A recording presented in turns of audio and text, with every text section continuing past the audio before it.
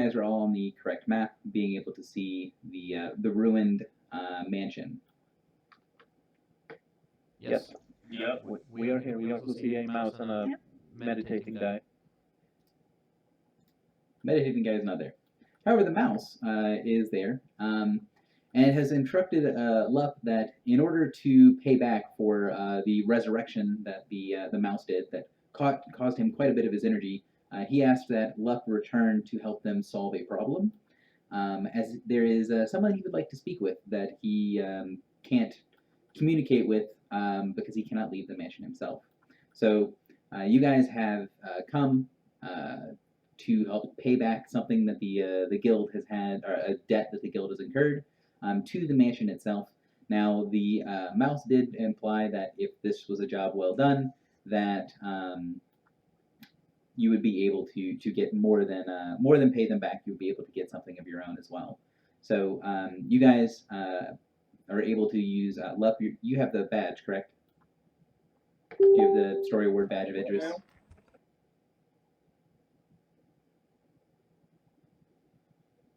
Hello? Lup, are you there? I'm here. Can you not hear me? Yes, I can. Did you have the story award badge of Idris? I think so. I don't remember. All my story work got to Oh, Karen, do you have it as well? So I think Karen has it. So if Karen has it, you're able to use the badge in order to make your way to the mansion. Kieran doesn't have it, but this is on Shiver, so I'm just posting it for Lup. So if Shiva has it, then Lup probably has it as well. I think I remember having that one. Yeah, like I said, though, all my stuff is gone from when the computers crashed. And I had so many, I just forgot most of them. Gotcha. So the badge allows you to teleport to the mansion, and a blue portal opens up in the center of the room. And when you come out, the mouse comes to greet you. The mouse does look exactly like his token. It looks like the back half of the well, looks more like a rat. The back half of the rat looks more like a lizard. And as you guys come out of the portal, the rat comes up and stands kind of awkwardly with its arms behind its back, standing up on its back two legs, and it says, "Ah, good, you are able to return. I was wondering whether you would be able to repay the effort that I had to use to bring you back from the dead."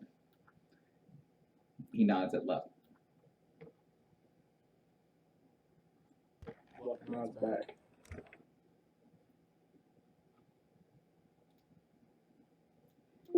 There is a problem that I have that my master would be able to solve should he still live. However, it does not stop being a problem simply because my master is dead. There are individuals that might be able to help me with a current, he looks around the destroyed room, situation that I am unable to contact myself. However, I could send someone as a messenger, assuming the process of sending the person and the journey therein does not kill them. I'd be ashamed if you died twice. Luck will not die. Luck's strong. It would be especially unfortunate as I would not be able to accompany you to resurrect you when you do foolish things. You call Luck stupid? So the rat just stares at you. Luck think you stupid and kind of points at him. The rat continues to stare. He then turns away from Luck to look at the others. Do you have some form of debt to this creature or to this organization you are a part of that you are paying off by being here? Looks at the other 5 members. Not that I know of. Well, then it would only be fitting if I gave some form of reward to the 5 of you for accompanying this one and repaying his debt. I will have to speak with the butler to decide what sort of award is appropriate should you return. Sounds good to me. So the rat starts to kind of slowly go around the center area where the portal was that is now snapped shut, and starts scratching on the ground, changing a couple of the glyphs on the ground, moving around. And you can see that he's going through the motions of starting a ritual. It's going to take him about 30 minutes to perform this ritual, and so during that time, I want to get some introductions on people. Let me know who your character is, storyline-wise, a short description for your character, and then mechanically what your character does. So let's start with Balana first. Okay, so Valana is a rough and tough fighter, a human who was saved by a mercenary clan of orcs. These evil orcs attacked her town while she was a baby, and she was the only survivor. So the nicer orcs drove the bad orcs away, and they raised her as her own, and she fought and traveled with them, and did a bunch of mercenary work. Eventually, the evil orcs that destroyed her village a long time ago came back, and they got routed out. She ended up being one of the survivors, so she got sent off to go be bought by slavers. The slaver decided he owned an arena and put her there, and she fought, trying to survive until one day a high-level Paragonish guild member came by and bought her freedom, and she figured she might as well stay since it's the closest thing to what she did her entire life and to repay the debt, I guess, for saving her. Mechanically, she's an arena fighter, so she has hide armor, lightly armored, but with a heavy shield, and she just likes to knock things prone and slide them around with her flail. And that's it. All right, I am second. Amelia is like this tiny tiefling girl. She's like 5'3", 99 pounds. Because, double digits, yay. And yeah, you can see her token. She has like really bright red skin, as some tieflings, I guess, do, and these like piercing yellow eyes. But when she smiles, it's like really kind and radiant. She is she's pretty young. I have her at 18 because I'm uncomfortable playing underage characters in various settings such as this, and that's the only reason basically. She is in the guild because she feels she can do more good here than in her hometown. She's found an obsession with the concept of justice and other related things like love and friendship. Except she doesn't quite understand what all of these means, which means that she is pretty easy to trick into thinking the wrong thing here. She's pretty gullible and naive. She's basically never been lied to by her family. She was raised by humans, who of course were pretty straightforward with the fact that she was adopted. She doesn't remember much of anything before she was about 7. And yeah, that's about it. As for backstory-wise, mechanically, she's a warlord and warlock hybrid. She gives people bonuses and extra attacks and stuff like that, and also she charges with the warlock curse to do some decent DPR that way. She has devout protector expertise. We already went through this, and I'm not sure if there's anything else of significance. All right. Next on line is Krilikic. Yep. I'm still recovering from the Mythweaver's crash, so I'll be brief. Krill is a Thrycreen, and long ago, Krill's egg was lost or stolen, or whatever you want to think, and carried off to a big city. And early life, Krill was alone, and so kind of found some sort of kinship with the Thieves Guild and worked with them as an enforcer. But thieves aren't really good lasting relationships, so Krill was a bit lonely and just left to join the guild, where Krill's skills could be put to use and maybe could even find a purpose. Mechanically, Thrycreen Ranger, melee, I do lots of multi-attacks, minor action attacks, all sorts of shenanigans. I have a few self heals, not much, and I have a massive speed of 8, so I'm going to be leaving everyone else in the dust. All right, cool deal. Next would be Karen. Hey everyone, Karen is a dwarven battle cleric. He's not your average dwarf. He actually has had little contact growing up with dwarven kind. He's ran to a couple, just through trading caravans and such. When he was little, he was whisked away by his grandmother during an attack on their dwarven hall. There was orcs and goblins and other kinds of monsters that attacked and overcame their kingdom. And he was taken away while he was quite young by his grandmother. And the only things that he really knows about the dwarves, from where he came from, were some stories that he heard while growing up. He feels that he hasn't really connected with dwarven kind as of yet, but you wouldn't really know that just from how he interacts. Everyone looks at him and he seems just like a regular dwarf. But he's hoping to eventually discover where his lost homeland was and revisit it at some point in the future. He's mechanically a battle cleric. He wields a two-handed axe, and he provides buffs, while some of them are positive, like offensive buffs, and some are defensive. And he's proficient at melee combat. Excellent. Meryl, you're next. Hey everyone. Meryl, she is she was previously a crusader for the Church of Dolora, on a mission against undead. She ended up getting killed, coming back from the dead, but she ended up eventually breaking control and being rejected by both the church and of course other undead, since she was a free-willed undead at that point. She decided to join the guild in order to get vengeance and make sure on other undead like that, and make sure other people don't have to come to the same end that she did. Even though fluff-wise, Meryl is human, mechanically I went with Verloka. My class is I'm a hybrid paladin vampire.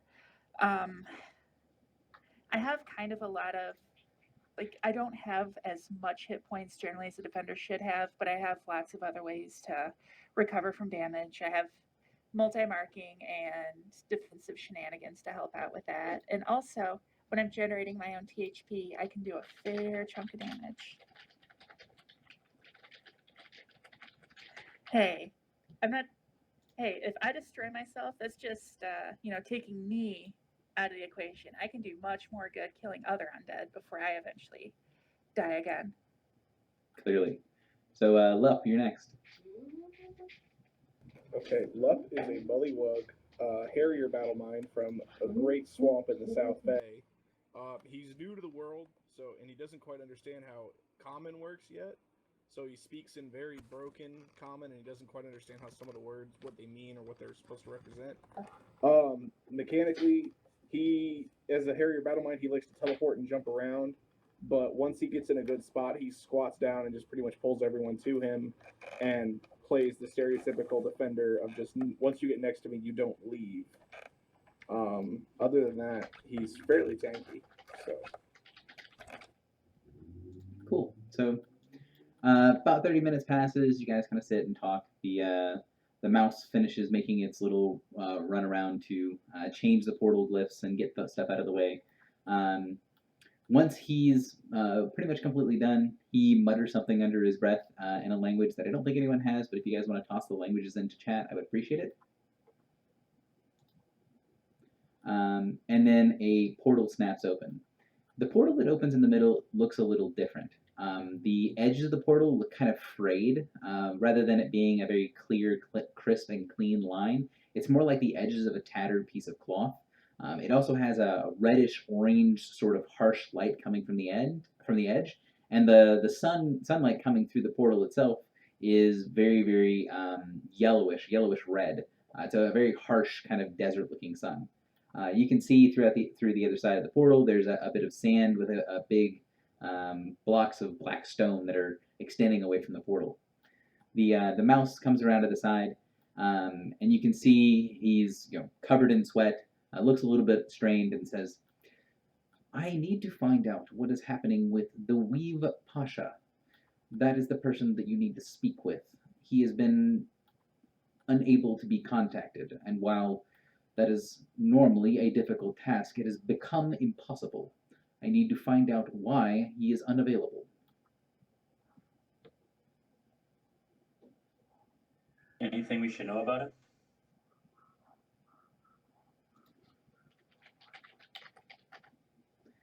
The Weave Pasha is a well-known figure in this universe. The plane of existence that I am sending you to is going to be one that is very full of violence and chaos. There is also a noted lack of, let's say, metal as well as liquids. There may be those that attempt to kill you for having armor on. That being said, another thing that must be noted is that the Weave Pasha should be easy to locate if you can find a settlement or city. If I unfortunately send you to a place that is too far away, you should find a way to find transport between the cities once you locate where the Weave Pasha is.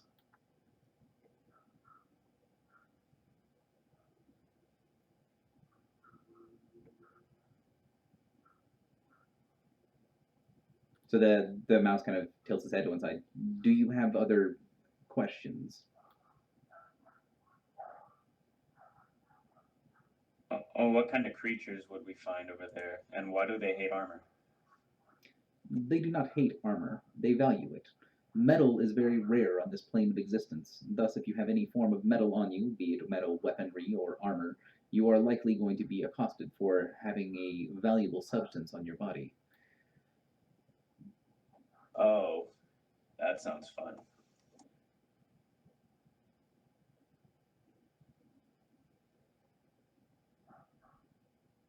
Do you guys have any other questions? Not me.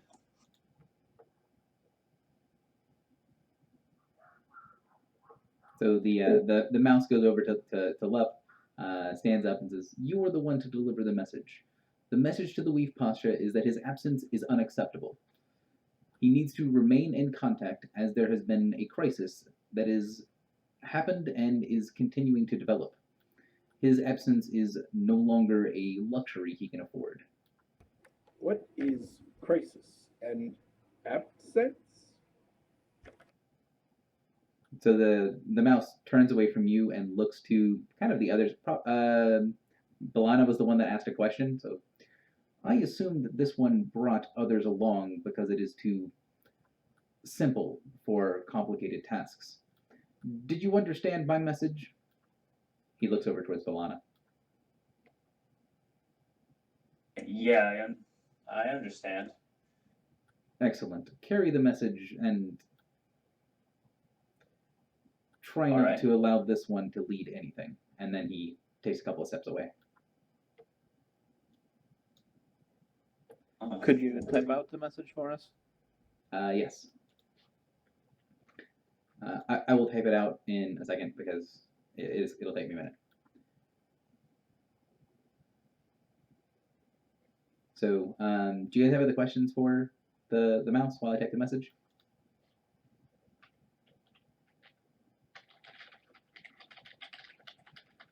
Can't say that I do.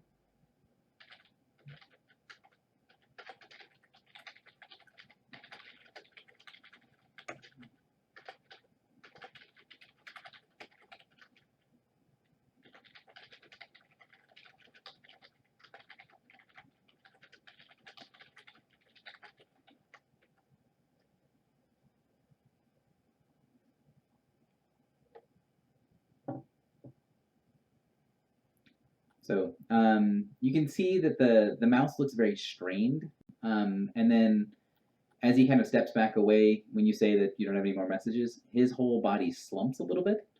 He puts his arms down on the ground, more like their front paws, and then his whole demeanor changes. He looks a little skittish. He starts to shake and quiver a little bit, and then he goes, "Oh, oh, oh! This is going to be very bad!" And then he bolts off and hides in a pile of rubble in the other room. What are you doing? All right. That's one strange. He Huh. switched and switches his hand really fast. Like he had his fingers out and then he just quickly turns his hand around. Well, Amelia is just gonna look in his way with her kind smile and say, "Worry not, little one. We will find your friend for you." And then, if she'll head towards the portal. Okay. You hear a little voice come out from the pile of rubble. Oh, that's good. That's good. Oh, finding people's good. Oh. Yeah, let's go. Agreed. So Luck will lead the way. you guys head to the portal. Yep. Yes, let's.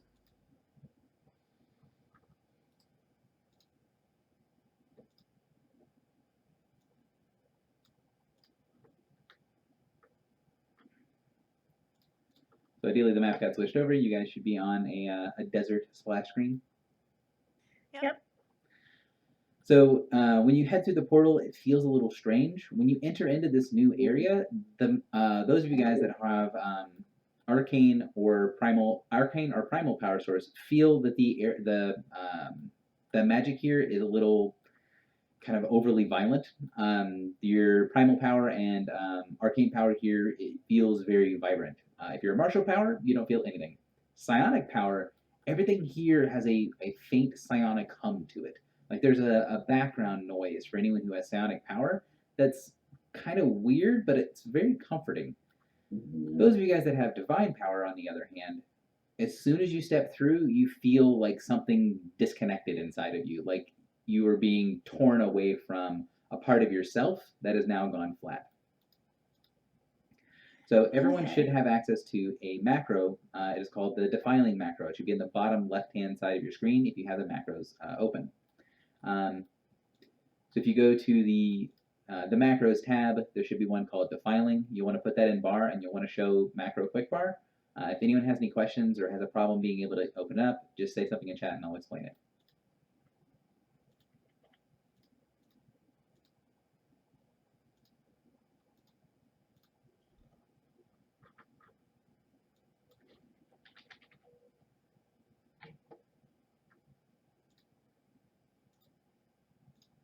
Second thing is this handout.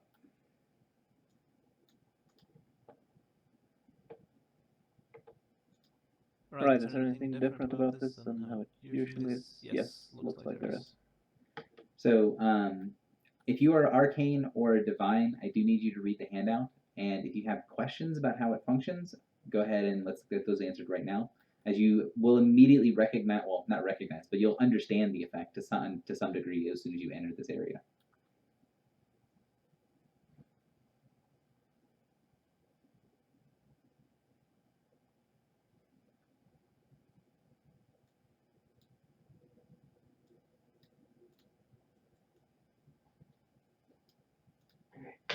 Should be ready. I'm gonna wash the books. Do you want chance in yours?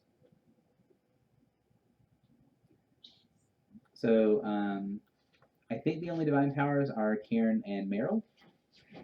Yep. And then Amelia, you have a couple of arcane powers, I assume?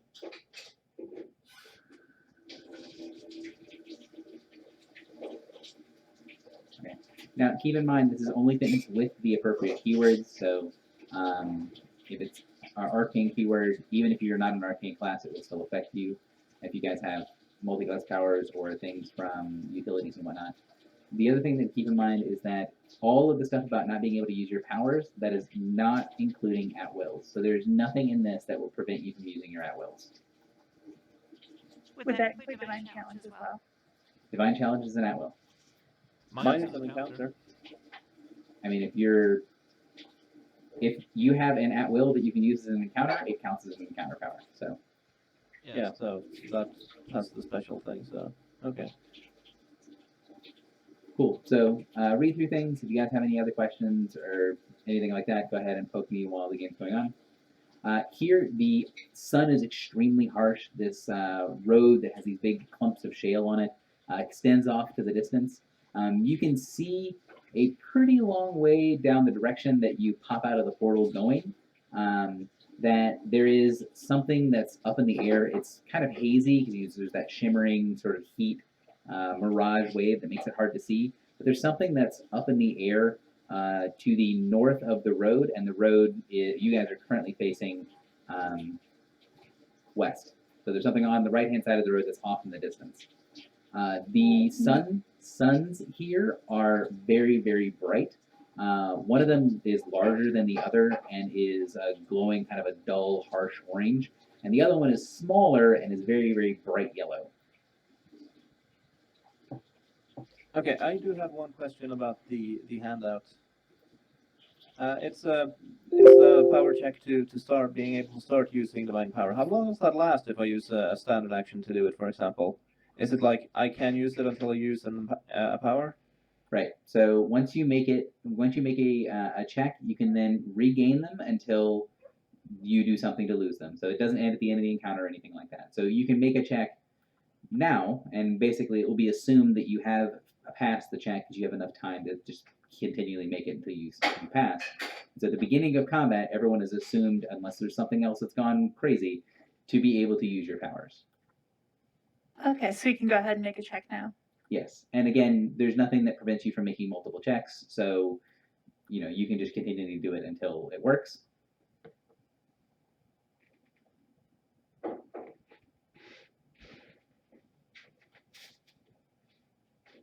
And we're running this as AL10, right?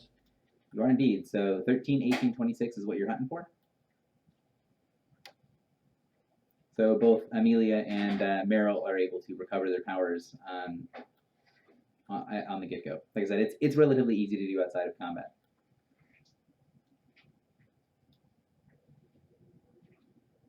And double checking that lasts until we use a power or use like. It lasts until you use a divine power, or actually I think it's only divine. So it lasts until you use a divine power. Okay. And encounter or daily power with a divine keyword.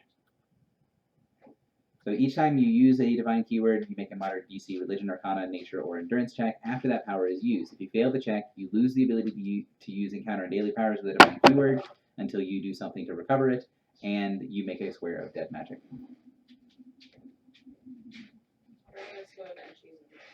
Good to best. So, all right. So you guys have this winding road and this endless desert that stretches out in every direction. What do you guys do?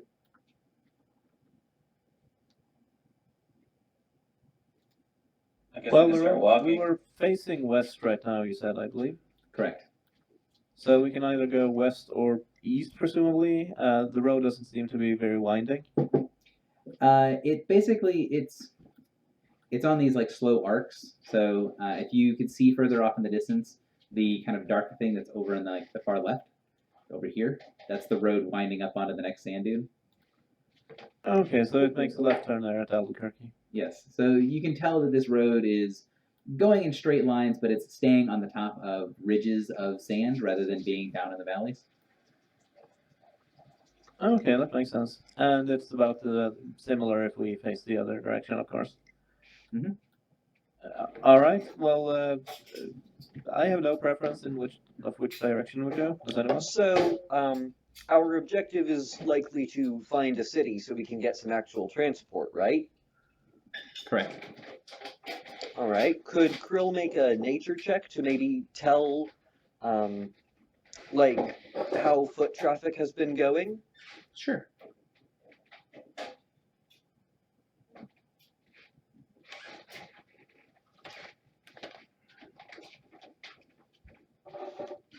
So the nature check is going to get you a couple of things. One, it's going to get you that finding tracks on this is effectively useless. When you guys pass through here, you can see that even after a couple of minutes, the wind will blow a little bit and the footprints go away.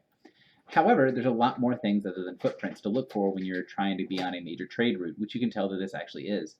You can see that there's droppings of animals. There's areas where the stones have been kind of moved out of the way by a carriage or something else like that that's been pulled across. Although there doesn't seem to be a lot of wheels anywhere, rather than seeing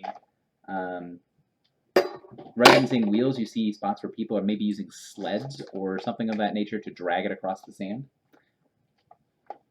The trade route shows signs of being used quite heavily, although you don't see any activity that was probably within the past couple of days. So it's been maybe half a week since the last kind of caravan or big group of people passed through.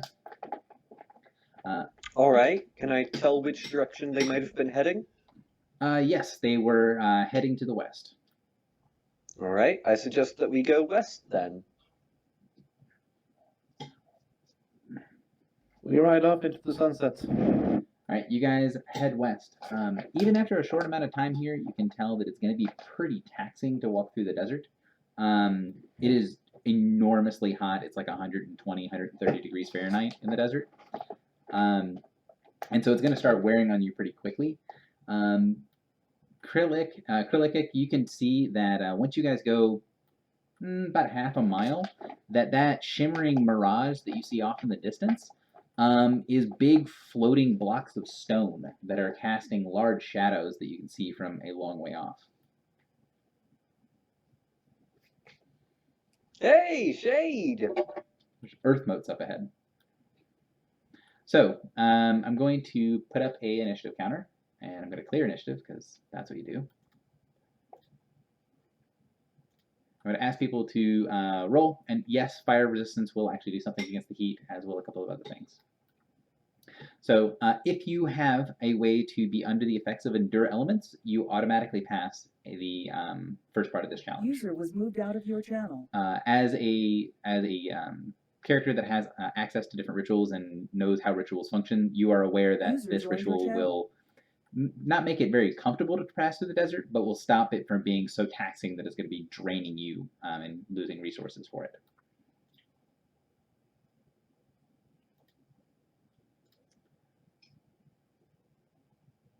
Yeah. Oh, this is probably the same macro. So, Balana, you are up first. What are you doing to continue making your way across the desert? Endurance is automatically the endurance is the automatic check. Anything else you need to justify what you're doing. So go ahead, Balana. I'm gonna stick with endurance for now. She's just gonna tough it out like she normally does.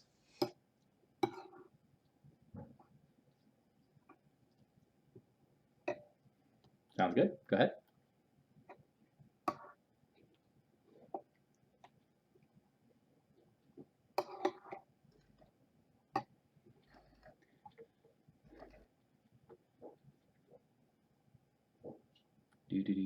So that's going to be medium BC. It's really hard to kind of move through the desert. You're going to be able to be okay for a little while, but you know that this is going to be taking more water. The air is extremely dry. And you guys are going through your stores of water that a normal adventurer carries with you relatively quickly. Meryl, you're next. Oh, shit. Okay. Would it be possible to do a bluff check to convince my comrades to carry my, helmet and other stuff for me so I don't overheat as much? You can just take off your equipment and have people carry it for you, however, which will help you with the check. It will, however, not automatically have you pass. If you wanted to do bluff to do something to disguise yourself, by trying to use the equipment that you have to get yourself more of a makeshift set of desert clothing, you might do that. And that will give you a benefit, but you will still need to make either a endurance or some sort of similar roll. Shit.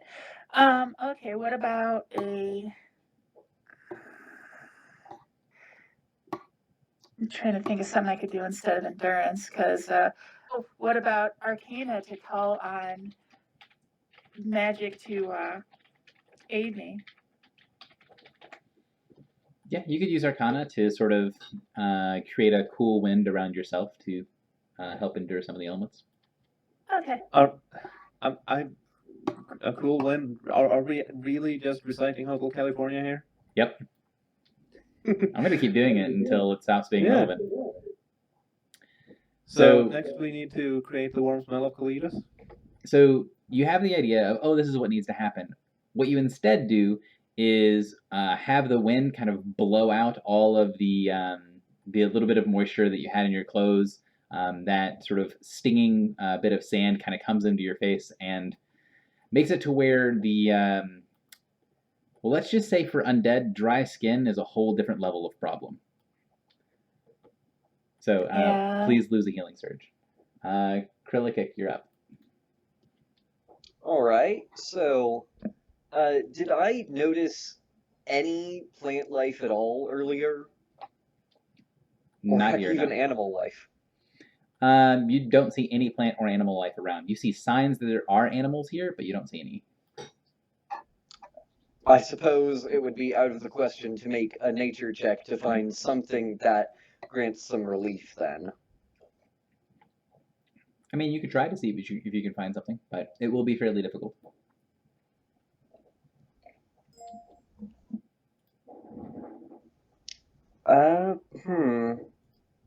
Yeah, I have. I mean, it's the only thing I can think of. Yeah, I'll do nature. And if you can't think of anything interesting, endurance is the automatic for a reason. I'd rather use heal before endurance. You can also use heal. Yep. So, looking around, you kind of think, oh, there must be something that I can use. And what you end up doing actually is sort of exhausting yourself. After you've decided that there's got to be some sort of thing around to help you survive this, you start working more and more and kind of get not necessarily obsessed, but you devote a lot of energy looking for something that you inevitably don't find, and you lose a healing surge because you're now putting up a little bit of extra effort to be running around looking for stuff. Karen, you're up. Karen's going to be looking around the path at the different types of rocks and mineral stones as he passes. He's looking for a particular kind of rock. He's looking to see if he can find any slate, thinking, the only materials that he finds nearby are sand and stone and rock. He's going to try to find some slate with some very, very thin layers and just kind of tap with the part of his axe to try to loosen up one of the layers. And he's not going to quite get a paper thin slice of slate, but he's going to try to get as large of a chunk as he can, but as thin as possible to keep it light, to try to make some sheets that can be used as fans, or also could be held up and help shield the party members from the sun.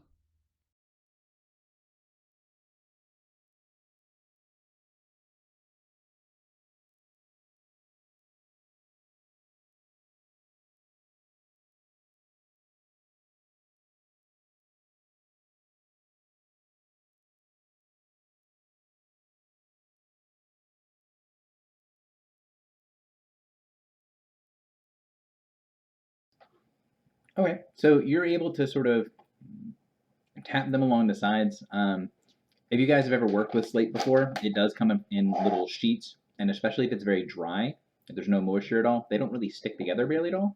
So just one tap of your hammer gives you a piece of slate that breaks into a block into a whole bunch of little pieces that you're able to use to kind of shield yourself. Amelia, you're up.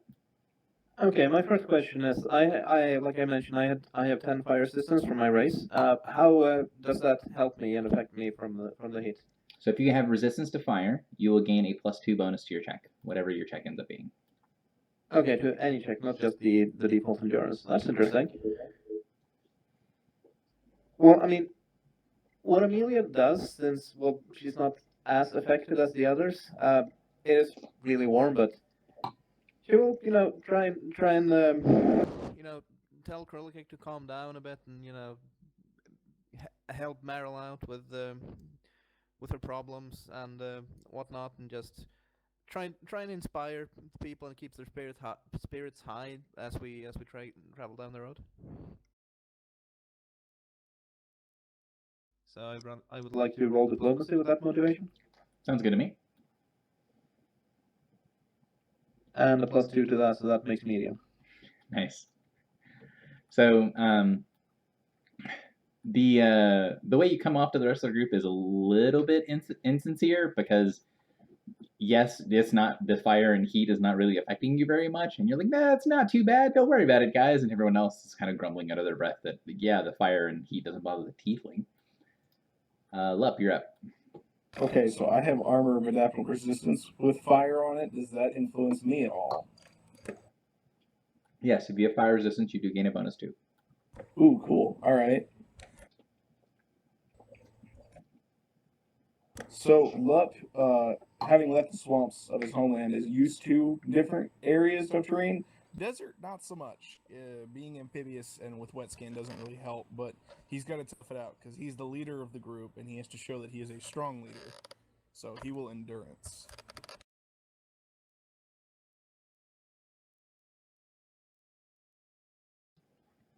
Nice. So, you do not have any problem making your way through even with the without the +2.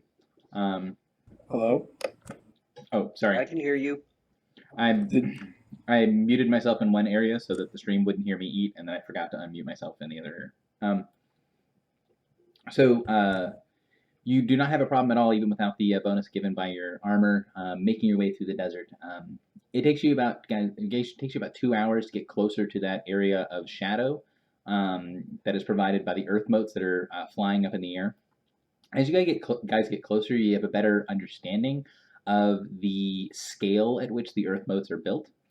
Several of the motes of earth that are floating up in the air are hundreds and hundreds of feet in the air, and they are chunks of stone that look like they're big enough to be small cities.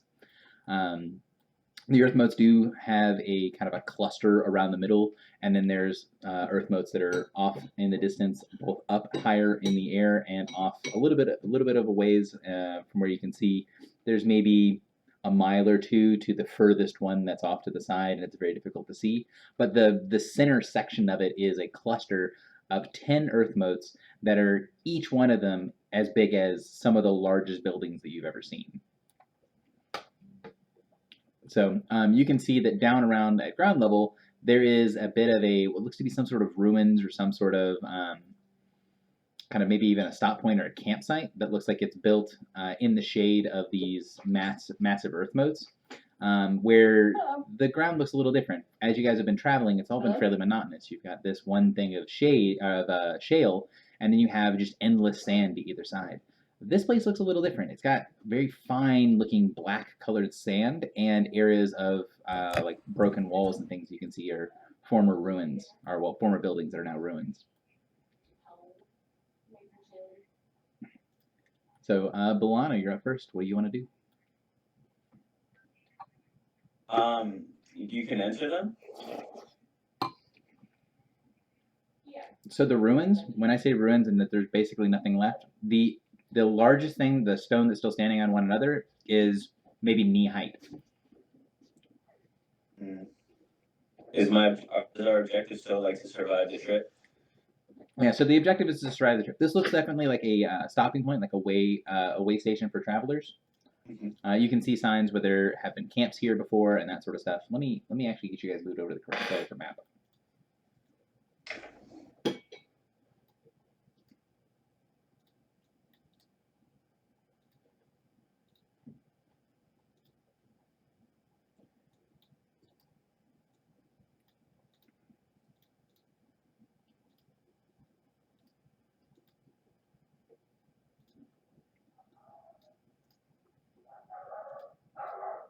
All right, so this is what it looks like. You guys are coming in from the right-hand side of the map.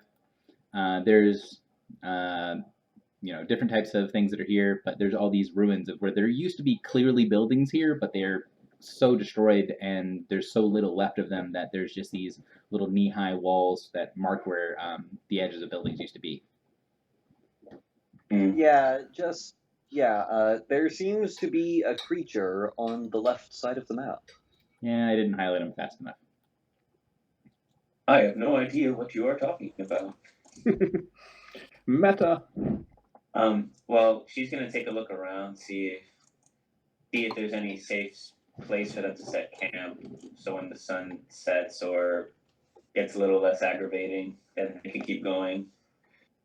Okay, so you guys right now are in the shade. You want to take some time and rest here to get sort of recuperated from being out in the sun. It will mean that as you guys continue down the road, if you take some time here to rest, you'll get a benefit from resting here for a minute before you guys go back out into the crazy heat of the sun. I So, like that. Balana, are you looking for something in particular?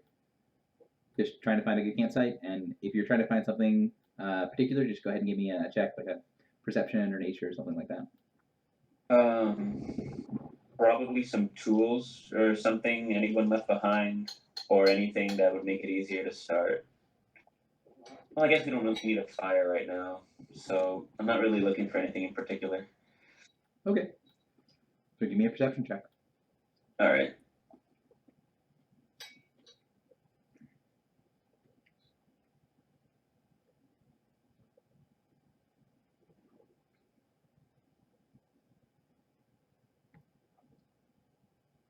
So you can see that these kind of blocky stone pieces here that are big, solid pieces of stone that look like they were the foundations to buildings or part of the foundations to the buildings that were here previously, have signs of people sleeping on them and that sort of stuff. There's markings for there to be tent poles that have been put in. You can see, there's a little bit of detritus, like camp stuff that you just leave behind that are mainly around these two stones. Where it looks like these are the places that people, would lay down to sleep. With the 21, you can also notice that the black sand areas here, and here don't have any signs of traffic near them. And they, as you're kind of looking around, you can see that the black sand areas also shift much easier than the sand around it. Like the sand is much more fine.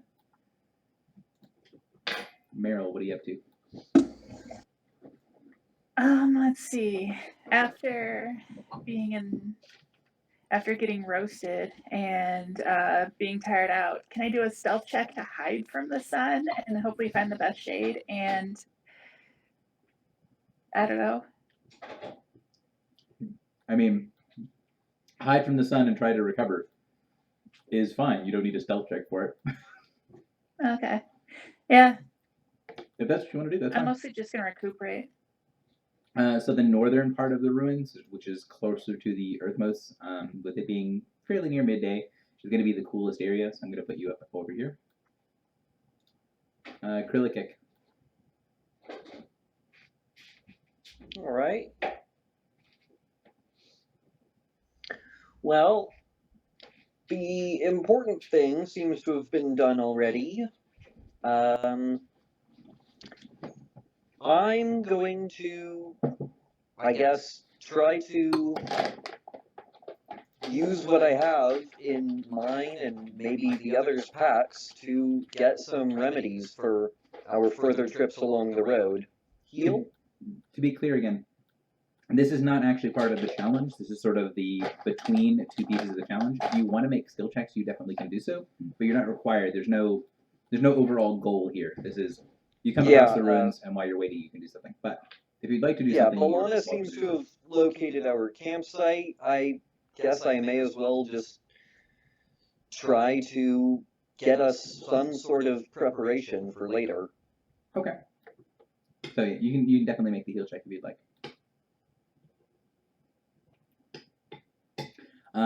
Any kind of like pulses and sort of things that you would normally use here everything dries out pretty much immediately. As soon as you take it out of the pack, anything that you would have to be a salve or something like that just dries and cracks because the air is so incredibly dry out here. It's like trying to put on sun lotion or anything like that in an oven just doesn't help much.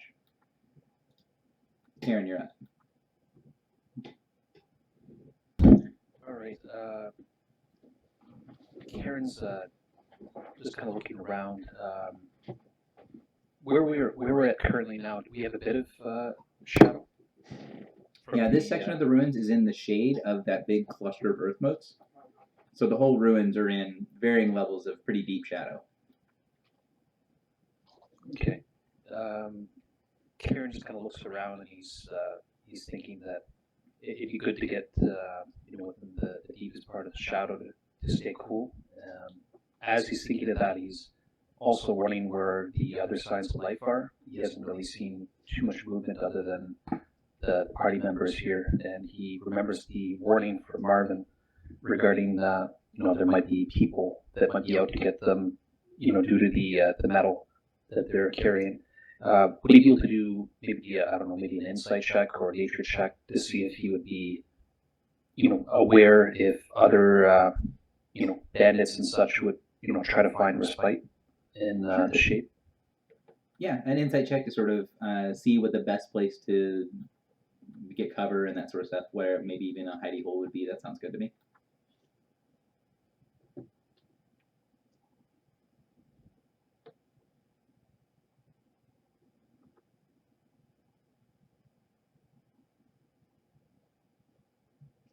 So as you're looking around, taking some time, looking in the shade, kind of looking at where everything would be, you can see that the road does split here a couple of different ways, and kind of goes through these ruins.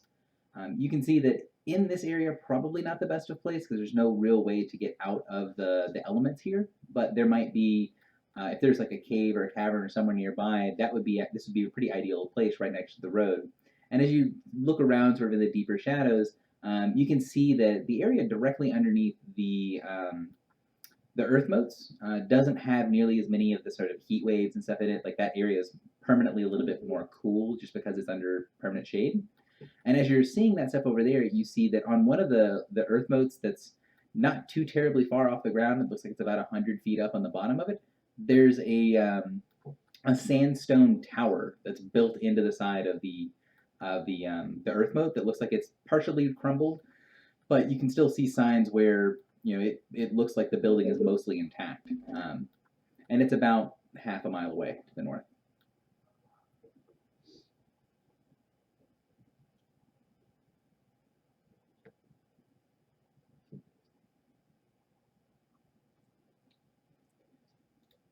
So Amelia, you're up next.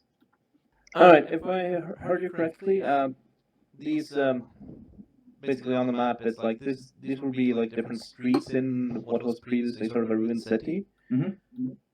I take it. Is that like it's slightly to the side of the road under the earth moat, and the road continues in one direction, or is the road split here at the campsite?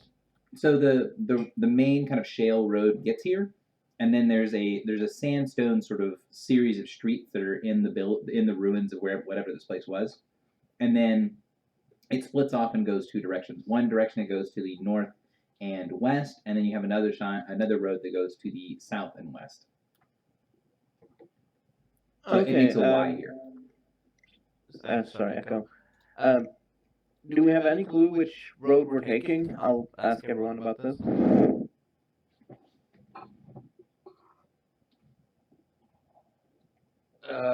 I guess Karen can pass along the information about that sandstone tower remnants that he mentioned. It could be a good place to utilize. I don't really have a check in mind that I can really justify, other than trying to keep our eyes on the prize and like trying to figure out which way we're taking, because I'm assuming that we're all total strangers here and we have no idea where the cities would be, but assumedly both roads lead to destinations.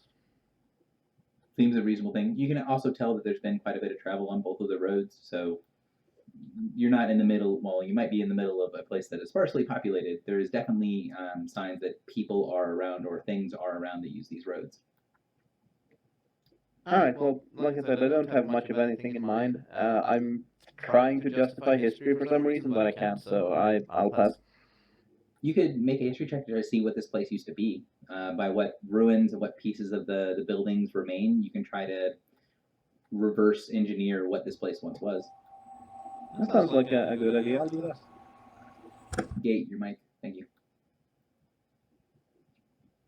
So you can't really get a lot of details about this place other than the fact that you're decently sure it was some sort of military encampment. As you spend some time walking through the ruins, it's not built in the same way that a normal city is built. All of the buildings are almost exactly the same size, or they are exactly the same size, and they're laid out in a very particular pattern that looks a little bit too regimented to be a normal kind of natural city. The building here that has the stone that was the foundation stone is one of the only buildings that's bigger than the others, and it looks like it would have been some sort of kind of central meeting place or command hall or something like that. Okay, I'll tell people about this if they are willing to listen, I guess, just to keep some conversation going. Huh. Lup, what are you doing during the break? That's a good question. Luck would likely kind of be on lookout, I guess you could say. Just making sure nothing's going to sneak up on us. Sounds good. Sounds like a perception check, please.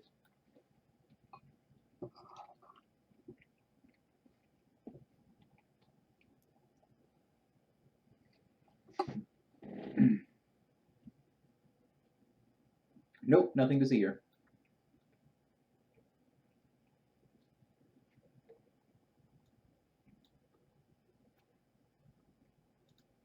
So, as you guys are kind of relaxing, feeling a little bit more like yourselves after spending a little bit of time in the cool shade, does anyone else have anything they want to do? Since we're not really in perfect initiative order or anything like that, I'm going to go forward to the end of the break unless someone else has something they would like to do. No.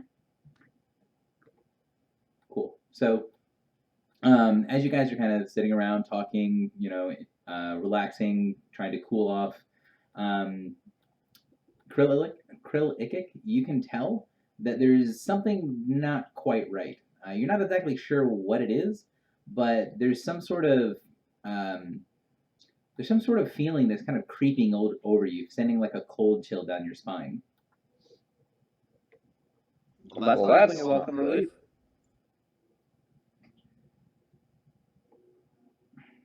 So can I get a active perception check from Krill-Ikik, please? I think Krill-Ikik is the one that's one away from hard DC, right? Actually, You are correct in that. Let me look at the DCs real quick. Does anyone else have a passive perception above 24? 24 or higher, I should say.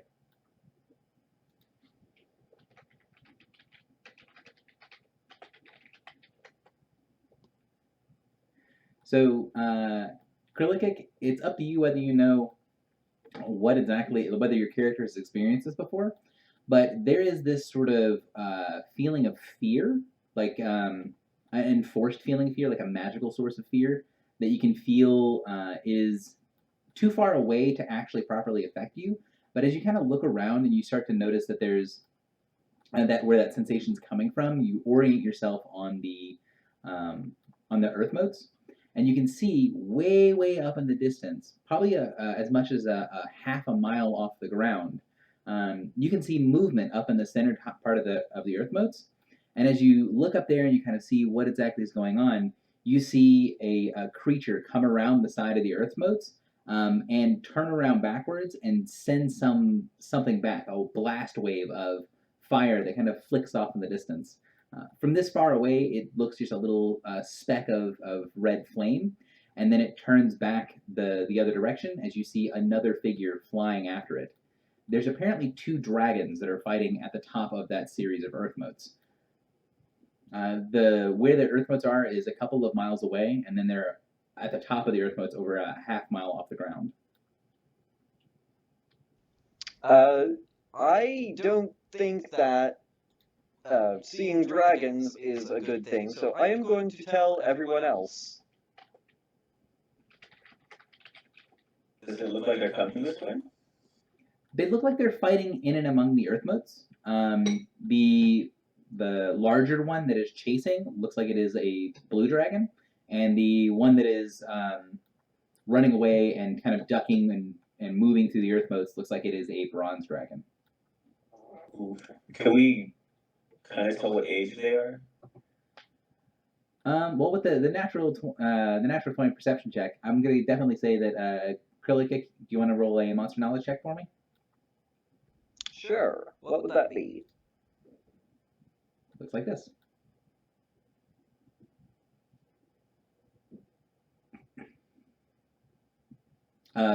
Dragons are natural creatures, so nature. You can tell that the bronze dragon is an adult. The one that's chasing the bronze dragon, the blue, makes the adult look very small. So the blue dragon that is chasing the bronze is significantly older, or at least significantly larger than the other. 28. Let me look and see if that's not quite. Well, they're mythical in our world, not in this world. That's not quite enough to get the hard DC on the dragon. So you can tell that it's quite large, and that the bronze dragon is an adult, and the other one is a older dragon. But definitely the next size up. The next size are maybe one size bigger.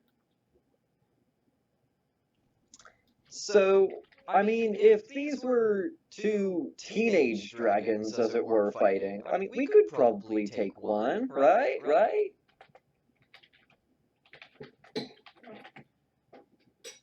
I was having a brain fart on words. So one of them is an adult dragon, the other one is an ancient dragon. Yeah, ancient dragons are epic level, if I remember correctly. Yes. Interesting, but I don't think we want to stay here too long. I recommend that we go in the other direction before they get closer.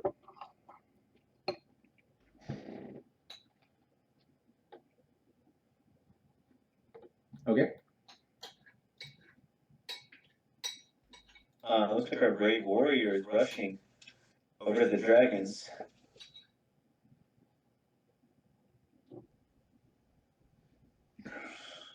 So Well, if Luke wants to leave, then Luck Krill is listen going towards these to... dragons. So are people following Lup, or are people convincing Lup not to go that way? Krill is just going to follow Lup and grab him and drag him back. That's the question. Can you grab a bullywug? Am I too hoppy for you? I have a speed of 8. I'd like to see you run from me. I'd like to leap into the air. I'd like to Thry-Kreen jump after you. Jump battle? Dang it, dice gods, why do you hate me so? So here's the thing. You guys can go closer to where the dragons are fighting if you would like. They are fighting significantly in the air, so if you guys want to actually approach them, you're going to need some form of flight. But it's kind of up to the party what you guys want to do with this. So I'm leaving the floor open. You guys are nearing the end of kind of how long it would be reasonable to stay and rest. What do you guys want to do now as you see the dragons fighting in the distance? Well, as previously mentioned, Krill is going to stop Lup from getting out there. Okay.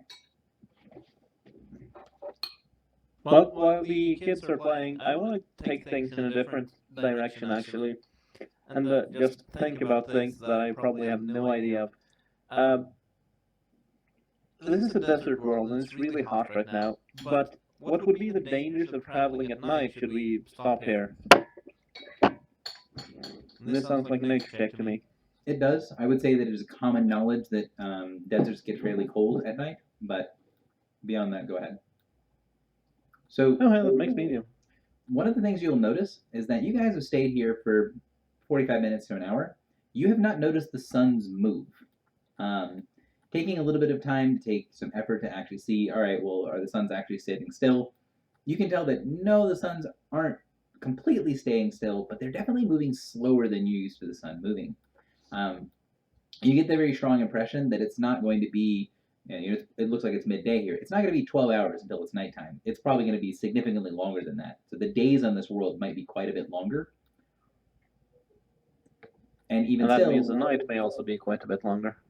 It might be. You can also see that there are two suns, so you're not entirely sure whether there is going to be a pure night, as the two suns seem to be moving at slightly different speeds.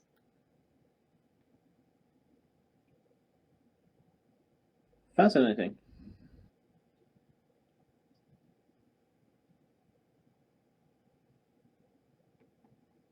So, yes, you can definitely do this. The traveling at night will be more comfortable, most likely.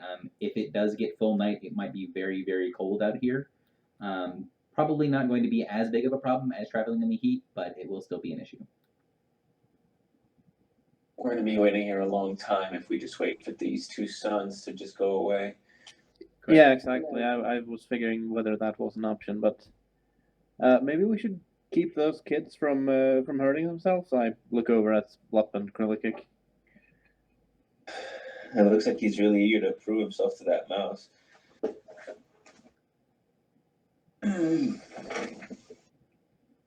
Yeah. Is Lup still gonna try to go do the dragon thing? Yes, he would like to resist Krillikik. Shall I make athletics then?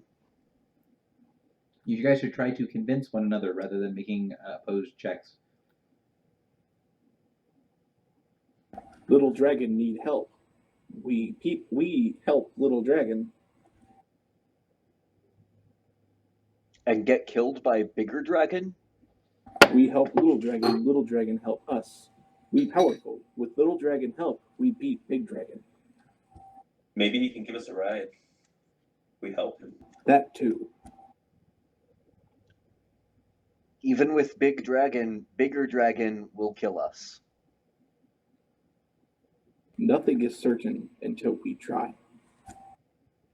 I'm very certain that bigger dragon can crush us all.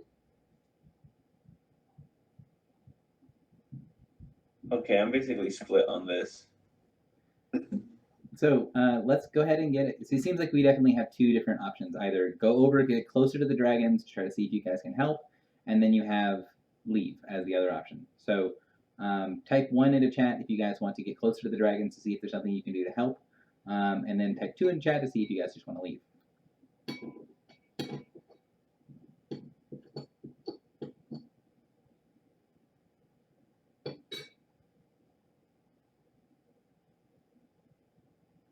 Goodness, I'm torn on this. I have no idea which way would go. So, Is there any way we would know about maybe a feud between bronze dragons and blue dragons, or whether one is more good-naturedly than the other?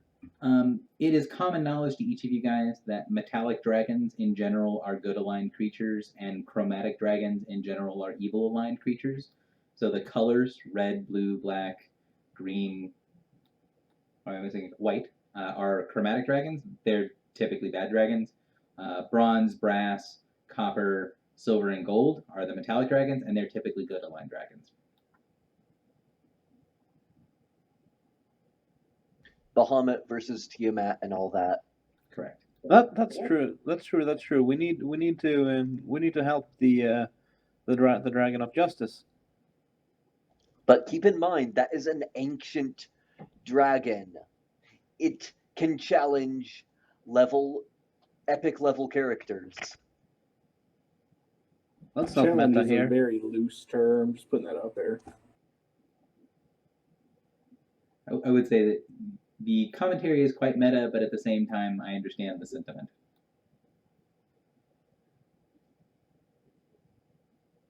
So we've only got 5 votes out here right now. So who are we missing a vote from?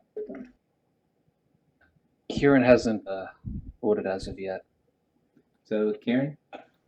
I think he did, just didn't put a number.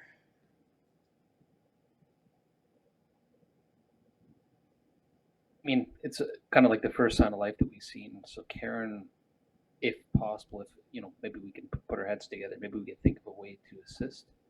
I mean, I don't think combat would work out for us, but maybe there's some way we can help if possible. Karen would prefer to help the bronze dragon. So if you go for 1, that means you've got 4 votes for 1 and 2 votes for 2. So the majority of the party is in favor of heading down the path that goes arcs towards where the earth motes are to try to see if you can do something. So you guys head along.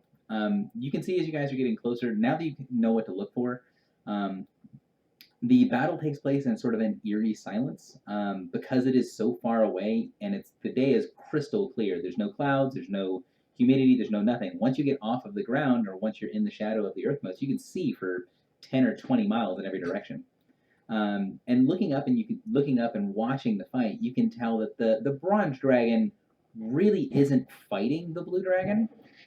It's trying to get away. Everything that it's doing when it grabs hold of a piece of stone and then flings it back to try to hit the wings of the blue, or it turns and breath weapons and kind of makes its way through the earth motes. It's definitely just trying to avoid the blue dragon and cripple it and try to get away.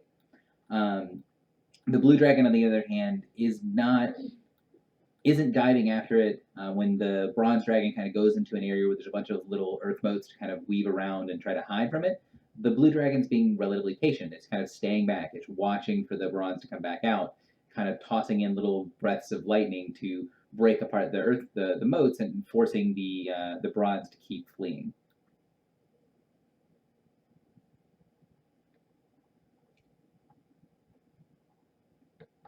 So you guys continue to head along the road, getting a little bit closer. They don't ever get really close to the ground, but they spend a little bit of time getting nearer to the ground. It's still going to take some form of flight to get up there, as these are floating earth motes. But you see the road wind around and then sort of end in an area where there's big sand dunes that seem to have swallowed the road, that is directly underneath the motes of earth.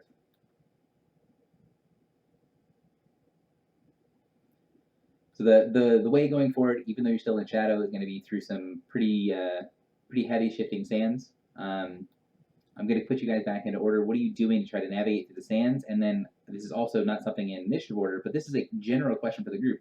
What are you guys going to try to do once you do get kind of directly below the battle that's happening? What's the goal that you guys are going to try to achieve? Because right now, if you're directly affecting them, you don't really have a way of flying up there that I'm aware of. Delana, you're up. Okay, Lup. Any suggestions for me? Since you wanted to go help the dragon. We help dragons. We get there. We distract Big One. Are we able to climb anything? The earth motes they float in the air. I can actually get a picture of earth motes real quick. Yeah, I just want to get a better picture of it.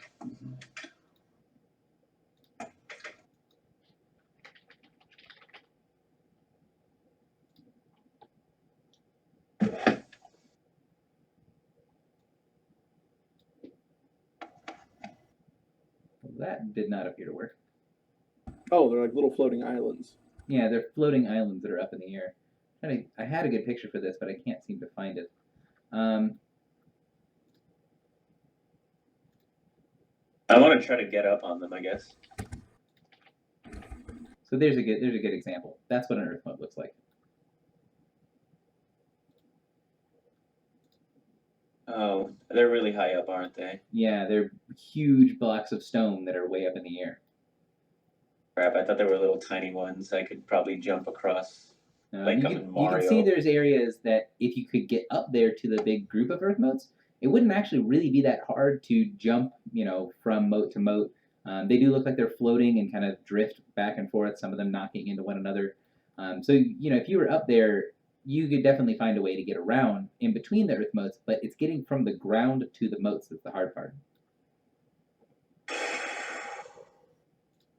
Man, the only thing I could think of is just to call the dragon's attention, which I'm sure the party would enjoy completely. If either of the magic inclined characters can do anything, I mean, you could try using magic to, I don't know, lower some of the motes to the point where we could get onto them, make a little staircase. That definitely sounds like it's reasonable. And again, you guys don't have to go in initiative order, so if someone has an idea or if you guys want to say, hey, would this other people try it, go ahead. Because they do seem to be being held up by some form of magic. You could interact with that form of magic. Let's do it. Is anyone trained in Arcana? Crickets. Nope. Rest in peace. The warlock took all of the charisma skills. Yeah. So does Okay. anyone have a decent int mod? Crickets. Nope. I think you'd have to be trained anyway. Acrylic, would you quit making noises over there? I mean, the whole party is strength, whiz, charisma. I guess luck I have is Dex, but con. that's not much useful here. So Yeah, I mean, I have an 18 int, but I'm not trained in any of the int skills. you guys get closer. Never You think, underestimate oh, the power maybe of if you could prayer. find a way to pull down some of those earth motes, you might be able to do something. But at the moment, there doesn't seem to be a way to interact with what's up there. Are you guys just kind of continuing forward to get below where the battle's taking place? I guess might as well.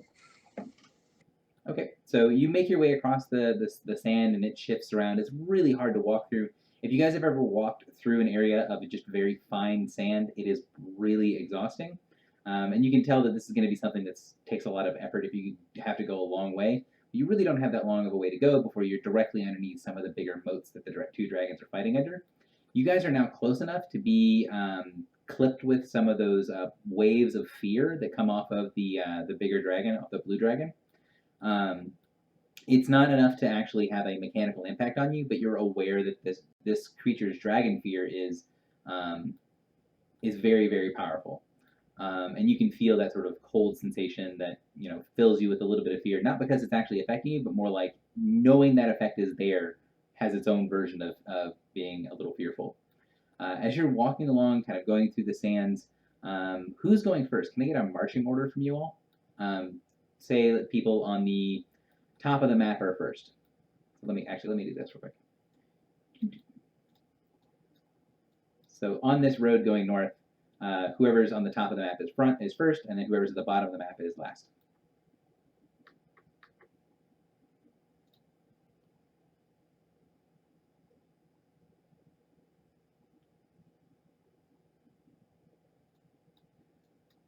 Just so I can see names. Karen, are you happy with where you are? Sure.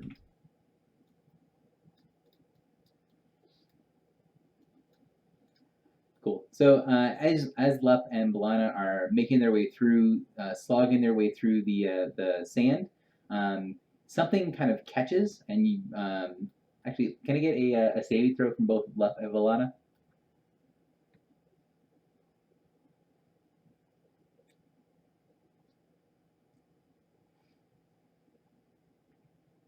So both of you barely catch yourselves as you stumble over something that was made of stone but completely hidden by the sand.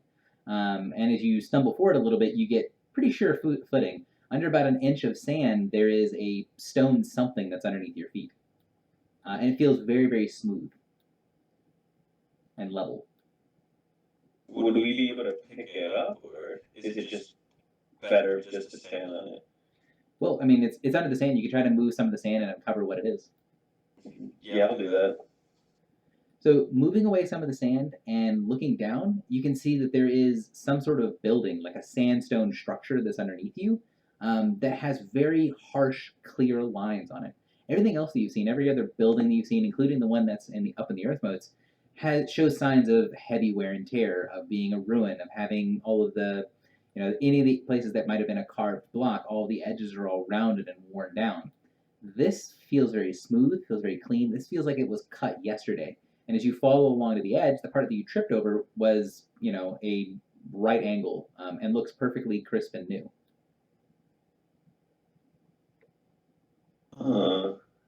Huh.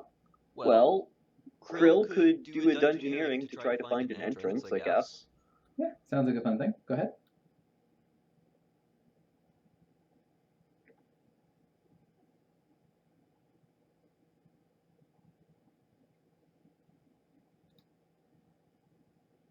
So going around, you can sort of work your way around the top of this building. And as you get to an area where on 4 of the sides of the building's about a 40 by 40 square. 3 of the sides of the building don't have a lot of markings right up near the edge, but one of the side of the buildings, as you kind of uncover the stuff around the edge, shows signs of like scroll work, like there's some sort of design on one side. And it reminds you of a frieze on the front of a building, so some sort of decoration that would be likely on the front of a building. And as you kind of push it out of the way, you can see that there is on this building depictions of things. It's a little bit hard to kind of see exactly what it is, but you get the strong sensation that if you spend a little bit of time uncovering this, that this is probably where the front of this building is. All right. Grill will inform everyone else and I guess ask for their help. Yeah.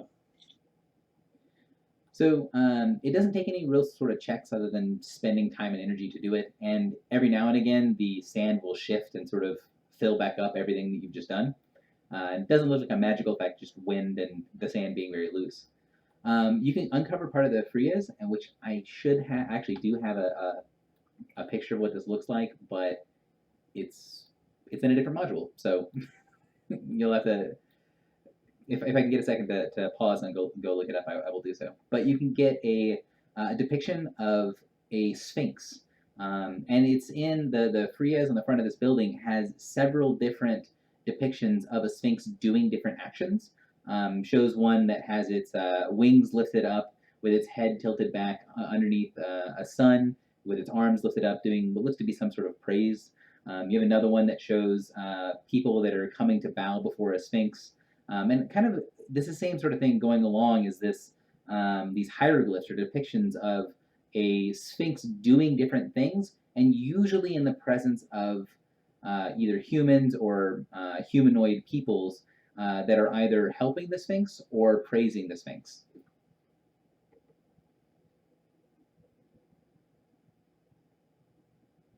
If you spend a little bit more time kind of uncovering, the sand tilts down, and this bit of cool air comes up from below, like you've just uncovered a cavern.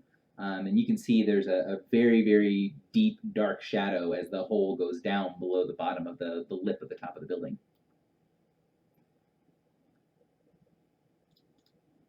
Every now and again, as you guys are digging, you hear cries and roars from the dragons fighting above. What do you guys want to do? Well, I hope what we're looking for is in here. At the very least, it's underground, so we won't be in the sun. Thank goodness for that. Alright, let's go into the creepy. Hold on a second. I want to see if I can find the splash screen for you guys, because this is actually a one that I really like. Da, da, da, da.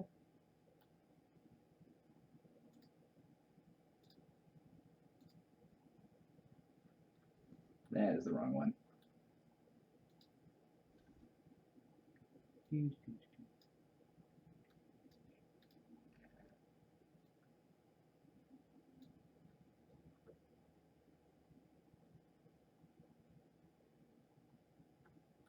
Apologies. Did not expect you guys to go this way. So did we happen to pick that one spot that you didn't have prepared? No, actually.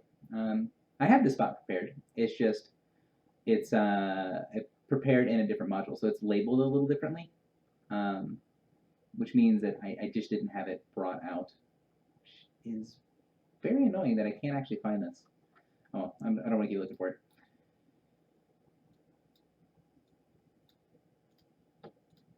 So as you guys kind of slide, is everyone going into the interior of this place? I think we are. Yeah. So as you slide in, the area is very cool. It also has a sensation that it's not necessarily humid down here, but it's not oppressively dry down here either. It feels more normal down here, like there's maybe 20% humidity or something like that. It's a crisp and cool place where you actually do have a little bit of condensation on your body from coming in being very, very warm, especially those that have metal armor. And you see that you guys are in what looks to be some sort of temple. It's very dark in here. Does anyone have dark vision? And if not, or are you guys creating some form of light?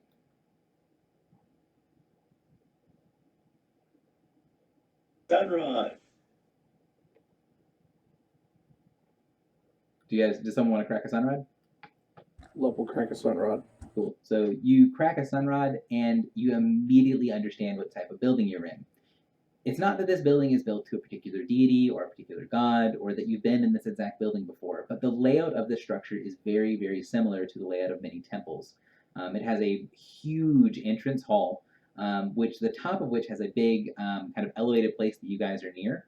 And then it kind of slopes down in every direction. This seems to be the apex of it. There's probably stairs leading up to this place. And then it goes forward for about 40 feet and then slopes down with these big, broad stairs that goes into a hall with these huge columns. All along the edges of the roof, you see there's that similar frieze that shows depictions of sphinxes, and while you're inside, less depictions of the sphinx and more depictions of other races doing things. And around you is big open areas where you can see sort of the remnants of tables and chairs that look like they're old and fallen apart.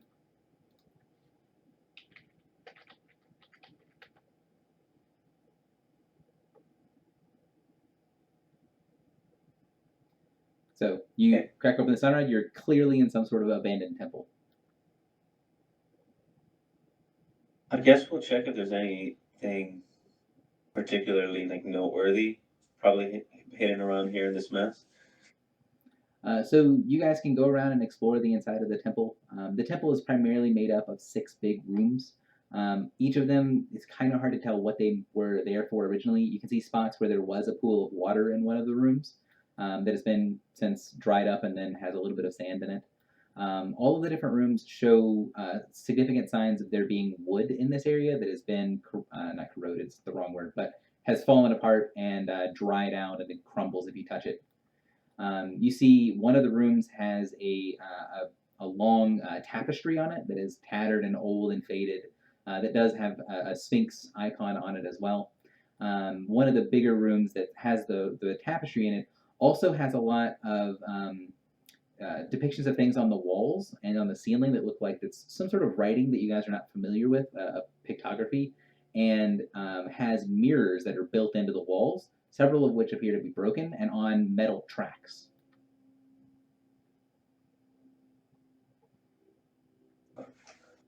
Mm-hmm. Like the metal tracks, are they like mechanical? Do they like move or?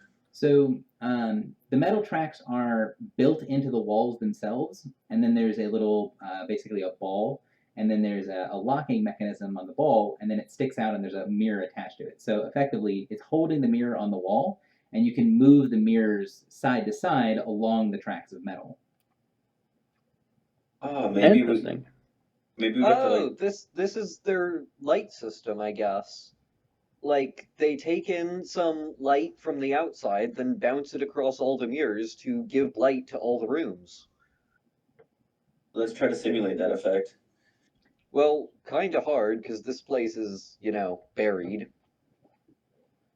It is very much buried. So there's no light here other than sun rods, and the sun rod does cast light all around the room. How many mirrors are there, and how many of them were broken? There are 6 mirrors, and four of them are intact. 2 of them are broken. Okay, interesting. And you said there are 6 rooms?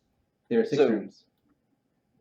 So is that 1 mirror per room, or 6 mirrors in the room we're in? All 6 mirrors are in the same room, which is the largest of the rooms and has the big tapestry in it. All right. It also seems to be the only room with writing on all of the walls and writing all over the ceiling. Okay, and none of us recognize this. It's not in Deep Speech, it's not in Thrycreen, it's not in Draconic, and whatever else people had. I don't even know if Thrycreen is a written language. It's a pictographic language. So, I mean, this is effectively Egyptian. Actually, I can show you guys this one. This is a splash screen I actually have, so I can shift you guys over to this. So you see grids of writing like this over all of the walls and all over the ceiling. That's really interesting, I guess. I'm noticing that some of the pictograms have a glow to them. Is that accurate to what we're seeing here? No, that is me. That's just a picture. None of them seem to have any special glow to them. They do reflect the light of the sunrod a little bit brighter than the area around it. Like there might be some sort of enamel or embossing or something on them to make them reflect the light a little bit better. Well, I mean, I think it was one of us, Krillkick maybe, had the theory about maybe the mirrors were just for spreading light throughout the entire temple, since I take it we haven't seen any, like, Yeah, this windows is or, holes in this is in the out of rooms we were in. character. Krill has an intelligence of 10. I mean, that's not bad. Maybe It's average. maybe you could do a dungeoneering check and see, like, if that seems reasonable, or perception or some other related Someone wanna skill. give me a But I dungeoneering want to check? take it in a different direction. Go ahead. Which direction you want to take it? I would like to basically wonder if there's, like, some sort of pattern or anything that the mirrors can be arranged in, or could have been arranged in without the two being broken, and, like, basically if they might be used for some manner of ritual thingies. Okay. So I'm gonna roll an Arcana.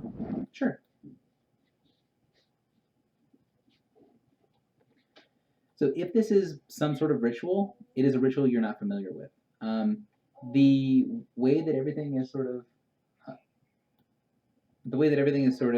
spread out around, it doesn't really look like it is so much a ritual as it kind of looks like a puzzle.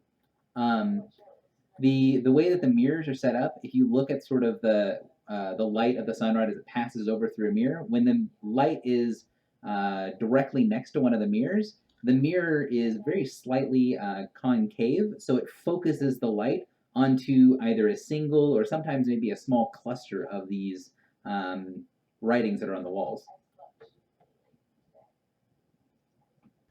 Oh, so they're interesting. So Yeah, so they're a they bit might reveal curved. basically different messages depending on how the mirrors are arranged. It's a shame none of us can understand the messages. Yeah, so if these mirrors are curved, that basically discards my theory about it being the light system. You hear a couple of rumbles, and you see sand shakes down from the ceiling, like maybe one of those errant lightning bolts struck outside. Good thing we weren't outside then.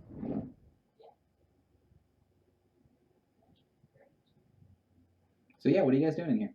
I mean, it's cool. It looks like a pretty safe place to rest, that sort of stuff. But this room looks like it is some another form of lightning puzzle. bolt. It's safe as long as another lightning bolt doesn't hit and actually destroy the room. Yeah, assuming the roof does not collapse, this place looks very safe. User And joined your channel. the large room that you guys are in right now is also a good bit deeper in the sand. So while when the lightning bolt hit, it shook some sand in that entry chamber that you guys came into, and down here you could hear it echo through the halls, but it doesn't bother you all at all down here. So in other words, we're trapped. So Karen, the religion check will get you that a lot of the different hieroglyphs show things that are iconographies that are common in certain faiths. So you see things that are, for example, the eye, which is a symbol of knowledge that is common for like Agma and some other sorts of religions. But it doesn't really look like it's any particular religion of itself, rather than it's borrowing from dozens or maybe even hundreds of different religions and making a language that looks to be a hieroglyphic language that has a very strong religious base, but it's drawing from so many different sources that there's some of them that you recognize and some of them you have no idea what it's drawing from, but there's enough common religious significance among the ones that you can recognize to assume that there's probably some sort of religion you're not familiar with that the other ones are drawing on.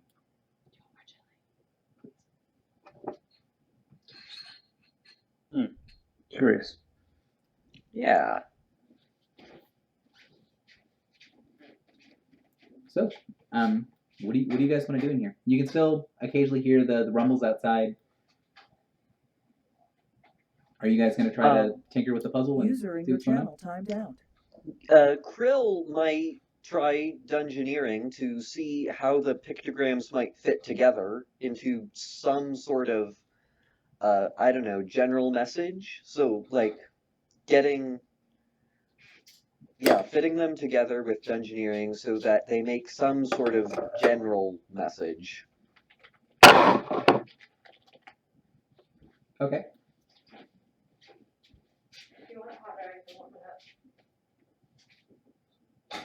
Insight User would joined your probably also channel. work for that if anyone else wants to give it a go. Meryl, I would say you get the sizes of the buildings. The bronze dragon would be fairly cramped in here, but you think that it probably would fit in here. There's no way that blue dragon is going to fit in this area. Now, it would be relatively difficult for the bronze dragon to get into the opening. Basically, as you guys had like a couple of feet that you opened up and slid through, and every time you try to open it a little bit more, it takes double or three times the effort to do it because you're constantly working against time as it's slowly filling back up.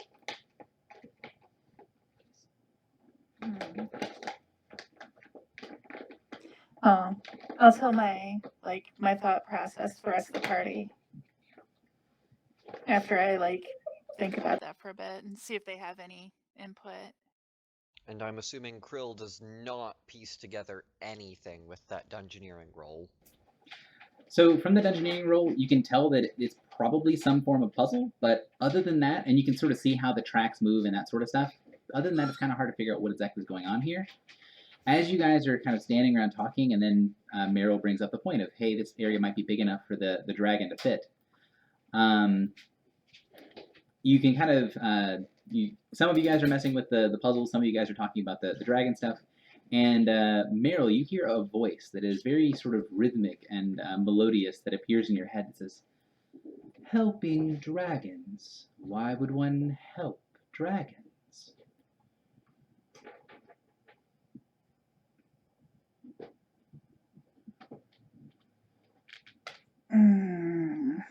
I don't normally respond to voices in my head, but I'd like to think I'd try and do the right thing, even if it doesn't benefit me in this case. So, is that what you said? I tried to do the right thing? Yeah. So the voice responds back, doing the right thing can be dangerous. This time when the voice speaks, everyone in the room can hear it. Who the hell are you? The woman's voice kind of answers with a light chuckle, and we're going to have to take a 5-minute break real quick because I really have to go to the bathroom. I apologize. So we will try to come back at whatever time zone you're in, 59, and give me a minute. Sounds good. Yep, I have to pee too, so probably a good call.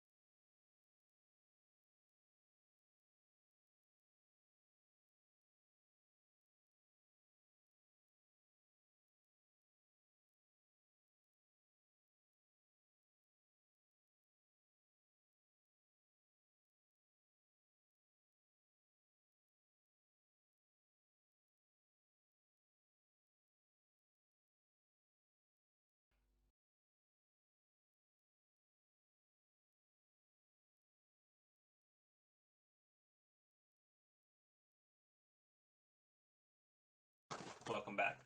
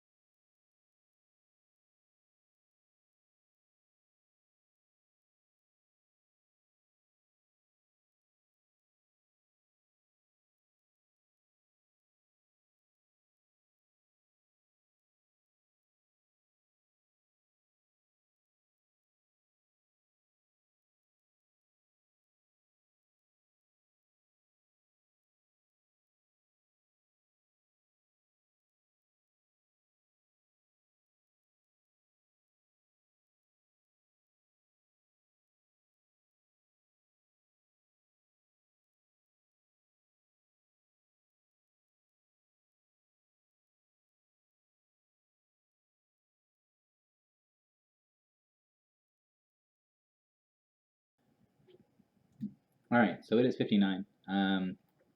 Looks like we've got 4 people back. So I'm going to keep going, and the people that are a little bit late can ask questions and possibly catch up. Right, I might type what Amelia says to the voice in response in text, because that's easier than saying it out loud. Mhm. Especially since I had the time. So the voice laughs in that same sort of fairly feminine sounding melody and says, "No, no, dear child, there is but one dragon in this whole place, and you would not find justice were the dragon of Tyr here."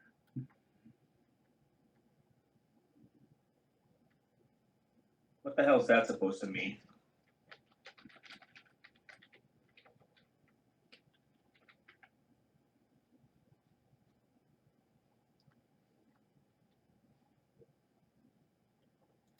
Yeah, someone can try to do a history check. I'm not going to say that it's an impossible check, but unless you guys are playing a character that could be from Athos before, you have no idea what the hell he's talking about.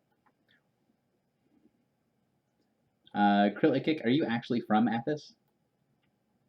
I built it generically. Could be from anywhere. Well, I mean, that's Like, a question I I'm- need to know the I'm- answer to. Like, I'm assuming that Thrycreen have kind of found a place everywhere, and while they're not in great numbers, there are a few in every world that could potentially be found. Like, I did find some Thrycreen in one of Bald's adventures Yeah, a while back. So, I mean, this is definitely possible for you to be from other places, but as the DM, I want to know, is your character from Athos, or are they from somewhere else? Since Krill isn't like used to desert. I would say somewhere else. Okay. So, Amelia, all you can really get is that the voice completely believes that what they are saying is common knowledge. It's kind of said to you as something that is not designed to be cryptic. It might be cryptic because you don't know whatever this common knowledge is, but the Dragon of Tyr doesn't ring any bells.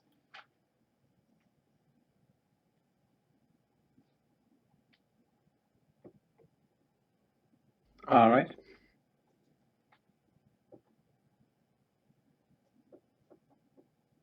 So if no one responds or no one says anything immediately, the voice will say, "Why are you here, little ones? It is not common that my temple is visited anymore." We come looking for. Okay, out of character. What was the guy's name again? I forgot to take it down. We've. Correct. We've Pasha. So you hear the voice kind of. It sounds like it's someone is like tapping their teeth or maybe gnashing their teeth for a moment, and says, "What business do you have with the Pasha?" Rat send us to get him. Crises is happening. He need come home.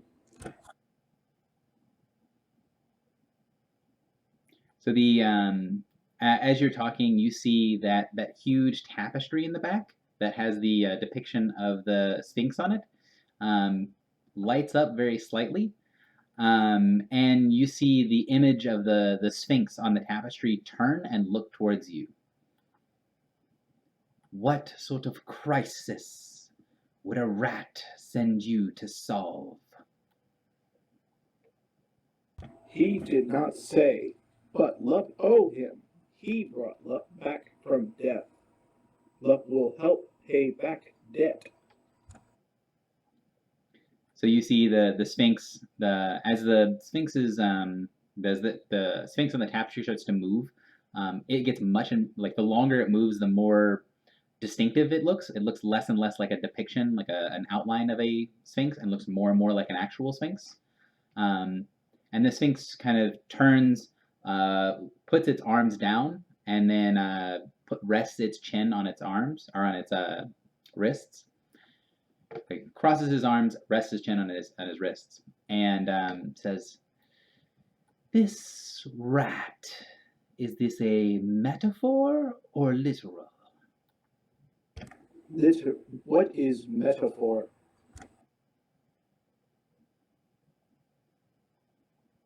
So you see Like, the legit depiction of the asks, Sphinx 'cause he doesn't know what it Sphinx is. make a very noticeable sigh, although there's no sound.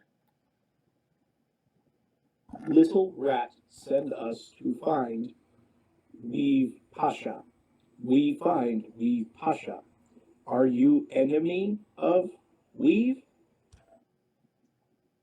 The Sphinx looks down and says, "Not enemy, no. But I would not call him a friend, not for many years."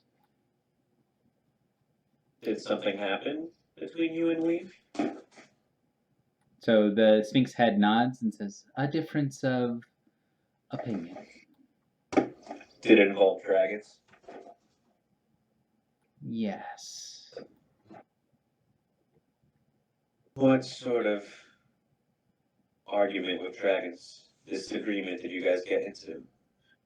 So you see the Sphinx kind of roll its head side to side.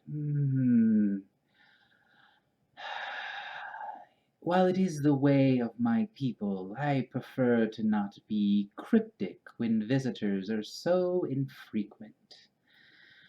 Suffice to say that the details of this problem would be dangerous for you to know. Luck used to danger. Please tell a story. So the Sphinx shakes its head side to side. "I do not know of you. I do not wish to be responsible for your death. Give a small child a poisoned dagger. If it dies upon the blade, was it you that killed the child or the child?" Luck not child. And you not be able to give Lup dagger. You no have hands. Yes, Curly, you're starting to see how Lup died. In my defense, that thing started spitting 30 points of thunder damage. Not my fault.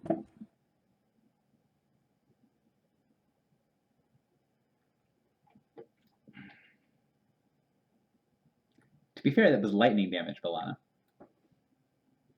Still, I may have resisted it, but it was still more than I could handle. So, I'm only a frogman. So, those of you guys that are Sorry. listening to the Sphinx, you can also tell that the way she talks, she's using a lot more metaphors and sort of like allusions than I am, but doesn't talk very directly. When she talks about the example of the child and the dagger, that's how she's talking and explaining most of the things that she speaks. So this seems like a job for an insight person. Well, let's if I may do a thing, Okay. I kind of wanted to do this slightly earlier in the conversation, but I didn't want to interrupt people. What Amelia is going to tell us things is basically, at least the gist of it is that we were sent by one of the Pasha's friends who worries about him, and because he has not been able to contact him, and would you know where to find him, and explain in that direction. And if that takes the diplomacy, I would like to roll. I mean, are you trying to get a specific thing from the Sphinx, or are you just basically bringing the Sphinx up to speed?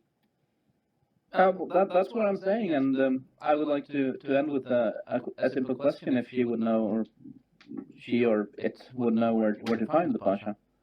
So it's not going to take a check to kind of bring the Sphinx up to speed and tell it what's going on. The Sphinx listens, nods its head, and says, "I know where the Pasha is. This information is not as dangerous as others." We can handle danger. Tell us where weed is. So she says, "The weave is currently in Arkhold, not far from here, down the caravan road." In which direction? There were two roads, north, west, and southwest.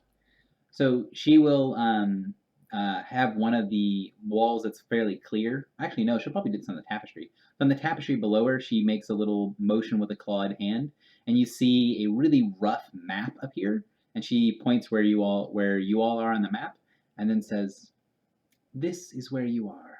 This is Arkhold," and then points to another spot on the map.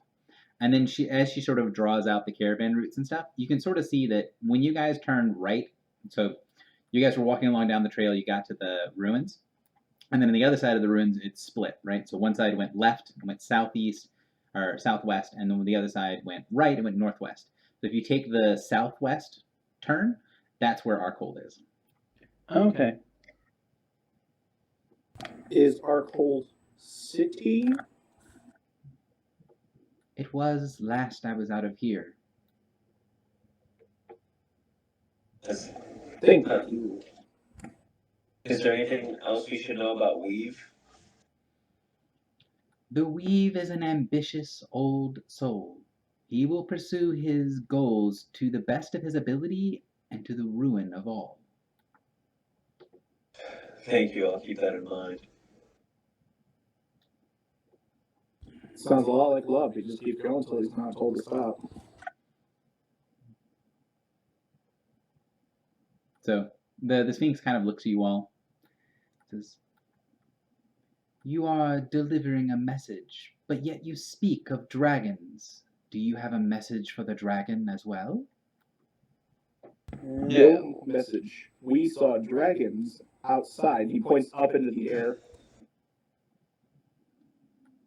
Dragons? One blue, one not brown, but close. And he kind of tilts his head.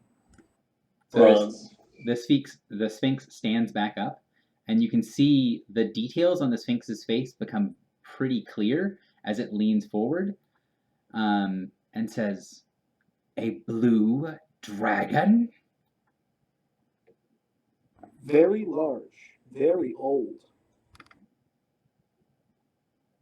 So she makes a weird sort of hissing scream, and then all of the details on the Sphinx kind of fade away for a second.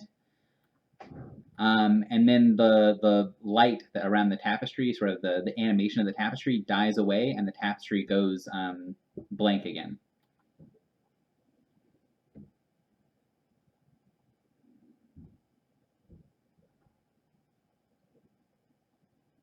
So you guys still have the sunrise, but all of the animation in the room has faded back to like looking like it was when you guys first got in here. Hello? You still there? You don't get a response. Maybe she went outside. Yeah, let's go back to the entrance and take a look. So you guys go back over towards the entrance. It takes a minute to kind of dig your way out of it. But as you kind of make your way up towards the top of the top of the building where you guys burrowed your way in, and you look out over where the top of the building is, you can see that there's now two stone statues that are standing on top of the building that you guys had initially found when you found the temple, that are looking up. One second.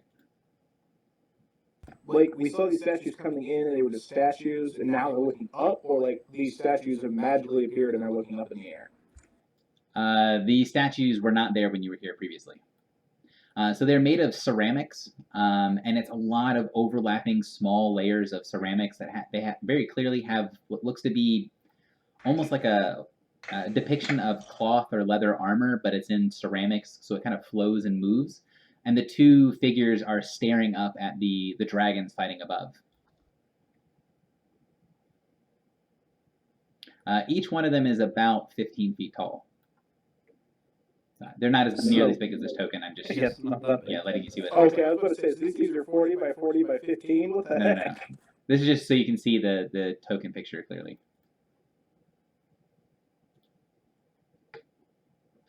I'm not sure if this is entirely in character, but this is something I would always do as a player. There was basically one of the lightning bolts from the blue dragons basically struck the roof of the temple, right?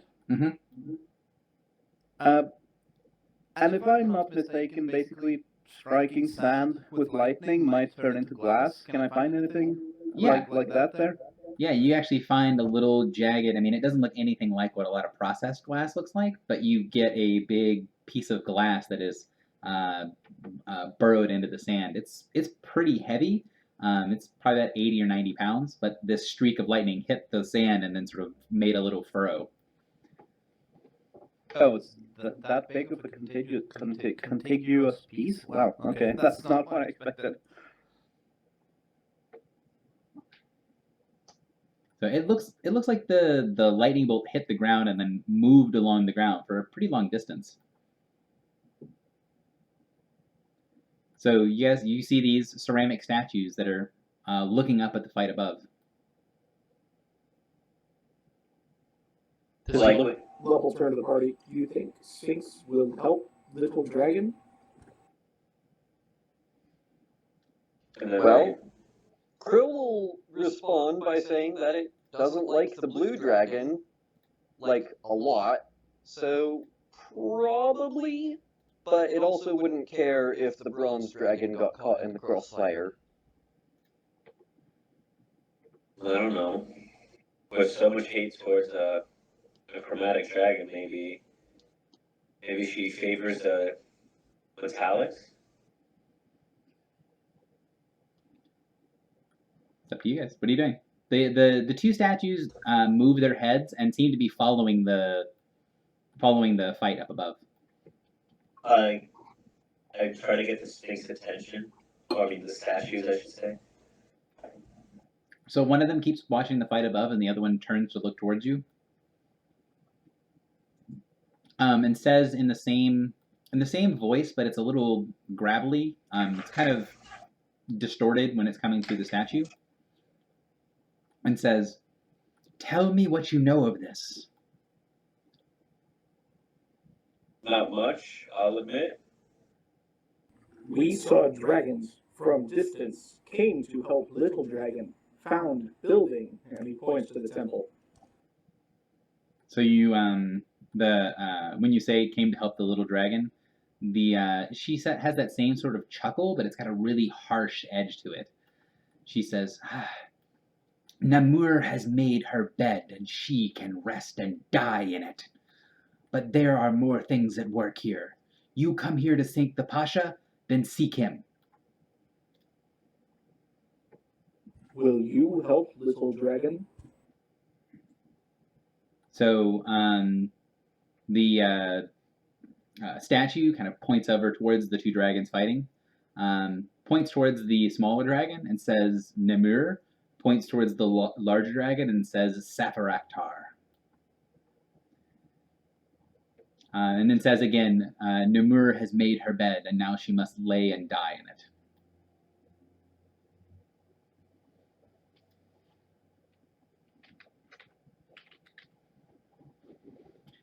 I'll type out the names 1 second.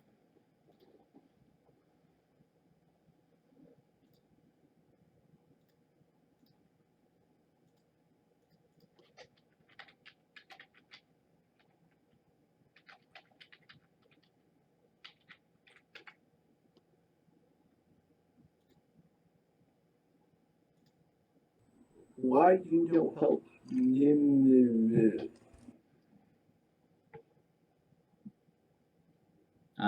She says, "It is not my place to bail every child out of a fire of their own making." What did the child, quote unquote, do? So you see the statue kind of grind its shoulders as it shakes its whole body side to side. "This is not a thing that needs be discussed. You must go to the Pasha now." Krill is going to agree and try to gently guide Lup away. Lup does not like leaving those in need behind. You not help Nimura, Lup will help Nimura instead. Well, maybe by seeing the Pasha, this is the best way we can help the dragon. Yes, maybe the Pasha will agree to help. You kind of get this weird sound like something is mumbling, like whatever the effect is that creates that the Sphinx is speaking through the statue is still on, but she's saying something kind of quietly, like talking to herself. And then you see the one of the assassins kind of dart forward. I need everyone to roll initiative for me. I'm going to clear the tracker. Oh man.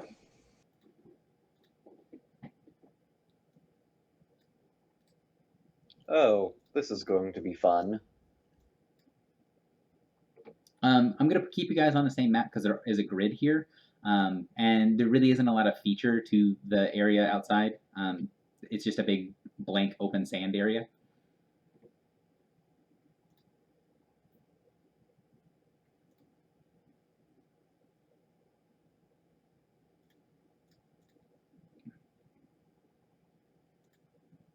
Who wants to take the shift? Getting to use my move action for attacks is nice. Wow. I was going to say, since Amelia rolled higher than me, I'm going to get to move my speed before the fight starts, so I don't need it. All right, then if the ranger won the shifts, take it. So the two of them are going to come forward.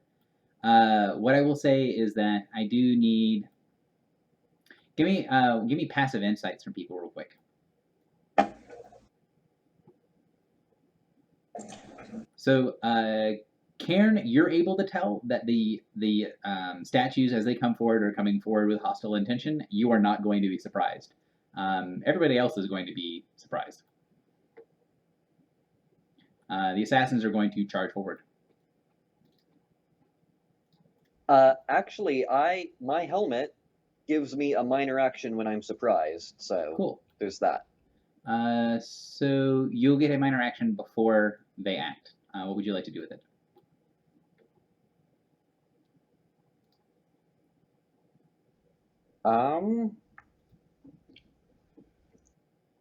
Well, there's not a lot I can do with a minor action that's not an attack.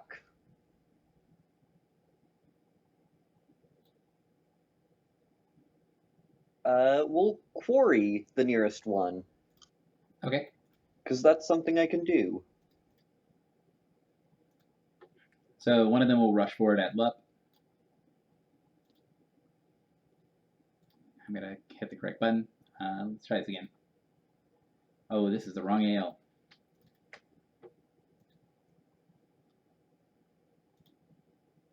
So 30 versus AC. That hits. So the creature comes forward, stabs you with one of those, looks like a guitar on the end of its hand.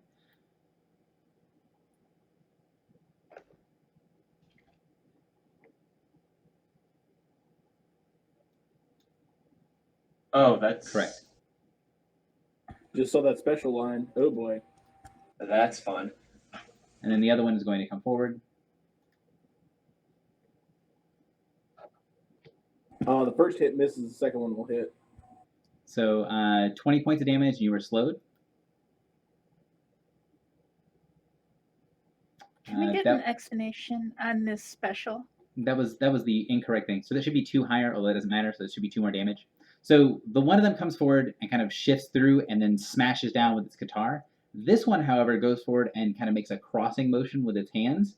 And you see when one of the blades strikes into Lup, that blade dissolves and the sand wraps around Lup's body, trying to entomb him in a prison of sand. Okay, so because this is a prize round, we cannot take immediates. Correct. Dang it, I just burned my persistent Harrier. That sucks. So that is the end of the surprise round. Amelia, you're up. Right, because shouldn't Karen get to action since he wasn't Yeah. surprised?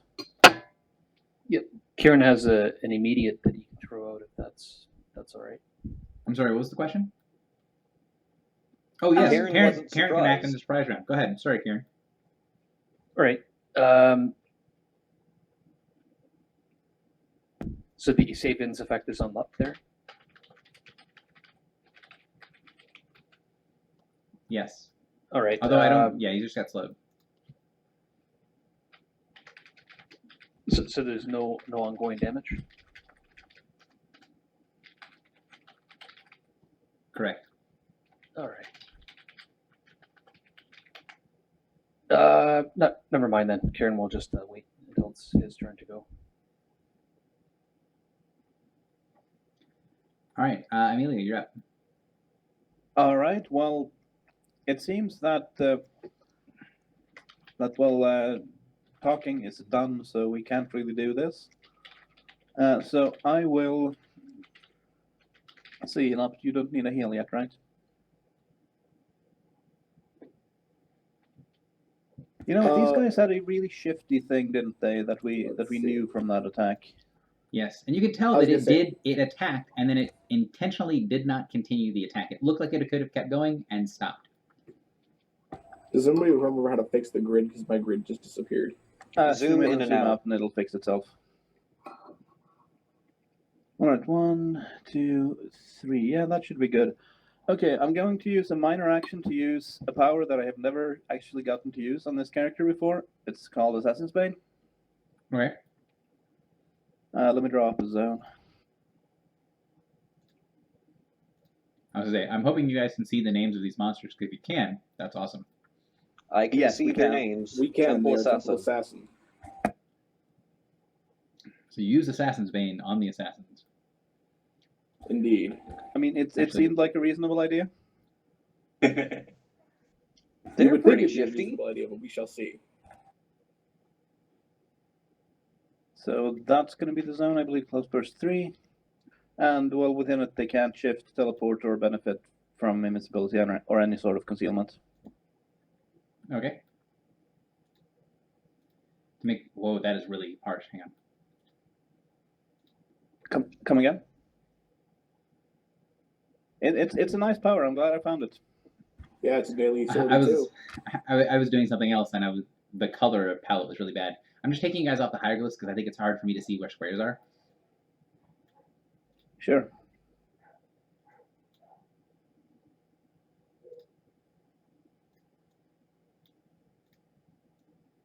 Oh man, what was my initiative?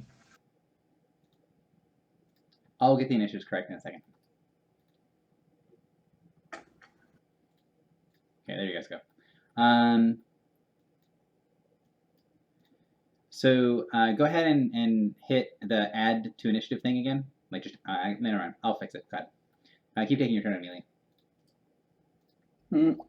All right. Well, yeah. Let's see. As another minor action, yeah, I will curse the closer assassin to me, and that'll be a pink blob. Okay. And then, as my standard, I am going to tell Krillkick to make a basic against it.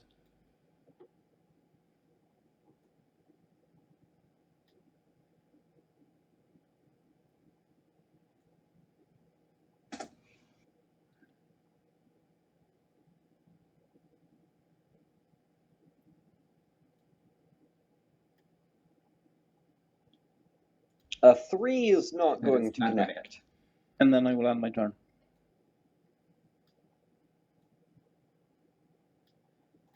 All right. Next is going to be Lup. Okay, Lup is going to start off with his Nightmare Vortex on the pink dot one, the one that's got all the dots on it. Okay. Wow, so that's a 2. That's going to miss. So, yeah, 5 lightning damage. He's good where he's at. I will knock him prone instead. Okay, those are in the correct order, even if the numbers aren't perfectly correct for initiative. That is going to miss. And right, so I can't knock him prone. Done, I miss. So right. he just takes 5 lightning. And then I'm going to action point. Let me throw that on the table. Okay. Throw out my Living Fortress on the same guy. 21 versus AC. Don't know if that's much better.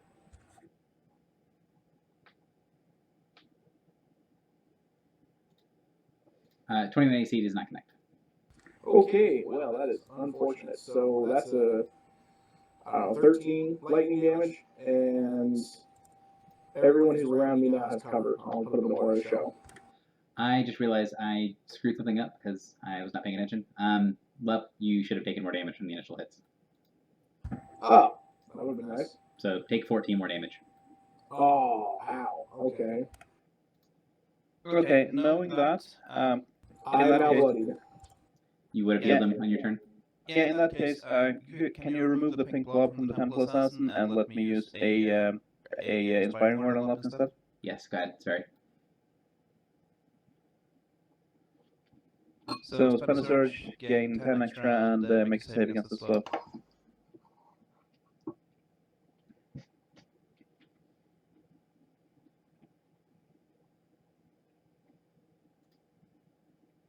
Nice.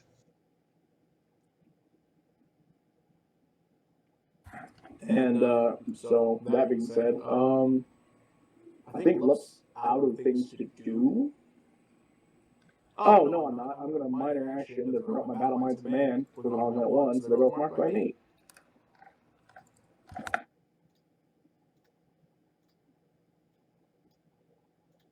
right, that's good. And that is my turn. Krillkick, you're up. Yeah.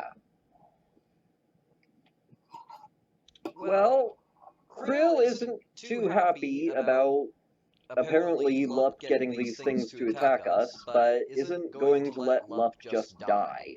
So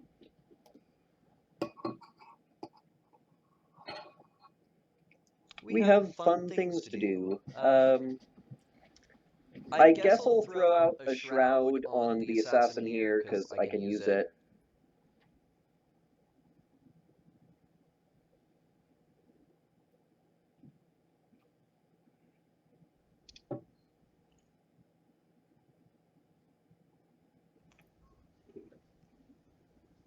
Because, yeah, I'm multi-class assassin, so I can do shrouds twice per encounter.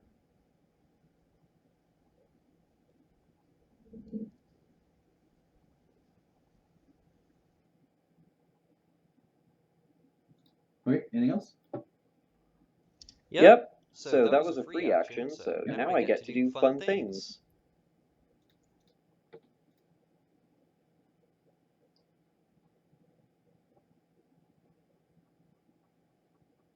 So I took a special little feat that gives me combat advantage against anything shrouded by me. Nice. So yeah, I will never invoke my shrouds. Ever. It's a good plan.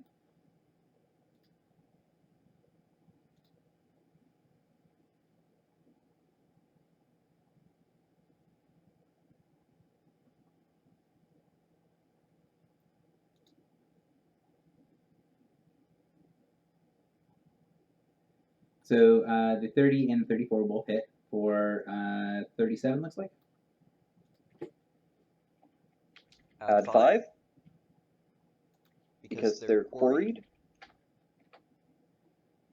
The assassin that you've been wailing on is now bloodied. Nice, more damage bonuses. And I have 2 minor actions left.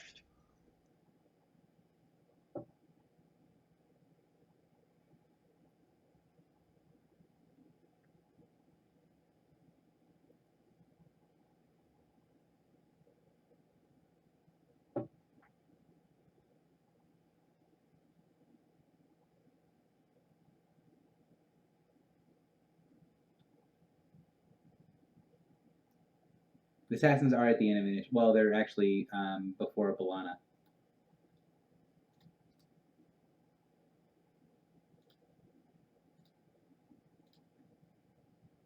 Yeah, so if everyone scrolls up, our initiatives should still be on the list. They're properly placed now. Although the second time I rolled initiative for them, I didn't roll crap for initiative.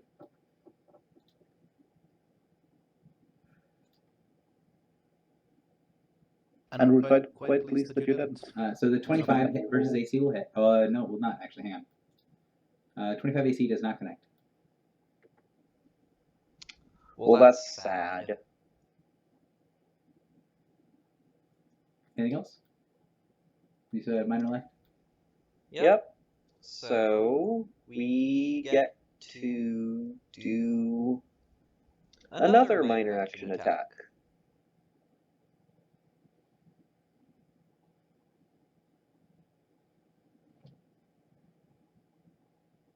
Oh, Amelia has something to do. If Assassin's Bane has the arcane keyword, then yes. Yeah, it's a warlock power. It's a warlock power, so. Well, there's no target, so I guess my square is dead magic. No, it's every square that is affected by it. Oh dear. So that whole zone just turned into dead magic? Correct. Remind what dead magic does again? One sec. Dead magic. Creature in a square of dead magic takes a -5 penalty to the attack roll with any arcane or primal attack powers. The zone should be 1 square higher, actually, since it's close first 3 from me. Well then, good thing I'm a martial class.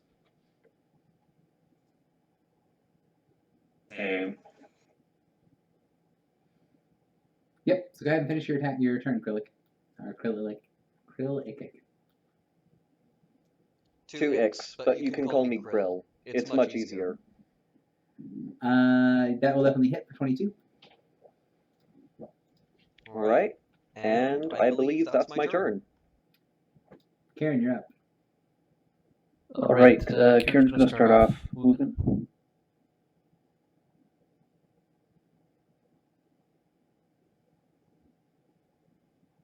He's gonna use his fencing boots to shift 2 as a minor action.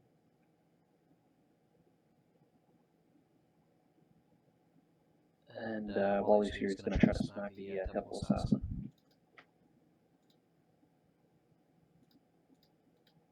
Let's see. So Lup's already saved for this level, so no one else is doing save ends. Doesn't look like it. Okay, let's see who's up. Lord Merrill. Yeah, I'll go ahead. Go ahead and use my at-will. Going to use Righteous Brand on the at-will assassin. Okay.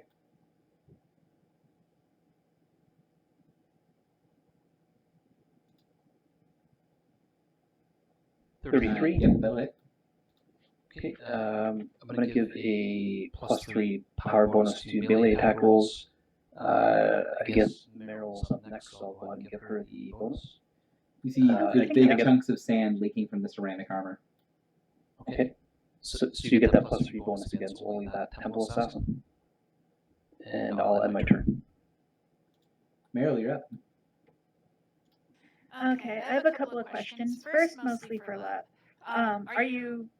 Do you want to have both those targets marked, or is that just how your mark works? It would be preferable if I had both those targets marked.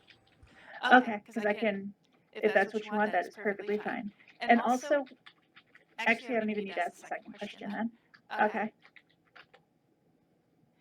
I'm going to go ahead and start off with a minor action Charming Gaze on Temple Assassin that's been beat up. Okay. And then I'm going to try to move into flanking position. You are aware that it does not seem to do anything. Oh, that it's not charmed. It might not be able to be gazed. I'm actually looking up the text to see if it actually has the gaze keyword. It has the charming, it has the charm keyword. I can pull it out. It has the charm and shadow keywords. Interesting. So it doesn't actually have gaze. All right, cool. And it is It does not. Is gaze actually a keyword? Yes, it means you requires to stare into its eyes. Huh. Like Medusas have it, for instance. Yep. Okay, so it works then. Yeah, it does. The big thing is creatures with blind sight or creatures with who are blind are not affected by gaze attacks.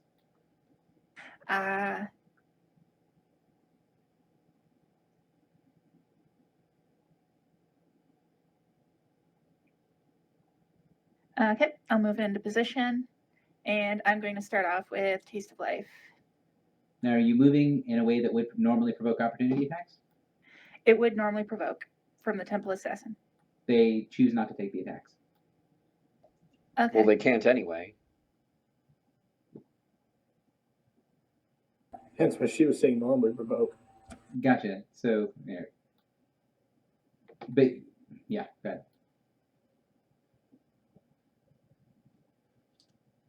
And does that hit? That'll get you the words describe your kill. What does it look like as you take out the assassin? Oh, I'm going to proc Taste of Life as well.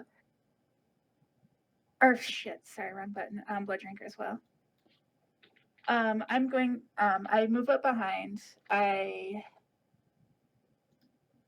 guess I hit, punch at it with my open hand, and I start sucking out all the arcane energy through it until it starts to just collapse in a pile of its parts and is no longer active.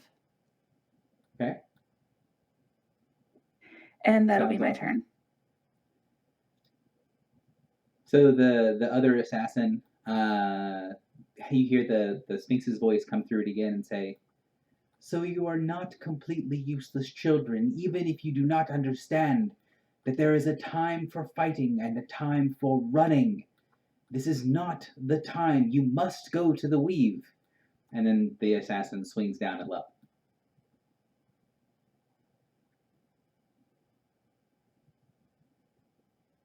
Lup is no longer slowed, correct? What? Yeah, I'm not slowed. That is the wrong button. Sorry. Oh, I was about to say. Both of those miss. So the assassin will action point and do it again. What? Ow. Those both hit. What is your AC? Right now it'd be a 29. Alright, so Powerful Warning can't save you from the first hit. That's too bad. So 42 points of damage. You are slowed, prone, can't stand up, and taking ongoing 5 save ends. It's 1 save for the whole kit and caboodle.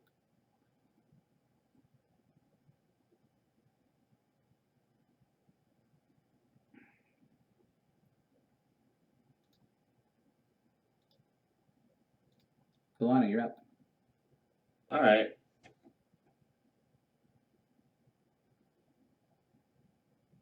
I'm gonna move up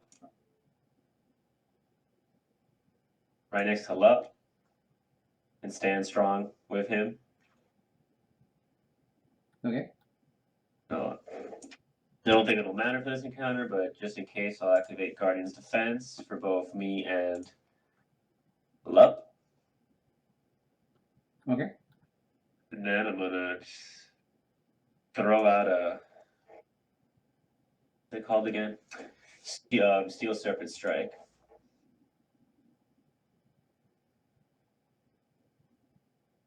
Ooh, 25 doesn't hit, but let me heroic effort that.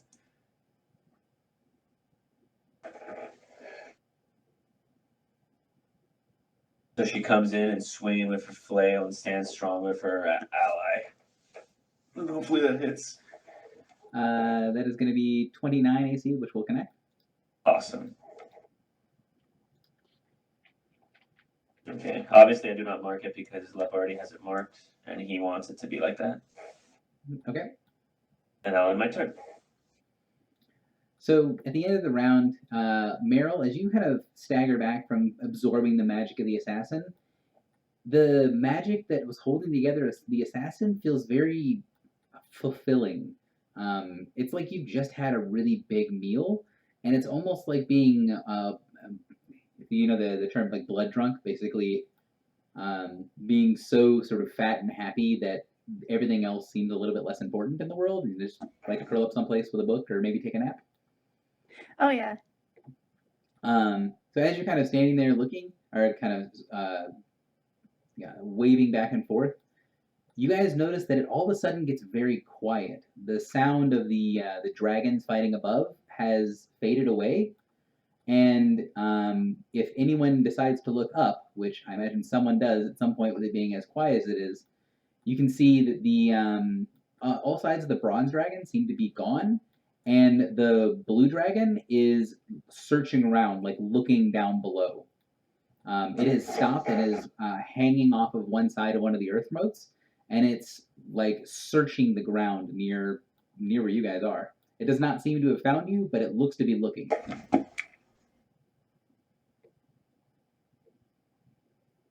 Amelia, you're up. All right. First of all, I'm gonna give a flavor description of what I did with my last round, since I was looking some things up, and this really fits, and I want to do it for like character development. So what she did, she basically touched her hand to the ground, and this like black energy just coruscates around her and around the area of the zone, and she gets like a completely different look in her eyes, and basically with the inspiring word and director strike, sort of said in a completely different tone of voice than she usually uses. She says something along the lines of just "go, kill, destroy" to, well, the people she was giving things to. Yes, she is part warlock. This actually has nothing to do with the warlock part, though. It has to do with partly the defiling role, and also the theme thing that I have. And then she basically laughs maniacally. This round, I'm going to take a minor action to Rousing Words on Lup.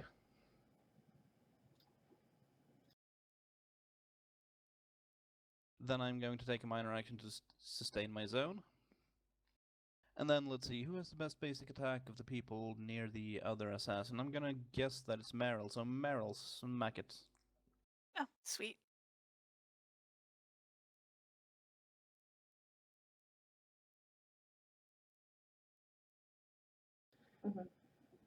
So unfortunately, that will not connect. And that's my turn. Lup, you're up. Okay, so I only take 2 damage because I have superior fortitude, so I have resist 3 to ongoing. Okay. and then I'm going to not stand up because I can't. This is the weirdest condition I've ever been in. Yeah. So the sand is swirling over top of you, lashing you to the ground, slowly constricting you and pressing you down into the sand. Okay, but so the point is, though, I'm just, like, mechanically speaking, I'm just prone and taking damage from being squeezed. Correct. Okay, because I was thinking, like, that was a flavorful way of describing being restrained or something where I couldn't attack. No, you're not restrained. Okay, in that case, I'm going to Twisted Eye on this Temple Assassin in front of me, no augment. Okay. I oopsed and forgot to include the -2 from being prone in that, so it'd be a 32, but I assume that still hits. That's plenty. All right, cool. So he takes 10 lightning, and I knock him prone, and he has a -2 to attack rolls until the end of my next turn. Okay. And then in that case, I am done. So I'm going to saving throw on this stuff. Krillikic, you're up. Well, Krill would rather finish the fight fast and thinks that killing this assassin will take a bit long. So I'm actually not sure what to do.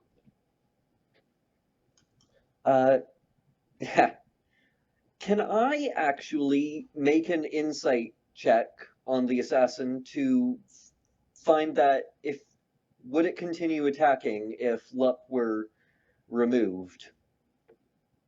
It seems to be single-mindedly focusing on Lup and ignoring everything else. And you know what sort of instigated this was Lup continually asking questions when the Sphinx told you to run. Yeah, so Krill is going to get behind Lup and actually try to drag Lup away from the fight, because Krill would rather not waste time fighting when there's an ancient dragon coming up on us. Okay. So, should I roll for grab? You don't have to roll it. Well, if Lup allows you to pull him away, you do not have to roll.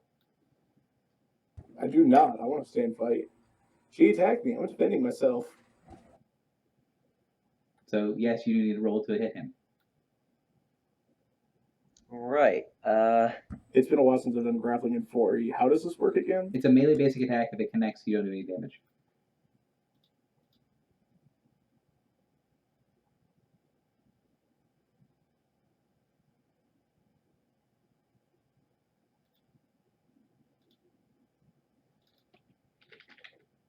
But yeah, it's MBA, and you just need to connect. Nay.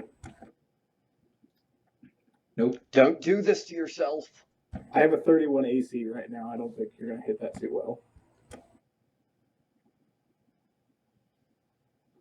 Not with a roll of 3.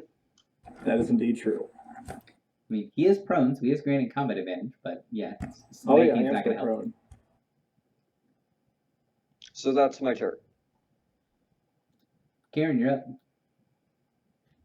All right. I don't think I can convince Lup, so I'm going to go in and I guess try to smash the Temple Assassin, hopefully. Let's see how this works.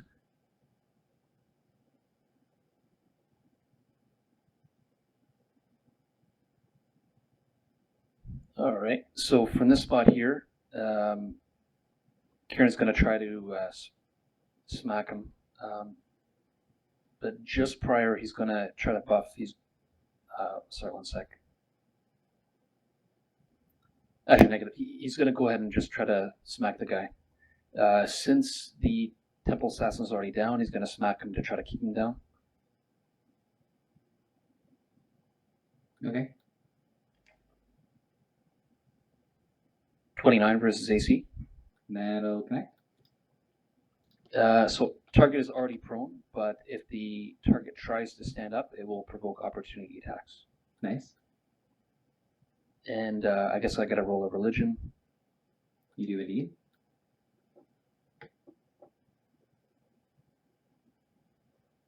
So, I believe that does not make moderate.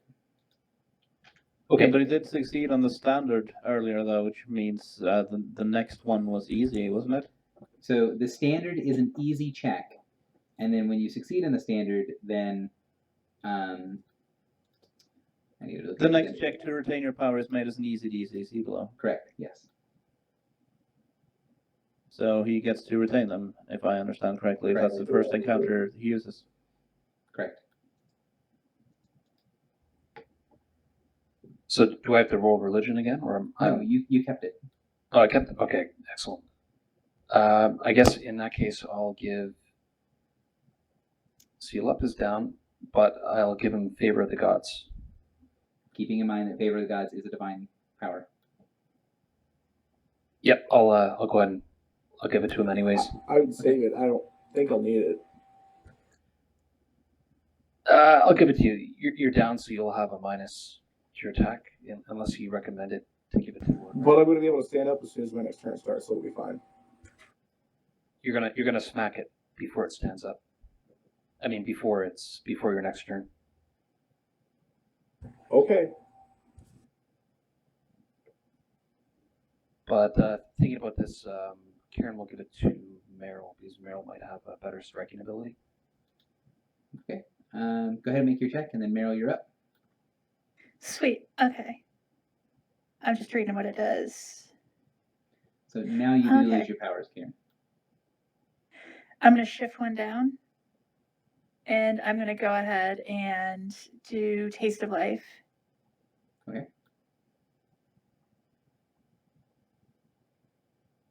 That does not connect. So I get to reroll that then? Correct.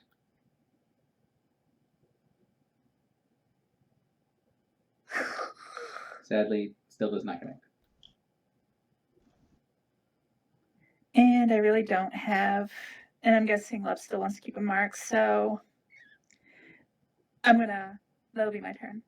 Okay. So the assassin, as it's laying on its back on the ground, sees that there's something coming, or is looking up towards the sky, kind of ignoring the people that are wailing on him, except for Lup, and then on the ground will lash out at Lup. Both miss. Both miss. So kind of flails along at the ground towards you, misses terribly, and then the Sphinx's voice can be heard saying through the construct again, you must run. You must make it to the Pasha. Tell him the dread has returned. And then that's it. Solana, you're up.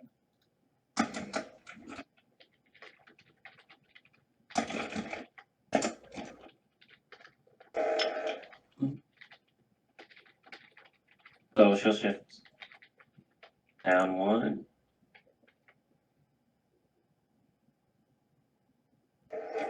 And might as well, let's do some rain of blows. +2 from combat advantage is already on this.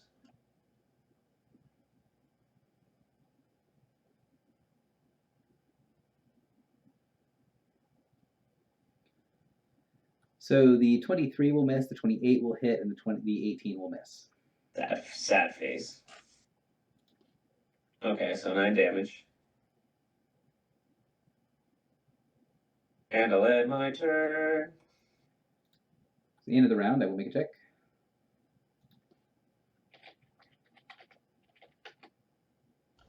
So the dragon that it seems like it stopped fighting, looking around on the ground, it spots the big patch of defiled terrain of the dead magic, and you see the eyes of the great blue dragon focus on you all as it launches itself off of the bottom of the earth moat and starts flying towards you.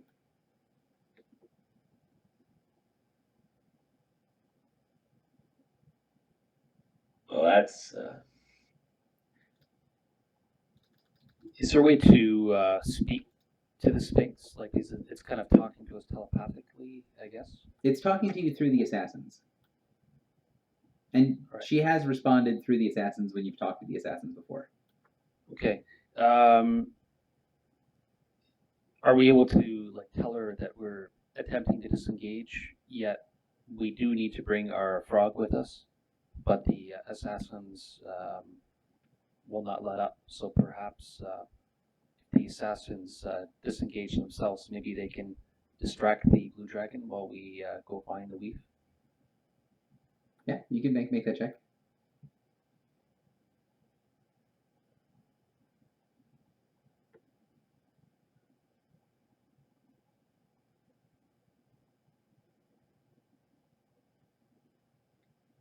Nice.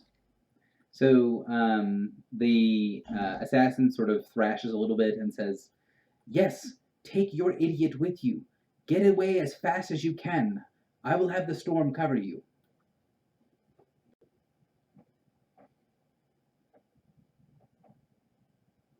All right, everyone, let's get out of here. Yep. Are we still in turns? It depends. Lup, are you going to leave or are you going to continue fighting? I guess since everybody else is leaving, he's not that dumb. Yeah, Krill would just keep making grab attacks until one connected anyway. So the assassin sort of stumbles up as you guys withdraw. As the great blue dragon is flying down towards you, you see the sand around you start to swirl and move as a huge sandstorm starts to form around all of you guys. You see the sand lifting up from the temple, and there's actually several different buildings that are here hidden under the sand. But the sand that was completely covering this little temple complex lifts up and starts to make a huge swirling sandstorm. You can hear off in the distance the roar of the dragon as it hits against the edge of the sandstorm, and it sounds like it is still going through the storm looking for you. So we are still going to be in initiative order, but this is now turned into a skill challenge. The goal of the challenge is to get away from the dragon and get away from the area without being bogged down by the sandstorm.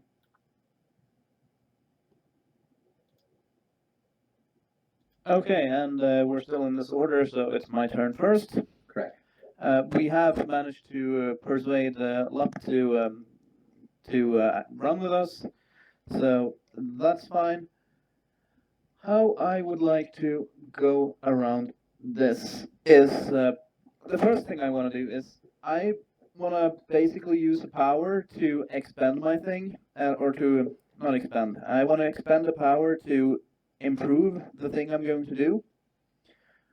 And what I want to do is I want to use my alter time power to basically roll an Arcana check and basically speed us up. Okay.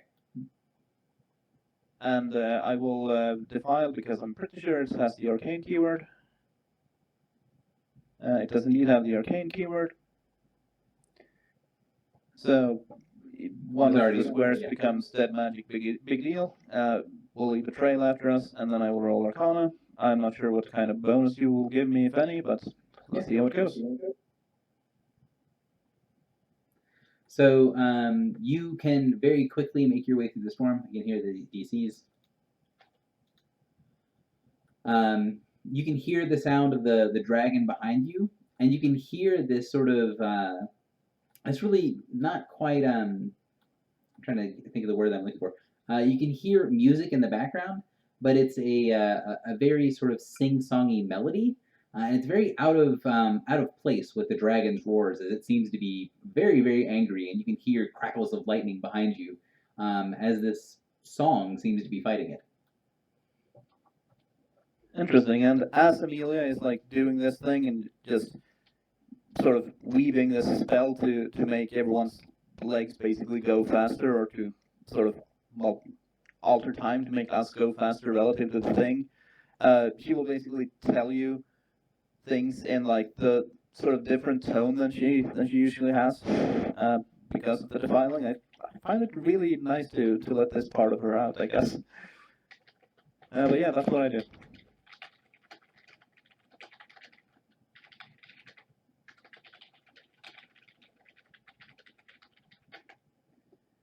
So next person, Lup, you're up. Okay, so Love is going to, I guess, since everybody's like, let's get out of here, here comes the dragon, the sand starts picking up. He's going to hop up with his acrobat boots, and he's going to book it, I guess. So, do I need to do, oh, right, does skill challenge. Um,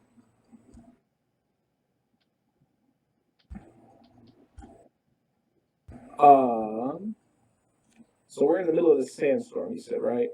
Yep. Okay. I guess I'll roll perception since I'm trying to see through this crazy sand that's flying all through my face. Actually, I'm going to roll perception next, so. Okay. Luck will run endurance then, because after taking a fairly powerful beating from his assassins and running through the desert heat, he probably is getting really tired. Okay.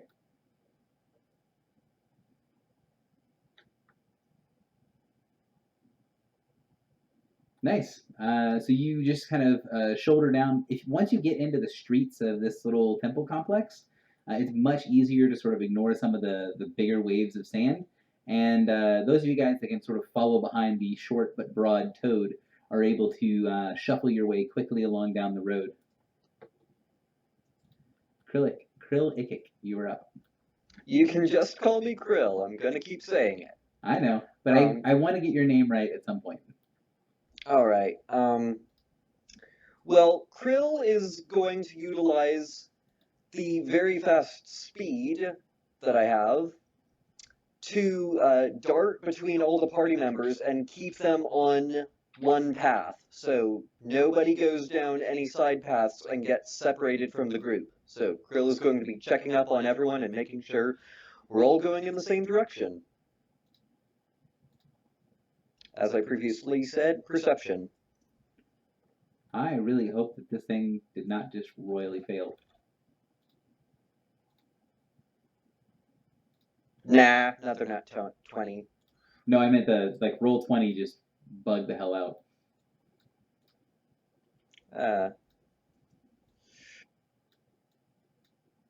There you go. There's a blue.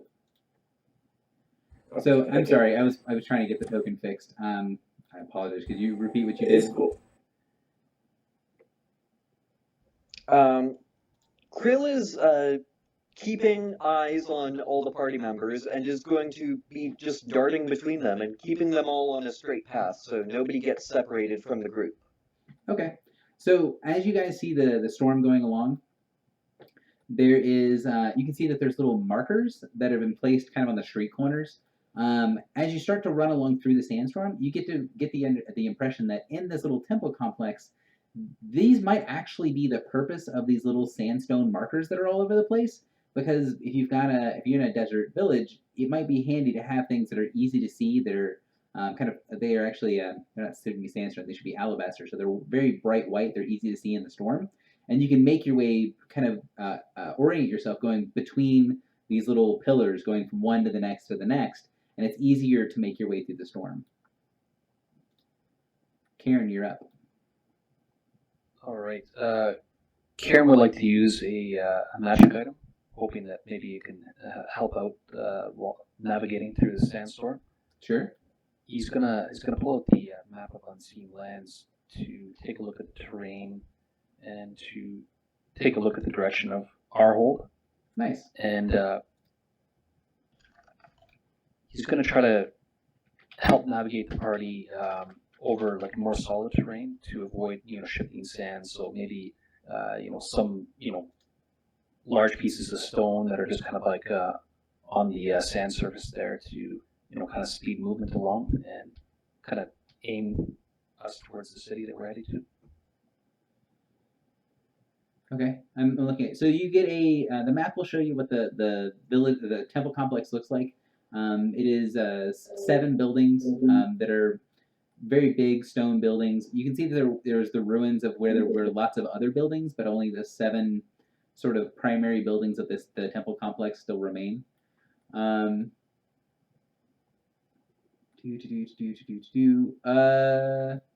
can see on the edge of the map about 4 miles away from here, due west, there is an indication on the map that there is something there that shows a sign of a lair. And you can see the road that leads south and west, and you get the feeling that near the edge of the map is sort of the edge of the city. So you're about 6 miles, 5-6 miles away from from Arkhold itself. Okay. So the layer is 4 miles southwest. Roughly, which direction is the Arhold? Arkhold is southwest. The lair is 4 miles due west. Oh, okay. All right. So I just kind of point, that away. So using the markers that were spotted earlier and by Krill and using the map, try to help us to navigate. Would you like me to roll something? Give me a Dungeoneering to try to, well, or you can do something else if you'd like, but Dungeoneering I feel like makes the most sense of trying to navigate from, basically the map draws itself starting from you with you in the middle, and the challenge, the hard part of using the map in the storm is saying, okay, I start here, this is the direction we're facing, and then trying to match up what you see on the map with with the things you see in the world around you, with the sandstorm swirling around you. Sure. So, well, you do have a good idea of kind of what the different pieces are. It's the map is sort of like drawing as you're moving, as you're running, as everyone's trying to make their way along, and you get sort of turned around as the landmarks. As you see the things, you're like, well, I don't know if that's the front of the building or the side of the building. Am I facing north? It's really impossible to see what's going on around you as the sand continues to swirl around.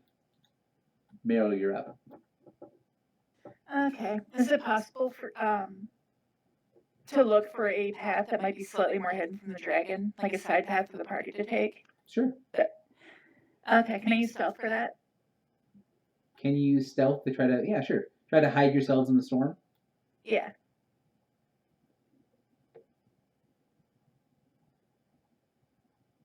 God dang it. Sorry, we used up all the party luck early. Oh boy. So basically, you're like, okay, well, this is where we need to be. We need to be near the road, but kind of off to one side of the road. And as you burst out of the sandstorm onto the road itself, you see that the road leading away from the temple is a straight, well, not really that straight. It's kind of a curving road, but the sandstorm doesn't seem to be affecting the road itself. The shale around it seems to be somehow shielded from this sandstorm. And as you pop your way out, you feel like standing in the one spot where there's not swirling sand might actually be the worst way to hide that you can think of. So, Balana, you're up.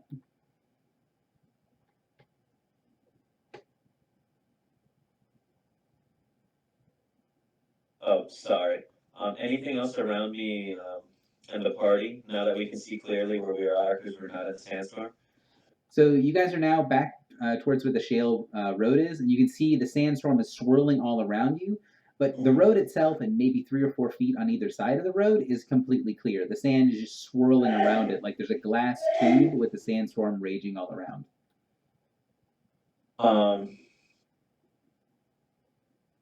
Well, now that the sandstorm isn't there and now that we have a really good path to run, now's the time where we put all our effort together and book it as fast as we can. Now, especially since now we'll be able to see the map clearer, since we're not trying to fight the sandstorm while we're doing it. Okay. I'm not sure what kind of check that would be. Maybe athletics? Yeah, just trying to book it, trying to keep moving as fast as you can. Okay, I don't have my shield on, so that's 11. Okay. Yes. Nice. So you guys start making your way quickly down the road. While, yes, this is not necessarily the best place to hide, you can move pretty assuredly and pretty quickly on the road and start booking your way down the path. At the end of the round, put that guy at the end. At the end of the round, you hear that melody, that song that's kind of echoing through. Karen, did you get the message I sent you? Yes. Cool. So you hear that melody getting a little bit louder, a little bit broader, like it's kind of echoing around the area. And you see little bits of lightning sort of fray through the edge of the storm as there's a dragon's breath that is hitting the road. So it can't see you at all, and is just sort of crop dusting and hoping. So I'm going to give it a pretty large penalty, and we're going to go from there.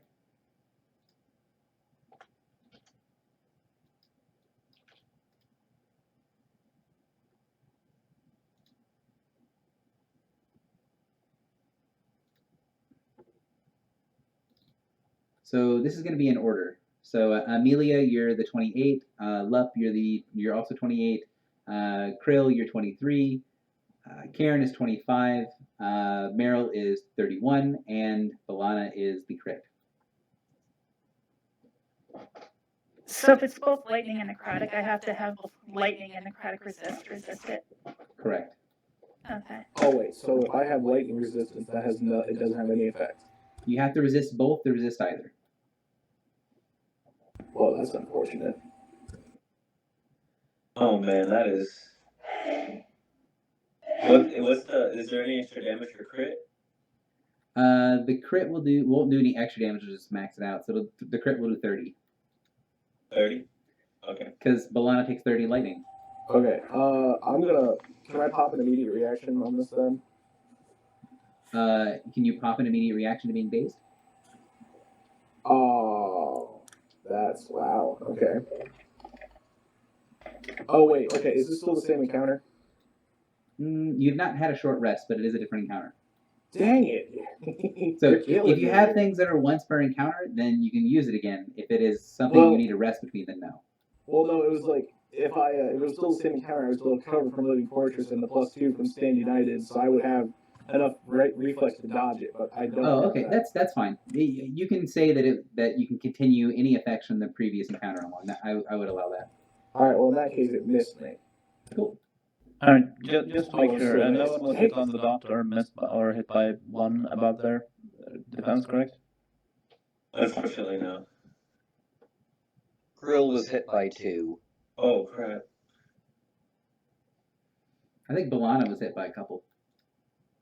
Yeah, I mean, I could powerful warning it and make it miss by some, but doesn't seem that there's anyone that would work on, so that's fine. Okay. I got crit. So you guys see the dragon is sort of the dark shadow of the dragon flies overhead. It doesn't really seem to have located you guys yet. You've done enough of a pretty decent job of hiding from it.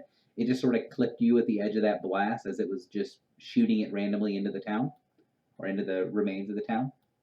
So the challenge is the same. You guys need to continue along, ideally trying to get out of the sandstorm and making yourselves not a target, and keep moving along.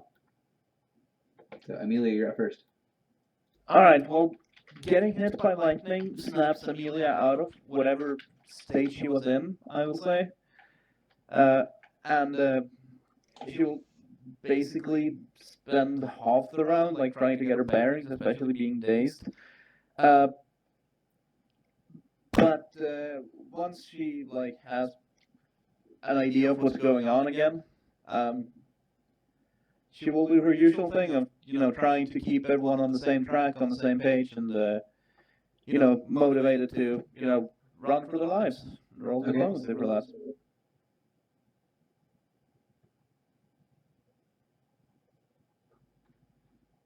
And then presumably save against days. Yep. Everyone feels very extra motivated to run away. It will count as a success in the challenge. All right. You're up. So is daze going to affect me negatively at all in the skill challenge? It will not allow you to do multiple actions. So if you do like, hey, I'd like to heal myself and also do some other things, then yes, but all right. You will still have one action to take towards the skill challenge. All right. Well, in that case, I am definitely going to utilize my superior will for that saving throw start. Okay. And I do not. Okay. Well, that's unfortunate. So in that case, I'm just going to run as fast as I can. And just try to pretty much outpace everybody in the party. As the saying goes, we're running from a bear. I don't need to run faster than the bear, I just need to run faster than the guy behind me. Okay.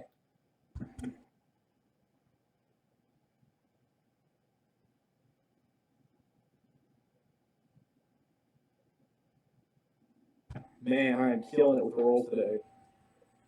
You do not run faster than the guy behind you. as you're moving along very quickly, you notice that whatever this effect is that's keeping the sandstorm away from the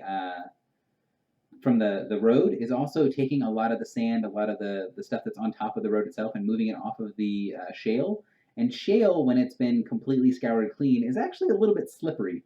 And so you go to jump up and slip and fall on your face. Please lose a healing surge.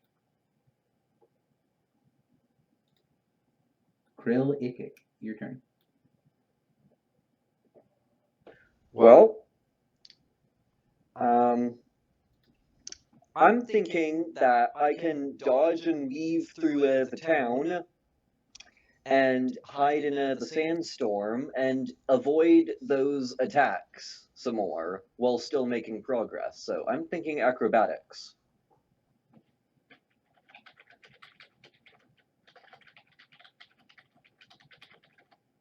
Yeah, that definitely sounds like a good idea to me. So you duck, dodge, and weave through the town, using the different buildings as cover as you make your way through. You see some of those dark shadows get really close as big stones get slapped into some of the buildings, but you're able to take cover from the buildings that seem to be pretty much immune to damage as the stones sort of crack around them. Karen, you're up. Okay, Karen watches his fellow party members and sees that they're having some difficulty with the sand. Some of the finer particles are, getting in. They're kind of breathing in as they're breathing very heavily while we're trying to get through the sandstorm, and it makes him think about his training and healing, and all kinds of different respiratory issues that this can cause, and how eventually something's going to give, and even with great conditioning, of adventurers, we won't be able to keep this up. So he uses his knowledge and healing to get everyone to, pull up, like a handkerchief or a scarf or something, and he gets people to kind of cover their face. Okay. So yeah, one of the dangers of the sandstorm is basically choking to death on the sand and wrapping your face up and telling others that they need to do something similar. It's not really that difficult to do, but it's sort of the presence of mind to be able to do this while there's all this other crazy stuff going on. You see people starting to cover their face so that they don't get sand in their mouth and throat as they dip into the pockets of sandstorm. That does count as a success, by the way. Meryl, you're up. Okay. Well, first off, I need to make my superior will save against daze. So, okay. Would it be possible to try and, I guess, taunt the dragon, or not necessarily taunt, but try to trick him into splitting off to an area away from the party and kind of splitting off into a side street? Well, what do you want to say to it? Or what do you want to do to get it to do that? Because yes, that does sound like definitely a good idea, but maybe let's see, I don't have anything reasonably ranged I can do to try to get its attention. I don't know, maybe I could pick up a rock and throw it at it or something. You get the impression that it's really the sandstorm is huge, so it's making a lot of noise. Point. It's probably not going to notice a rock. Shit. I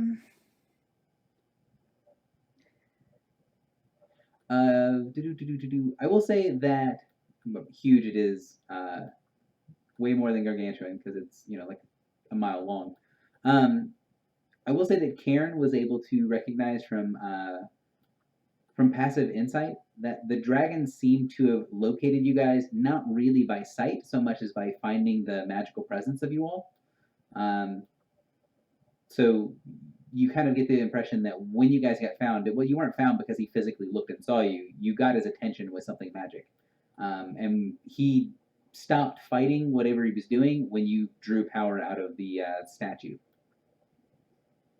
Oh, so if do I still have is that still affecting me currently at the time? Yeah, you feel awesome. Oh, hell yeah. Then maybe he'll just naturally chase me as I try to split off from the rest. Okay. And yell and make sounds at him, maybe. So do you want to just yell up at him? Do you want to say anything in particular, or just? Nope, nothing in particular. All right. So give me some sort of check. Give me like a bluff or maybe an intimidate to make yourself heard over the storm. Not a great roll, but a really good idea. So that will count as a success towards it. You can hear the voice of the dragon say something, although you don't know what. Well, you know what language it is, but you don't know what he's saying because he's speaking in Draconic. And you see the big shadow fly over the little side street that you went down. You get the impression that he's going to be significantly more accurate when he's targeting you if you guys don't find a way to finish the escape. But the other people are probably not going to get hit by the next wave. Oh, thank goodness for little things like that. So, Balana, you're up.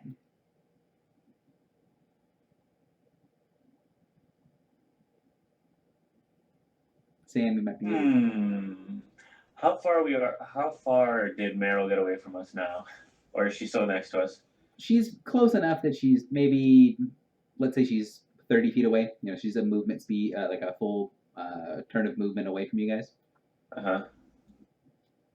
Well, I'm gonna see what's a good, because she's just trying to distract the dragon. So after it does its lightning barrage, I want to make sure that we coordinate a place for us to meet up again, so that we can escape together instead of she might get abandoned or something. Okay. What sort of check would that be closer to? So you're trying to do something so that she is able to meet back up with the group as you guys go forward? Yeah. Kind of depends on how you're doing that. Like if you're gonna make use. You guys still have the sunrod around, so you could use the sunrod that was already lit as a beacon, but that'll also be a beacon to the dragon. So I don't know. Like I'm trying to think of a way for that to happen, but I kind of got to give it to you to explain what you're doing, and then I can help you come up with a check for it. Because right now the sand is still not affected. It's still surrounding. The road is still moving them all away, right? Right. The road is unaffected by the sand.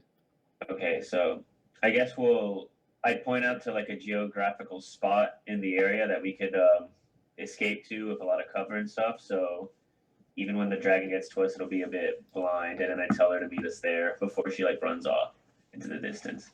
Okay. So you can either use perception to find a spot, a rallying point that everyone will be able to easily see. You can use dungeoneering to have a lay of the land because this is sort of almost underground with all the sandstorm around you. You could use something like maybe diplomacy to be able to say what you need to say quickly and efficiently and in a way that can be understood.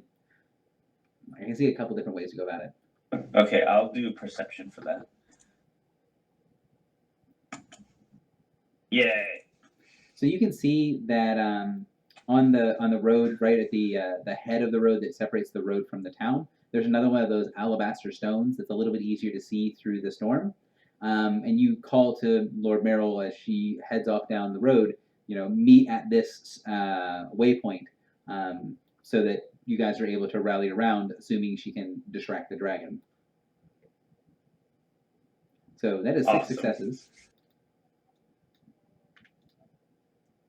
So the dragon is going to call out something in Draconic, and you can hear that mocking laughter that the Sphinx gave to you guys at one point kind of echoes through the area, and she responds back in the same language. The dragon roars and sends down a wave of lightning towards where Meryl is.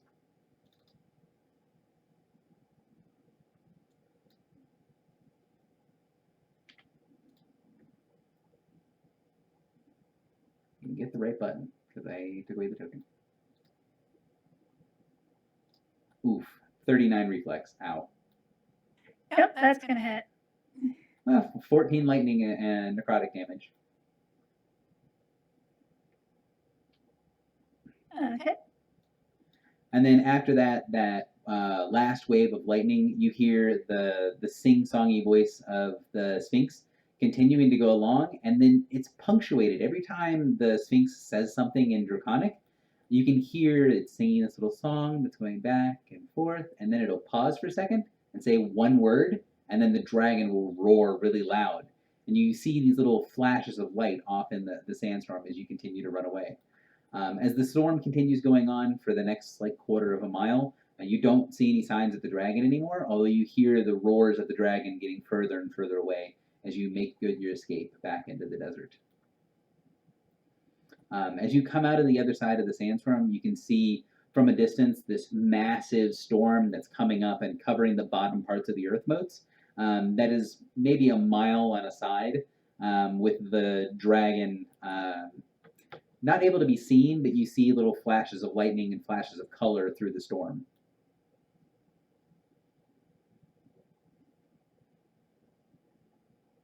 So, you guys have completed the challenge?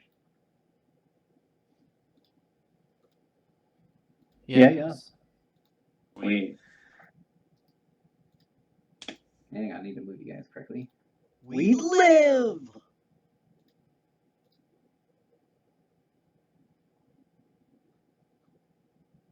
Also, definitely 2 points for you guys going that way because Is that the way nobody's gone before? that is a way that no one's gone before. That is not the way that I did not have prepped that no one's gone before. So you guys make it back to the road. And I imagine start hauling ass towards Arkhold. That seems like a good idea. So you guys make your way down the road. There's not a lot of stuff that's going to get in your way. As you guys get towards back towards that little town, the ruins that you guys stopped in for a break previously, it's no longer in the shade anymore. It's been a couple of hours since you've been there, and the shadow has shifted a little bit. And you see signs that there might have been someone here while you guys were not here. You see relatively fresh-looking signs like there might have been a couple of camels or some other sort of animal that leaves similar droppings, like a mount or something that's gone through. Although the only tracks that you can see are actually inside of the ruins, and you can't really tell which road they went down as they whenever they left. If someone wants to give me some sort of either nature or perception check to track them, you can definitely do so. But they didn't leave a lot of distinctive markings here. But it's clear to everyone that someone has been here within the past couple of hours. Okay, the thing I want to do has nothing to do with that, but I seem to recall you mentioning that basically one of the ways the dragon was tracking us was sort of through the magic around us. Specifically the magic that Meryl Since has. Amelia has had a weird experience recently, as the battle implies, she basically wants to do an arcana to sort of suppress her own magic, like deep down, whatever that was. She doesn't like it and wants to block it back in, and at the same time perhaps sort of dampen the magic around us so that it's less easy to track us with magic. Okay. Mostly as a flavor thing. Yeah, sounds good to me. Whoa. Nice roll. So, does anyone want to do anything at the ruins on the second time through, or just keep going? Take a short rest? Yeah, you guys can catch your breath, sit in the ruins, that sort of stuff. And you also mentioned making a perception check for the path, right? Yeah, if you guys wanted to know where the people that stopped here for a while went, you can make a perception check to try to see where their tracks are leading. Sure, I'll do it.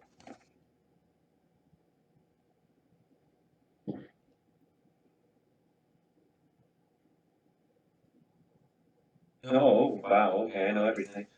Nice. So, it's not been a lot of time, but as you've sort of seen the way that the sand shifts, you can sort of reverse the effect and kind of move things along, move things back to be able to see roughly where they came from. You can tell that the people here came from west, but also slightly north. And they stayed here for a little while, and then they went straight east. They've been gone for 30 minutes, maybe 45. It was a group of 8 people, each with a camel. Oh. Can I get some assistance from one person of the healing surge for Riot E?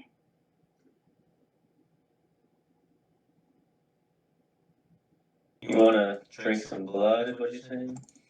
Yes, I want I your hope you blood. don't mind if it's blue. I tuned into that. I am perfectly okay with that, as I'm okay with trying new things. Well, the good thing is that I believe that as a vampire you don't have to breathe, so you don't have to smell Lup's stink, I guess. That is true. His rancid air. Sweet, thank you. So, hang on. Let me do this in the map real quick.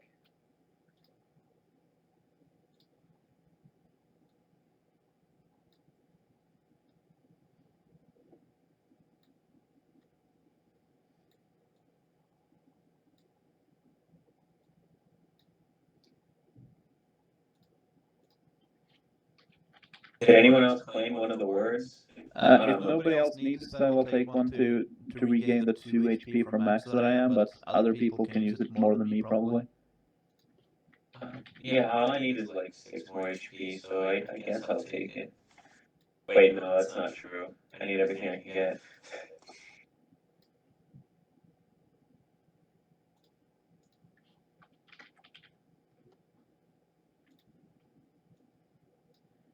Okay, so I drew my shitty map here that it should at least give you the pieces that you need. Does this make sense? Does this so the portal is where you guys started. You went down the road going west. It split off to go northwest and to go southwest. You guys took the northwest one that went over where the earth motes were, and then came back to the ruins in the middle. The layer is what the layer that was shown on the map that the map of unseen lands that was used, and then Arkhold is down to the south. Ooh. So maybe we should continue to Arkhold then. That is where the Pasha supposedly was, so let's go. Yeah.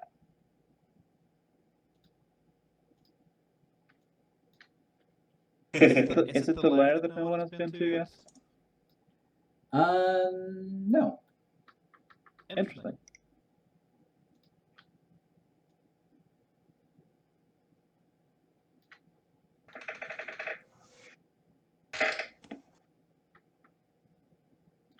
So you guys find yourself in Arkhold.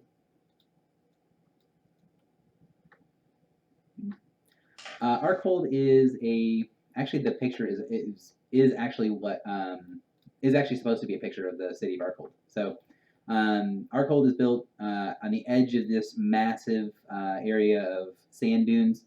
Here is just big spires of sandstone, and up in this big area where it looks like there's sandstone plateaus, there is a small town, or actually a pretty decent sized town that's been built in between several of the large plateaus in the shelter of the winds that kind of fly across this open space. There is a huge watering hole, which you guys can see on the map actually. Here, and you guys are going to be coming in from this entrance down this way.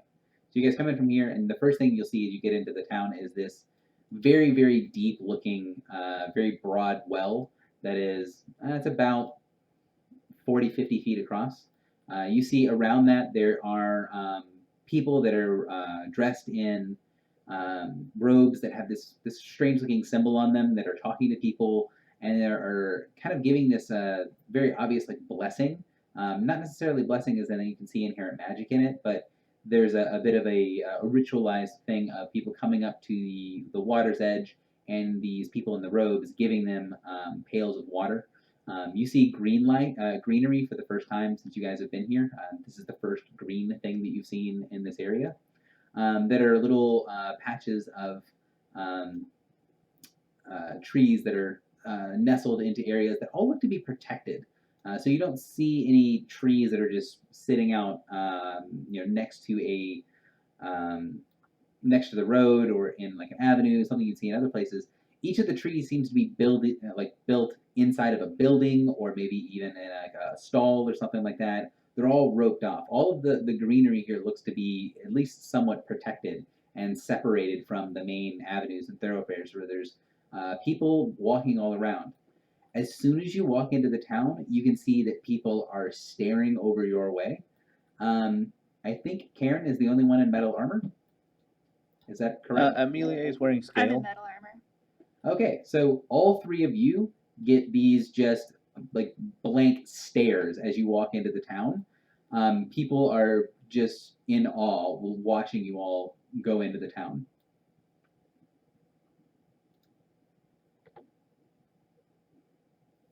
I don't know if this makes a difference, but Lup has a shield on his arm, metal shield. Yeah, if anyone has a large source of metal, some of this sort of awe is going to be directed your way.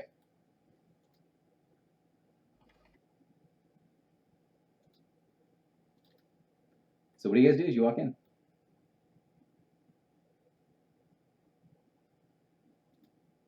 Should I go with the oblivious route or the more let's do things before going straight to the point route? Well, I tell the party we gotta make whatever we're doing here quick before people start trying to get into trouble with us. All right, sure. In that case, well, I will just sort of smile and wave at everyone who's staring at me for reasons I can't possibly fathom. Well, I will basically ask around, anyone who approaches or anyone who stops and looks because clearly they're interested in us, and I will basically ask them that well, we are looking for the Wave Pasha, and do you know if he is here or something to that effect? So there's the three sort of categories of people that you can talk to. You're trying to find one of the people that's kind of walking around the streets. There are the guys, I say guy in robe, but there's several of the guys in the robes. You can also see people that are pretty clearly town guards that have weapons that look like they're made of some sort of ceramic, like ceramic spears.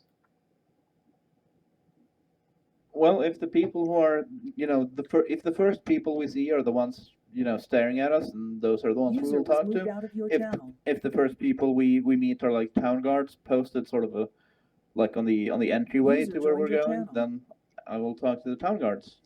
So when you guys first come in, you see the guys in the robes that have the guards around them, and then the common folk are coming up. That's the first scene that you see. So when you guys enter the town, all three of those things are in evidence. There's the guy handing out water in the robes. There's a lot of common people milling around the well, and then there are pretty clearly guards that are there watching the crowd to make sure things doesn't get rough. All right, sure. So we're coming from here. Yep. And basically, there's a crowd as soon as we get to them, and Yeah, there's a all crowd types here of around the edge of the water. Do the guys in the robes also look up and sort of stare at us because of our metal?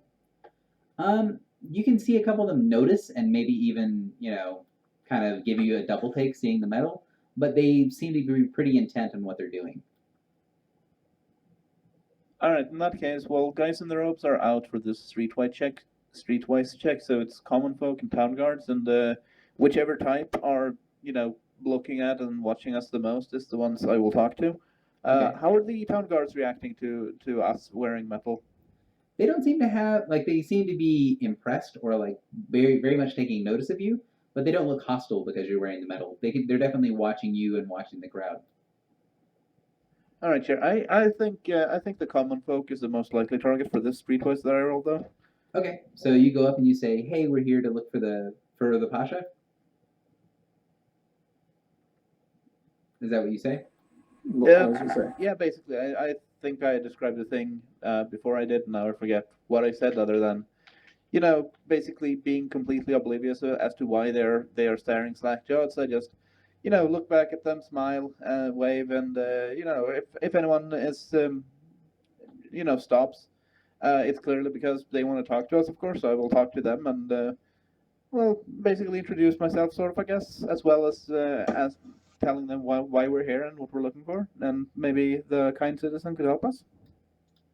So the guy that you talk to just takes a moment of pulling his eyes away from the people who are in the metal armor, and then goes, I guess you would be people here to talk to the Pasha.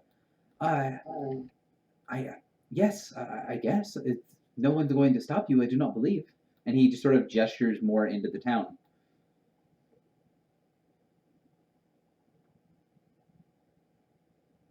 So you told him that you're here to see the Pasha, and he said, that makes sense.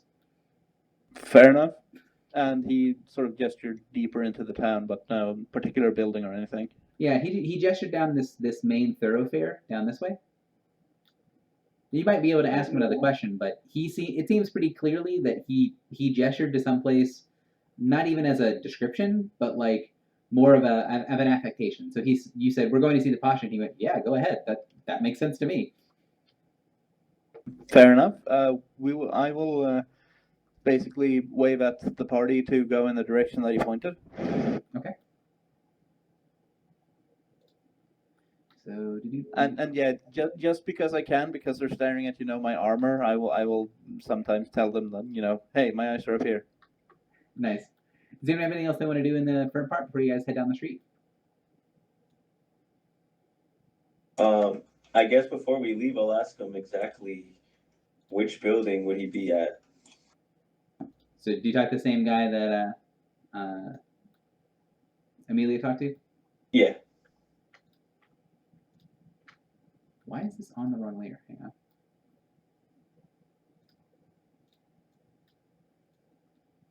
So he goes, oh, well, the Pasha's palace is down that way. Once you pass over the hill and go down into the valley, you cannot miss it. He seems pretty surprised that you didn't already know the information that he's sharing. I thank him and we head on our way.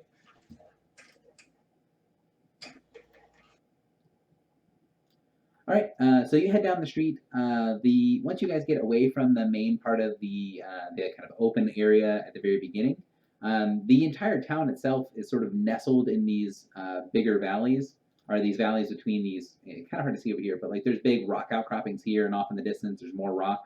The whole town itself looks to be made out of different types of stone, and it's carved into this valley. There are people everywhere. You can see people of every race and kind of creed going around talking and doing things. The initial sort of shock of you guys wearing armor is something that's kind of these rolling waves. Like you go down to a new area where it's a little easier to see, and 3 or 4 people will notice you and then just like stare as you guys pass by. It seems like no one here is wearing any kind of metal anywhere in their body. As you kind of look around, everything seems to be made of stone. A lot of things that would normally be made out of metals is made out of ceramic. You see a couple bigger stalls that are people hawking their wares and stuff, and you see a couple of things change hand where rather than being coins that are made of metal, they seem to be discs of different shapes that seem to be made out of ceramic, all with either a circle or a diamond-shaped hole in the middle. And they will pass back and forth these cylinders or these diamond shapes. I can't think of the correct word, but prism shaped things that hold multiple layers of those ceramic coins on them in the marketplace. So making your way back up and through, the guy gave you instructions of keep going, and you go over rise and down into the valley. You get to a place where it looks like the street kind of goes up into between these two plateaus that are very close together in a bit of a V shape. And you can see ahead of you there is a stone wall that has a big gate in front of it that looks like it's also made of some sort of ceramic or some sort of tile. There are 2 guards that are standing, one on either side of the gate, and both of the guards on either side of the gate have halberds with them. And you can see that the main part of the halberd is made out, or the staff is made out of wood. The main part of the head of the halberd is made out of ceramic, but it is lined on the front with a metal front. Like it's got a steel sleeve on the side of it. As you guys walk closer, both of the guards sort of hunker down, and they don't really draw their weapons so much as just ready themselves. And one of them says, "Halt!"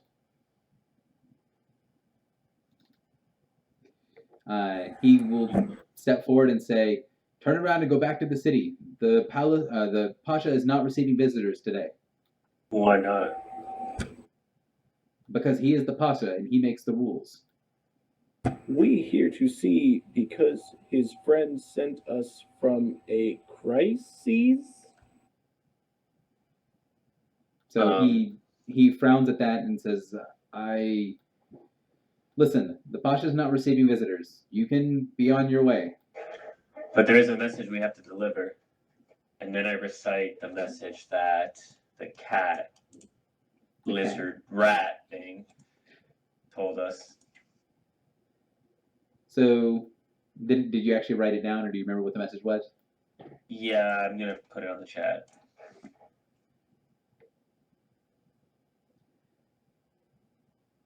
So, one of the guards, like you say the message, and the guard kind of gives you this weird look, as apparently the Pasha is someone important, and that message is not very, let's say, diplomatic.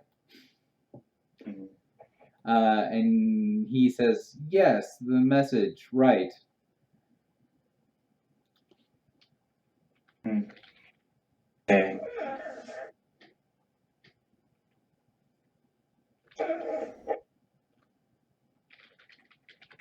So, How about the other yeah. person's name? The Sphinx lady. You did not get her name at all. Darn it. No one asked. The party, ladies and gentlemen. I remember Intellectus. I don't really expect you guys to remember names. Like, I'm perfectly happy to remind you, but at some point, if you want to know someone's name, you gotta ask them. This is true. So Lup will step forward again, and he'll be like, "Intellectus sent us with message," and he'll point at Alana as she finished relaying the message. So the guard that stepped forward to kind of stop you guys gives this like half pleading, like half exasperated look at the other guard, and then turns back and says, "Listen, when we do a changing of the guards, I guess I can go and send the message through, but I'll send it through somebody. It'll get somewhere, but we can't let you through." Krill will pull everyone aside and meanwhile try to take a look at the building to see if there might be any alternative entrances. So rather than a building, it's just a big wall, and you can see very clearly from the way that the ground moves that it's going to dip down. So you can't really see anything other than the bluffs of the plateaus behind it over the wall. The wall is about 15 feet tall. It's got little crenellations on it. It looks to be fairly well built and defensible. It looks a little old, but it's in good condition. And it goes the wall goes the entire distance between the two plateaus, blocking off this area. Yeah, you probably explained it was a wall earlier. There are people talking. That's fine. I'm just letting you know that you can't see a lot of stuff on the other side of the wall. Where if this is like a wall in front of a manor house, you might be able to see the house on the other side. It pretty clearly slopes down afterwards, and you can't see anything over the wall. Yeah, so this is basically a fortress. Yes.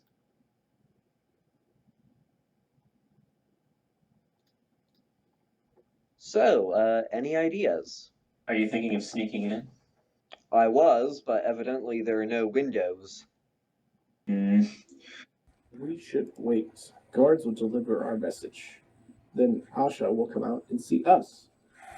Can someone roll on insight and see if the guards will actually deliver the message? Yeah, Or why Krill they're doubts holding us that out, maybe? even if they do deliver the message, Krill is doubting that the Pasha will actually come to see us, or that the message will even reach the Pasha. You think guards are liars? They're here to guard secrets, guard people, so if they have to lie to do that, they will. So if one of you guys wants to give me some, like Karen made a good point or something, like one of you guys wants to give me some sort of check or either diplomacy, intimidate, insight, something like that, to sort of figure out kind of more of a feel of what the guards want, or try to convince them to do something. So Karen, you can tell that the two guards have instructions that say nobody comes through. Now, you've dealt with guards before, and you kind of can tell that they don't really dislike you for trying to get through this, that this is probably something they have to deal with pretty commonly, and that everyone thinks whatever their problem is extremely important and needs to be fixed right this moment. So what might really work for these guys is if you just make it too much of a hassle for them to decide, okay, well, I'm not going to be able to, if you make it to where you say, hey, don't make this decision, why don't you get someone a little bit higher up the food chain, that it has a pretty decent chance of succeeding. Rogue ones might help.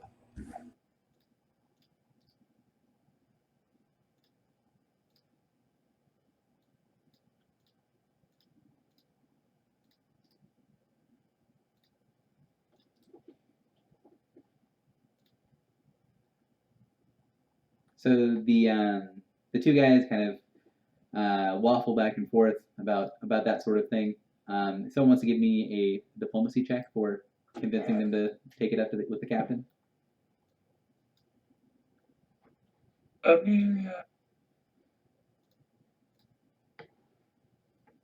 Yeah, I guess I have the highest diplomacy in the group, so I should probably try it, meta-wise.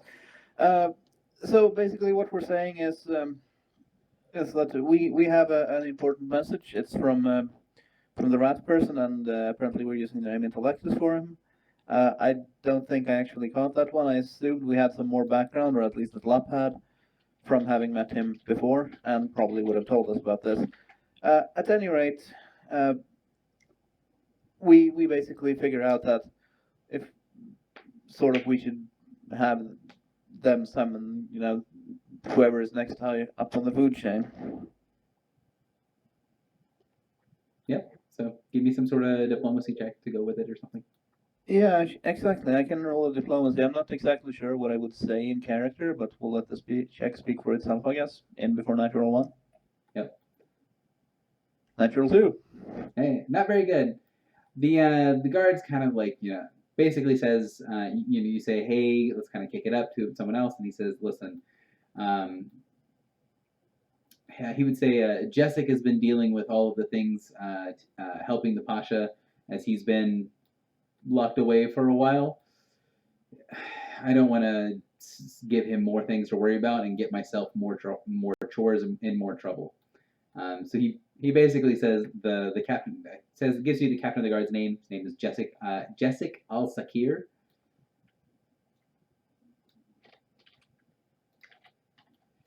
It's the captain of the guard, and says, I'm not going to bother him because he's really, really busy. And we have a lot of stuff going on here that the Pasha's not to be bothered, not to be disturbed. Okay, so he basically just told us that the Pasha had basically been locked up, and only the captain had been attending to him. If I understood you correctly, there, sort of. Yeah, I think I said locked up, but it's more along the line of locked away, like he's been in seclusion. In seclusion, indeed. So, I mean, I'm not sure if these guys would know, but I will basically ask them if they know why he's been in seclusion, and that his friend Intellectus is worried about him. Since, well, that's Amelia's interpretation of the whole thing, rather than, there's a crisis and you better get off your ass and help me out. So I will make him aware of this fact. Okay.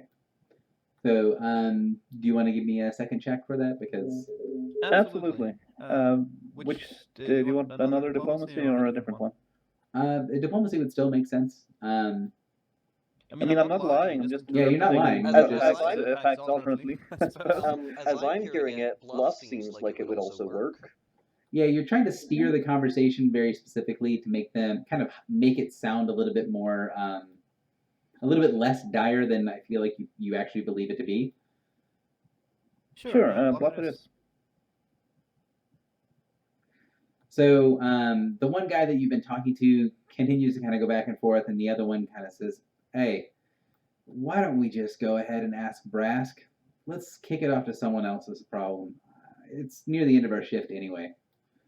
And the other guard shrugs his shoulders and says, all right, well, I'll go get him.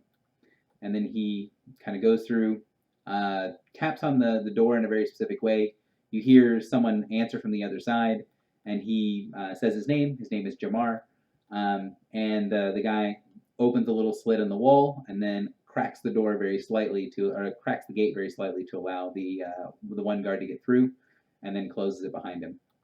So after about 10 or 15 minutes, the door opens again, and you see the two guards over there are both human. The guy that comes out with the first guard that had left is very clearly a Wilden. He's in the same sort of flowing cloaks that you saw on some of the merchants in town. The way that he's dressed is just a little bit nicer than some of the other people. He doesn't have any obvious signs of being like a fighter or something like that on him. But the flowing kind of cloak that he wears has that same symbol that you saw on the gray robed guys earlier in the town. That kind of looks like a set of branches. So sorry, it looks like 3 branches. And he looks at you guys. He does a little bit of the double take, but maybe the other guard warned him that several of you guys had metal on. And then he clears his throat and says, "Yes, so what's this now? I hear there's some sort of message and is of dire importance that you must speak with the Pasha." He sort of rolls his eyes at the dire importance part.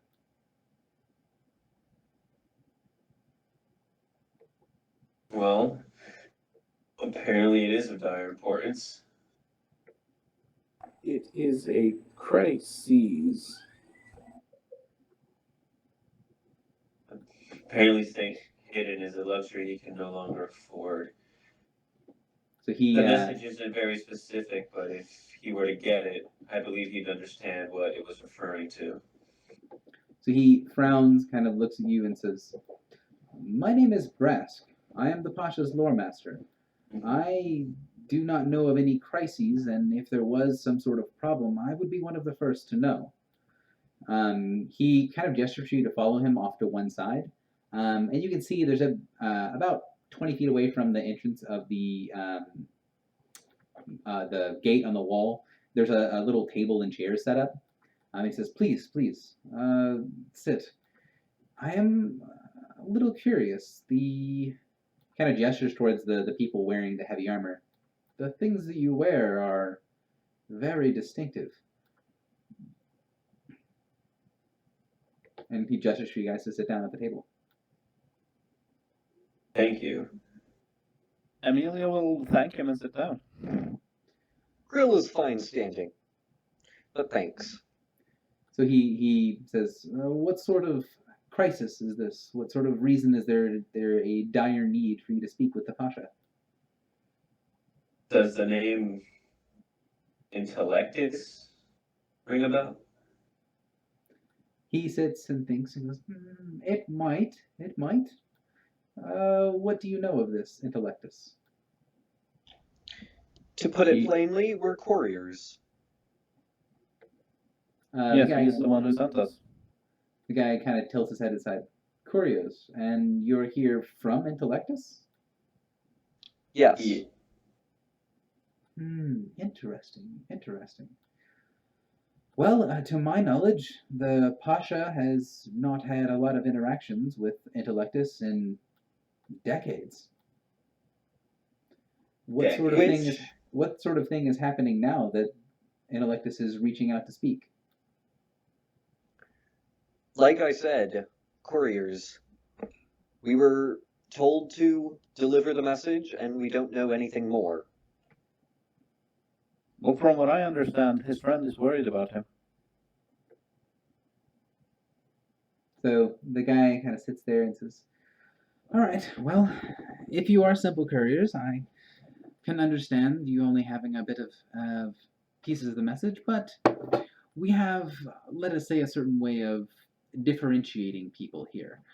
You have a lot of signs that you're not from anywhere close to the Arkhold. I have a few questions, and depending on your answers, I could see about taking your message with me to go straight to the Pasha." That would be acceptable. So he'll lean forward and say, "The first question I feel is the most obvious. How came you by these artifacts?" They're plentiful from where we come from. He kind of snorts at that and says, "Nowhere on Athos is that plentiful." We're not from Athos. He gives you a weird look. "Not from Athos? What do you mean?" We've traveled from another plane, you could say, where Intellectus resides. So you see, he. You guys know what a Wilden looks like? They have they're plant people, and he has little kind of frills on the side of his head. You see the frills on his head kind of spike up, and he says, "Give me a moment, please." He pulls out a little cup that has water in it, murmurs a couple of things under his breath, and then he presses his finger into the water, and then pulls makes a little streak underneath both of his eyes with the water, and then says a couple of words and makes a little streak on either side of his face with the water. Since we don't have any ritual, oh no, we have a ritual caster. Karen, you are a ritual caster. If you would like to give me a power check of some kind, so insight would work. So would Arcana, try to figure out what he's doing. He's casting a ritual of some kind. Sure.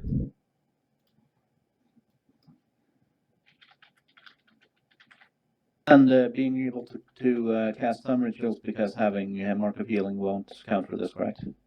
It is not one of the rituals that you get from Mark of Healing, so no. What about Mark of Warding? Don't know what's the rituals in Mark of Warning. Oh well, actually, Karen knows enough to know what it is. So if it is, then you also know. He cast Discern Lies. Like, you said something to him that he did not believe at all, and he took a moment. He took 5 minutes to cast this ritual, and then he looks back up at you and says, "Say that again. You say you are from another plane?" Yes. So you see the water and are kind of the areas where the water was streak on his cheek a little bit, and he says, "You at least believe what you are saying. Interesting, very interesting." If you know Intellectus, then this may not be such a surprise. So he frowns and says, "Intellectus was before my time. As I said, the Pasha has not spoken to him in many, many years. I was not serving as the Pasha's lore master back then, but I have heard him mention someone of the same name a few times. However, I do not believe what you are saying is possible. I will admit there are many things in this world that do not seem possible at first glance, but this world has been cut off, separated from every other plane of existence for thousands of years. There is no record of people coming here from other places." But apparently, at least Intellectus was able to make contact with Pasha, so he obviously has been finding a way for years.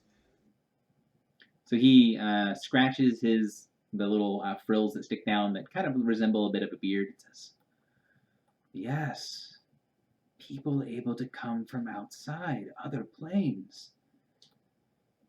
This might make some things make sense. Please, tell me, what is the world you are from?" What world is the guild located in? The guild itself is sort of a hub of different things. You as characters are from all different planes. Luck is from Great Water Area with trees and elves. A lot of us come from different planes.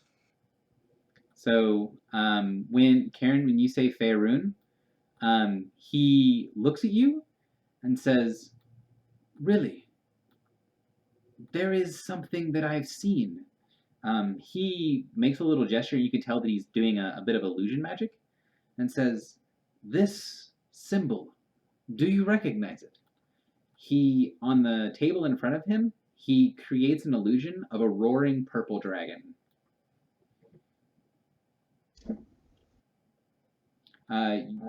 People who are from Faerun or done anything with Cormyr would recognize it immediately as a symbol of Cormyr. Yeah. Yeah, and on Krill's last adventure, in fact. It's a pretty. It's yeah, on, not on a very Fria's good. last adventure, at least. Yep. Oh man, that's right. It's not a very good representation of Cormyr. It kind of looks like someone who's recreating it from seeing it maybe once or twice a long time ago. Because so it's not a perfect representation, but it's close enough that you can tell what it is. Yes, that is another place.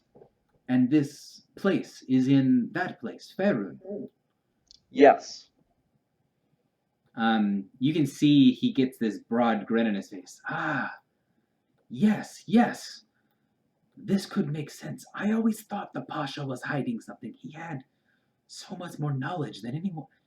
And he kind of like realizes that he's talking to himself. Says, yes, I need to carry this message to the Pasha. He reaches down into his robes and then kind of pulls out a little bit of parchment and says, give me the wording exactly, if you can, in the same inflection that it was given to you. He pulls out a little inkwell and then blots it and looks up at, I think Balana was the one that said the message. Yeah. And then he, dutifully writes it down, has you repeat the message several times. And after he writes it the first time, he makes little notations, like he's making a lot of point to your exact inflections and how you say the words. Krill will also remind him to make sure to write down that it's from Intellectus. The Wildling says, yes, of course. He continues to write down, makes notations on the bottom. He then sets it aside, pulls out a second sheet of paper, and then writes the message again. But this time it is missing a lot of the notes that he had on the first set of messages, or the first piece of paper. It takes him about 20 minutes to do this overall. Does anyone have anything they want to do or any questions they want to ask while he's sort of painstakingly writing this down and then copying it over? Why you make two? There should always be records of things. Any official communication needs to be stored, housed, copied. Interesting. Yeah, I don't want to interrupt him because it looks kind of magic-y. So it takes him about 20 minutes. He finishes copying it down. He pulls a little bit of sand out of a box and drizzles it over the parchment and then blows it dry. He then curls it over and says, I must regretfully inform you that we have very specific instructions not to disturb the Pasha. However, I do believe you when you say that this could be an urgent message. I will deliver it myself and impress upon Pasha that he should meet with you, but I cannot guarantee it. Fair enough. So he smiles, nods, and says, "You are, of course, welcome to stay here. If I am able to get an answer from you soon, or from him soon, I will come back and lead you to speak with the Pasha. Or you could, if you would like, I will give you," and he kind of rummages around for a second and pulls out another little slip of paper that looks like it's maybe an eighth of the size of the parchment that he had. It says, if you would give this to a man named Al-Keith. He is the proprietor at the Salt and Sand, an inn here in town. He will know that you are here on the business with the Pasha, and you can wait there. I will come for you if I can get the Pasha to give you an audience. Thank you. So he gives you a little thing. The little slip of paper has a bunch of little weird notations all over it, like a bunch of symbols that are written all over it in very specific patterns. But it says the bearer of this token is on business with the Pasha. Any expenses incurred will be covered, and then it gives up to an amount. Although the amount that is written makes no sense because it's written in a currency you guys aren't familiar with. All right, let's go to the inn. So yeah, so this is up to the party. You guys want to wait here? Do you want to go back to the inn? What's the plan? Either way, Krill will take the note and go to the inn in case anyone else wants to stay. Yeah, going to the inn seems like the more relaxing thing, at least. Okay. Love agrees. So The Salt and Sand is actually this building right here. It's up near the front. It's got like the green on it and a lot of like hanging tapestries and things like that. It's very open. There's the building actually goes back a long ways and has several parts that goes under the ground. So it's almost all the way near the front of the town. Takes you guys about 15 minutes to walk through the town, and when you get there, the inside of it has fairly soft but vibrant music that's going on. There's people kind of moving around. Everyone in the Salt and Sand looks like they are wearing that same sort of clothing that the Wilden was wearing. That very fine robes of like silk and cloth. They're these big kind of billowing things. They each have a shawl they might be able to bring up over their heads that are draped around their shoulders. You can see that in evidence here are almost exclusively human, but there are some other races represented. And as soon as you guys come in, you see a pretty big, kind of barrel-chested man who's bald with a big black beard. See you guys enter, go, oh yes, customers, customers, look at that, look at that. And he walks over with a big smile on his face and taps Meryl on the shoulder. Ah, look at this, wonderful. And he's rubbing his fingers along your armor, like along the shoulder plate on your armor. Makes me a bit uncomfortable. That is metal. A lot more interesting than metal. So he smiles and says, yes, yes, welcome to the Salt and Sand. I am your humble proprietor. You may call me Alkeith. What can we do for you? Wonderful people, you look a little burnt. Ah, yes. And he picks a bit of sand out of Karen's beard. He seems a little awkwardly touchy. Here's the letter. I mean, the message for you. And I pass him what was his name again? Which one? The lore master. I passed him the little note he gave us. Brask was the name of the lore master, and he did introduce himself. Alright, thank you. Like I said, I don't expect you guys to remember names, but if you want to know a name, you probably should get the NPCs to say it at least once. Okay. Some people, like this guy, will happily introduce himself and then kind of wait for you guys to introduce yourselves as well. And then when you get, unofficial Pasha, business no less. I might have known. No, yes, the Salt and Sand is your humble little watering hole to rest and not become so weary from the terrible, terrible desert air. Yes, please, please, sit anywhere you like. I will have rooms perfectly prepared for each of you. He kind of takes, looks very closely at the thing on the bottom. I will have decent rooms prepared for each of you. Yes, and he puts the token into his robes and starts to call off to other people to go and get certain rooms prepared.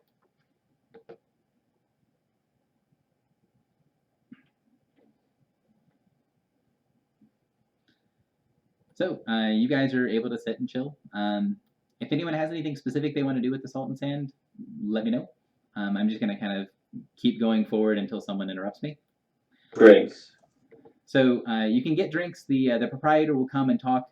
It's pretty obvious. He's not trying to hide the fact that he's interested and is going to ask you all kinds of questions. And even when he's not around, and if anyone else talks to you, like the servers talk to you, they seem to be asking questions for him, and he's sort of hovering around listening. The fact that several of you are in the metal armor is something that's going to come up and something that's going to be asked about several times. But by and large, the place is pretty relaxing after the innkeeper withdraws from his barrage of questions. The sort of soft music, the cool air, the people that walk around with fans and light drinks is actually really calming. So you guys wait for about 2 hours in the Salt and Sand, and then you see a group of guardsmen come through the front entrance. The guy that's in the front has a breastplate that looks like it is mostly made of ceramics, but has little toggles that look like they're made of metal. And his breastplate is very clearly magical. It's one of the only magic items that you've seen as you've been walking along down the road. In places like Faerun, even magical trinkets are pretty common. Here, you've seen literally one magic item, and that's the breastplate this guy's wearing. The second magic item that you've seen since you've arrived is the spear that he's wielding. It looks very, very similar to the same spears that the other ones had, only this one is the top part is completely metal and is very clearly magical. He sort of storms in, looks around for a second, sees you guys sitting at a table, and then seems to nod to himself, mumbles something to the guards behind him, and then he comes forward with the guards, the 4 or 5 guards, kind of taking up positions, blocking off the entrance to the Salt and Sand. So this guy is really important. So the guy walks up and says, "I am here looking for the people who spoke with Brask outside of the gates. You seem to be not very good at hiding yourselves." He gestures towards the 3 people wearing metal. So he thumps the end of his spear down and says, "So, you are to see the Pasha. Why?" We have a message from a very important individual. So he frowns and says, "And this message could not be written? Could not be sent?" We are couriers for this individual, and we are to deliver the message in person if possible. So he looks at you and says, "My name is Jessic Al-Sakir. I am the captain of the Pasha's guards. And the Pasha is a busy, busy man who is sometimes weighed down by the affairs of state. He does not have time to answer every interesting message from afar." We come from more than afar. We come from Faerun. You don't. When you say Faerun on Brask, he seemed to recognize the word immediately. This guy does not seem to recognize it. He says, "I don't care where you're from. I just want you to understand something. I am here on orders to bring you to speak with the Pasha. The Pasha is in a, let us say, a precarious state right now. I will not tolerate anything that harms the Pasha. I do not care what your intentions are, I only care about the results. If you do anything that directly or indirectly harms the Pasha, you will not leave the palace alive." We would not dream of doing such a thing. Please, lead the way. So he kind of purposefully pauses for a second, and he, kind of glares each one of you down. Looks like he's trying to see if you guys are on the level. But you can sort of tell the way that he's doing this, he just seems genuinely suspicious of everyone. And as he kind of has that glare pass around the room, people very pointedly go back to doing whatever it is they were doing that was completely more interesting to them than whatever's going on here.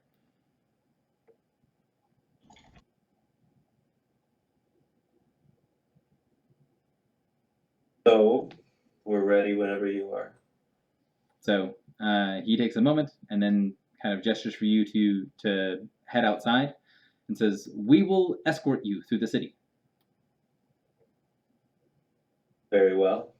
So basically, Jessic is going to take up a position behind you guys. There are 2 guards that'll stand in front of you on either side and 2 guards that'll stand behind you on either side, and Jessic is going to be standing so that he can see all of you guys in front of him. When the guards walk through the street, you can tell that Jessic has an effect on everyone that's there. It's not the same sort of effect that you guys had where people stopped in awe because they were amazed at something.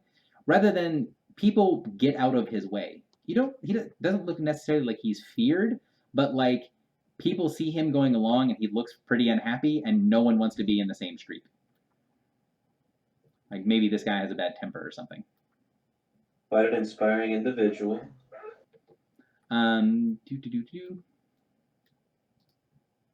Oh yeah, Templar.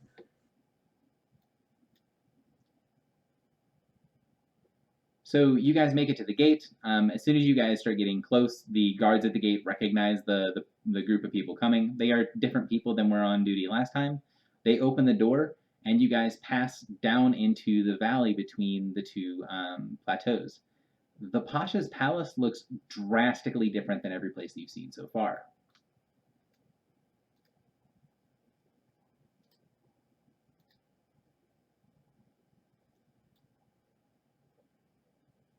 So The palace and the palace grounds around it are all green. You see grass for the first time since you've been here. There's several areas of like trickling fountains. There's a bit of water that runs in a little creek that goes all the way through the estates. Everything here looks like it's made of that white stone, that alabaster that you saw a lot at the temple area. And then those stone structures have layer upon layer of these painted tiles and mosaics and stuff that's been put over top of it. And the domes of each one of them seem to be ceramic fired pieces that are covered in so much glaze that they reflect sun almost like they're made out of metal. The Pasha's palace is exorbitant and massive.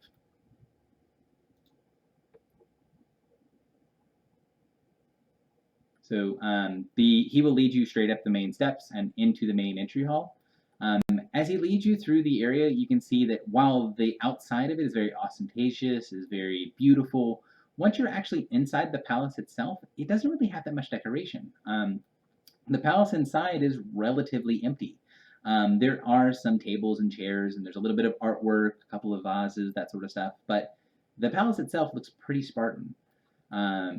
Jessic will lead you through the palace into a big audience chamber, where you will see there is a single bit of red cloth that goes all the way down the center of the room through an area that is very clearly a ritual circle that looks a lot like the one that Intellectus used back on Chult, and then leads up to a throne that is in the middle of a fairly bare room.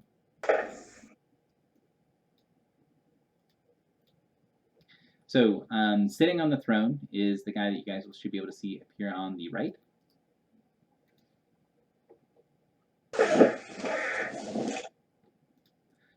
The Pasha looks like an ancient human.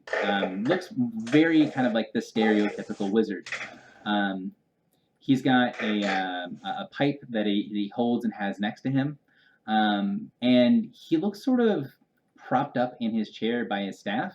As you get closer to him, and Jessic sort of gestures for you to stop about 30 feet away from the Pasha, you can tell that there's this kind of rasping sound and a very low rhythmic breathing that it seems the Pasha's asleep.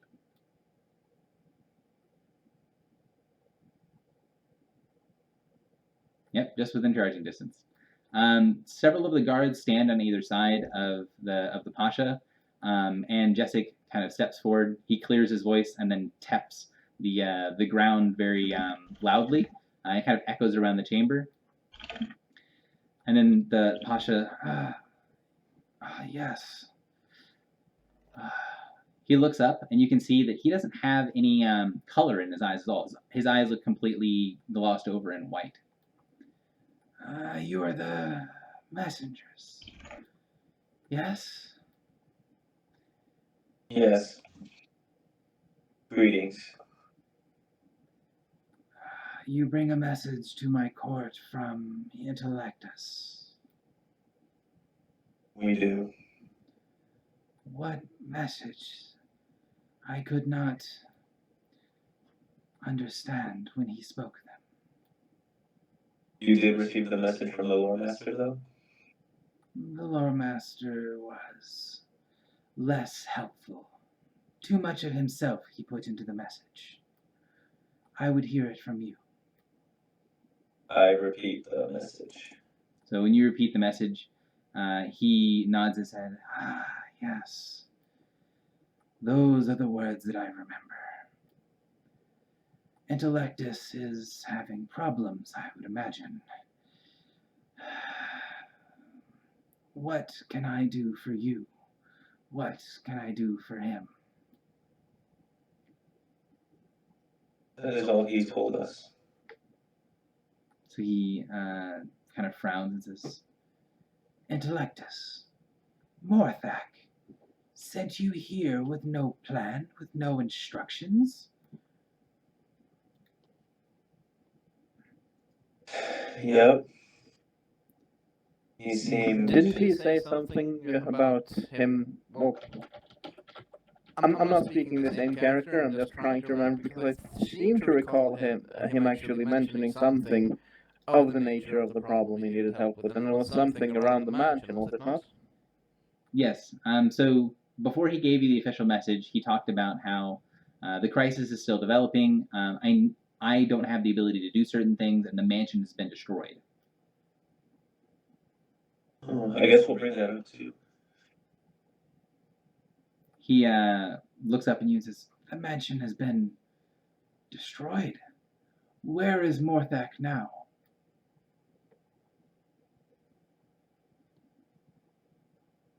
We don't know that part, huh? I don't think I remember that name. He frowns. Morthak is Intellectus's master, the one that helps him be. He is the one that owns the mansion, of course.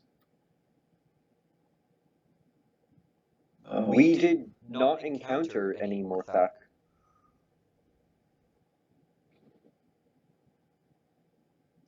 So you kind of see him rest his head down a little bit, and then he takes a deep breath in and goes, This is not simple coincidence. There's been problems here. Something of mine was stolen. I now can see why. Morthak is in trouble. Intellectus calls out for aid, but I cannot give it. Not as I am now. I am too weak. I have been attacked. A great evil has come to Athos. What is this evil? So you see him sort of lean down a little bit, kind of crumple in his chair.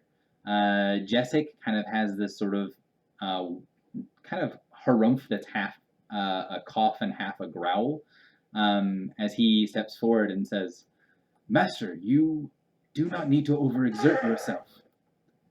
and the Pasha says, I will be fine. Fine enough for this. There is a token, something that I can use to help with Morthak, help with the old watchers, the old guard of how things should be. It was entrusted to me and another as we fled the other worlds, fled the plains to a place that we could not be touched by the gods. One of the creatures we angered back in the days when I was young followed us here, took the artifact from me. You can tell that even talking this much is draining the old man, and he's having to struggle to sort of stay conscious and stay awake. Krill will ask, what kind of creature? He takes a deep breath and goes, A dragon named Saphiraktar the Dread. Oh, snap. We may have had a encounter with him. Yep. So he turns his head to one side. You see him grip the staff very tightly, and then you see his eyes both close. One of them opens up and has a crystal clear blue eye in it. And he looks back at you and says, I do not sense the type of strength you would need to survive an encounter with the Dread. We had help. The Sphinx helped us with her temple. So he closes his eye, and then before he opens it again, he kind of has this wheezing chuckle under his breath. The Sphinx helped you against the dragon. She made a sandstorm. So he smiles and kind of leans his head back. She has not forgotten everything. Good, good. What was the name of the metallic dragon that we saw? Does anyone remember it? Something I was mispronouncing. Demorphating? Yeah, well, I want to bring up that we saw that dragon too, so maybe he knows of it. So you guys, like I said, I'm not going to require you guys to remember. I was just curious if anyone remembered it. The dragon's name is Namur. So you can bring it up, and he says, Namur, still with Safaraktar, but they were fighting, you say? Yes, and Nimur disappeared right before Sifaraktar began looking for us. Yeah, so he says, so many things in motion. I need more time to recover. If only there was more time. Krill will look to some of the more divine and otherwise magically oriented members of the party. Is there anything we can do to help? He smiles and says,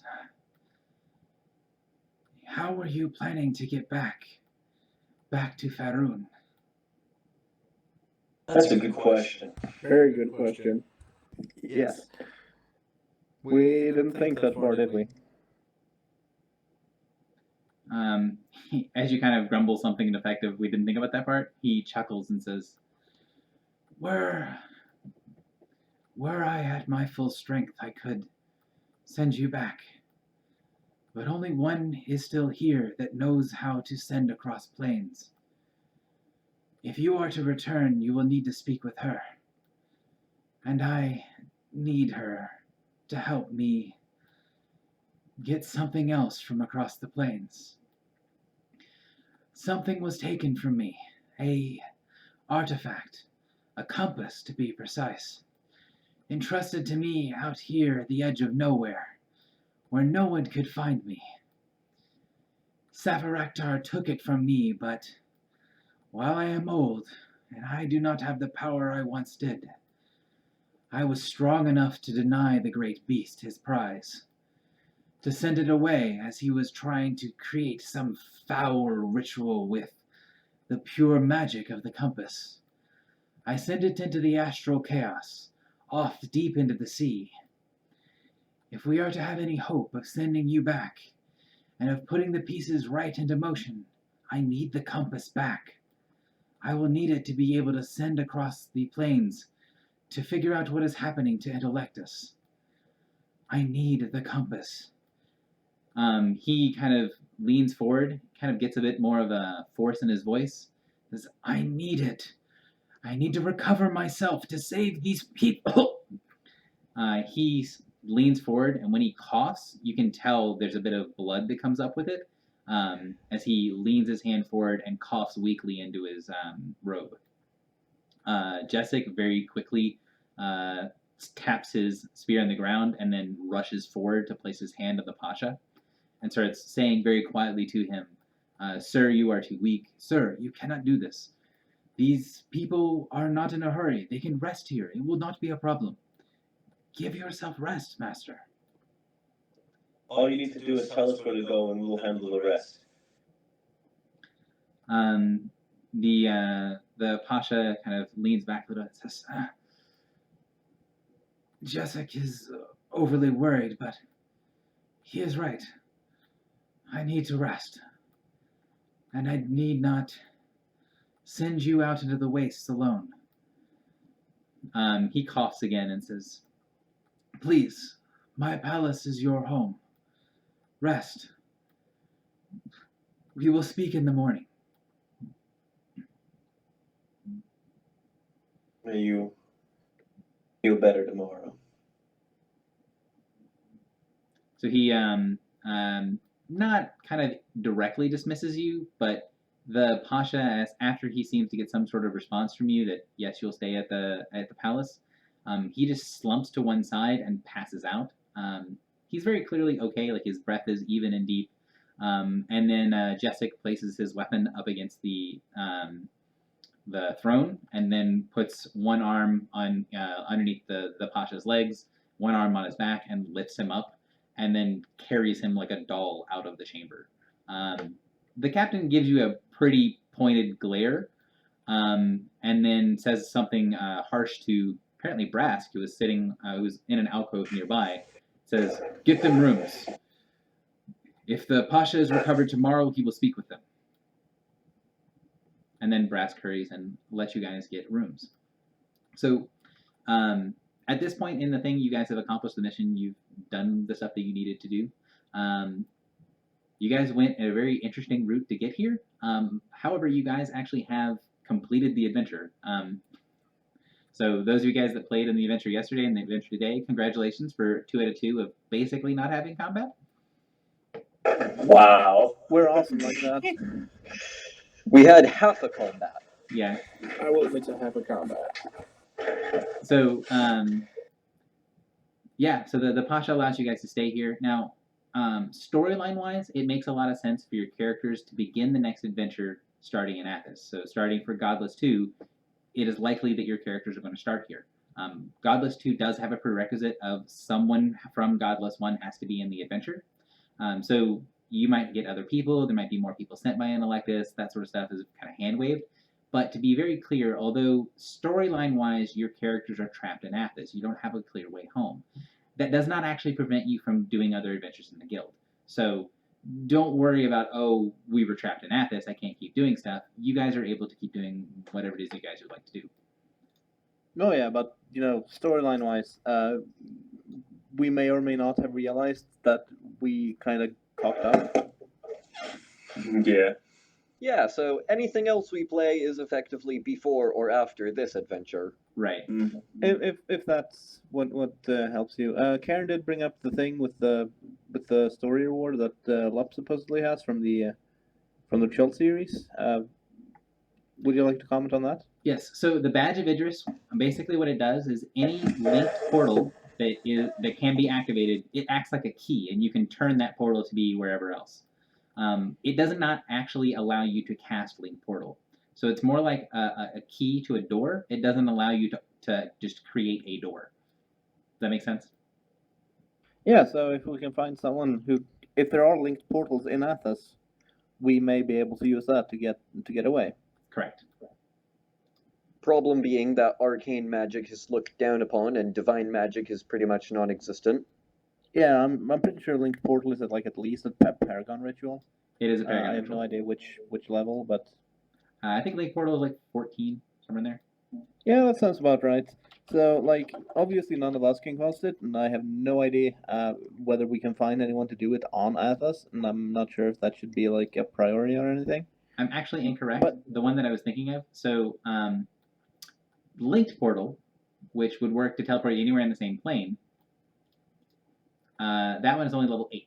But the one that you actually need is Planar Portal, and that one is Paragon. Fair enough.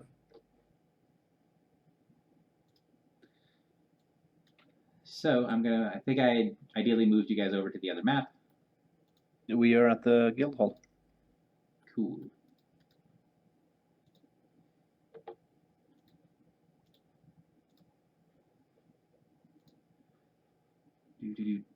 So we're at the end of the adventure. I'm going to go ahead and stop the stream.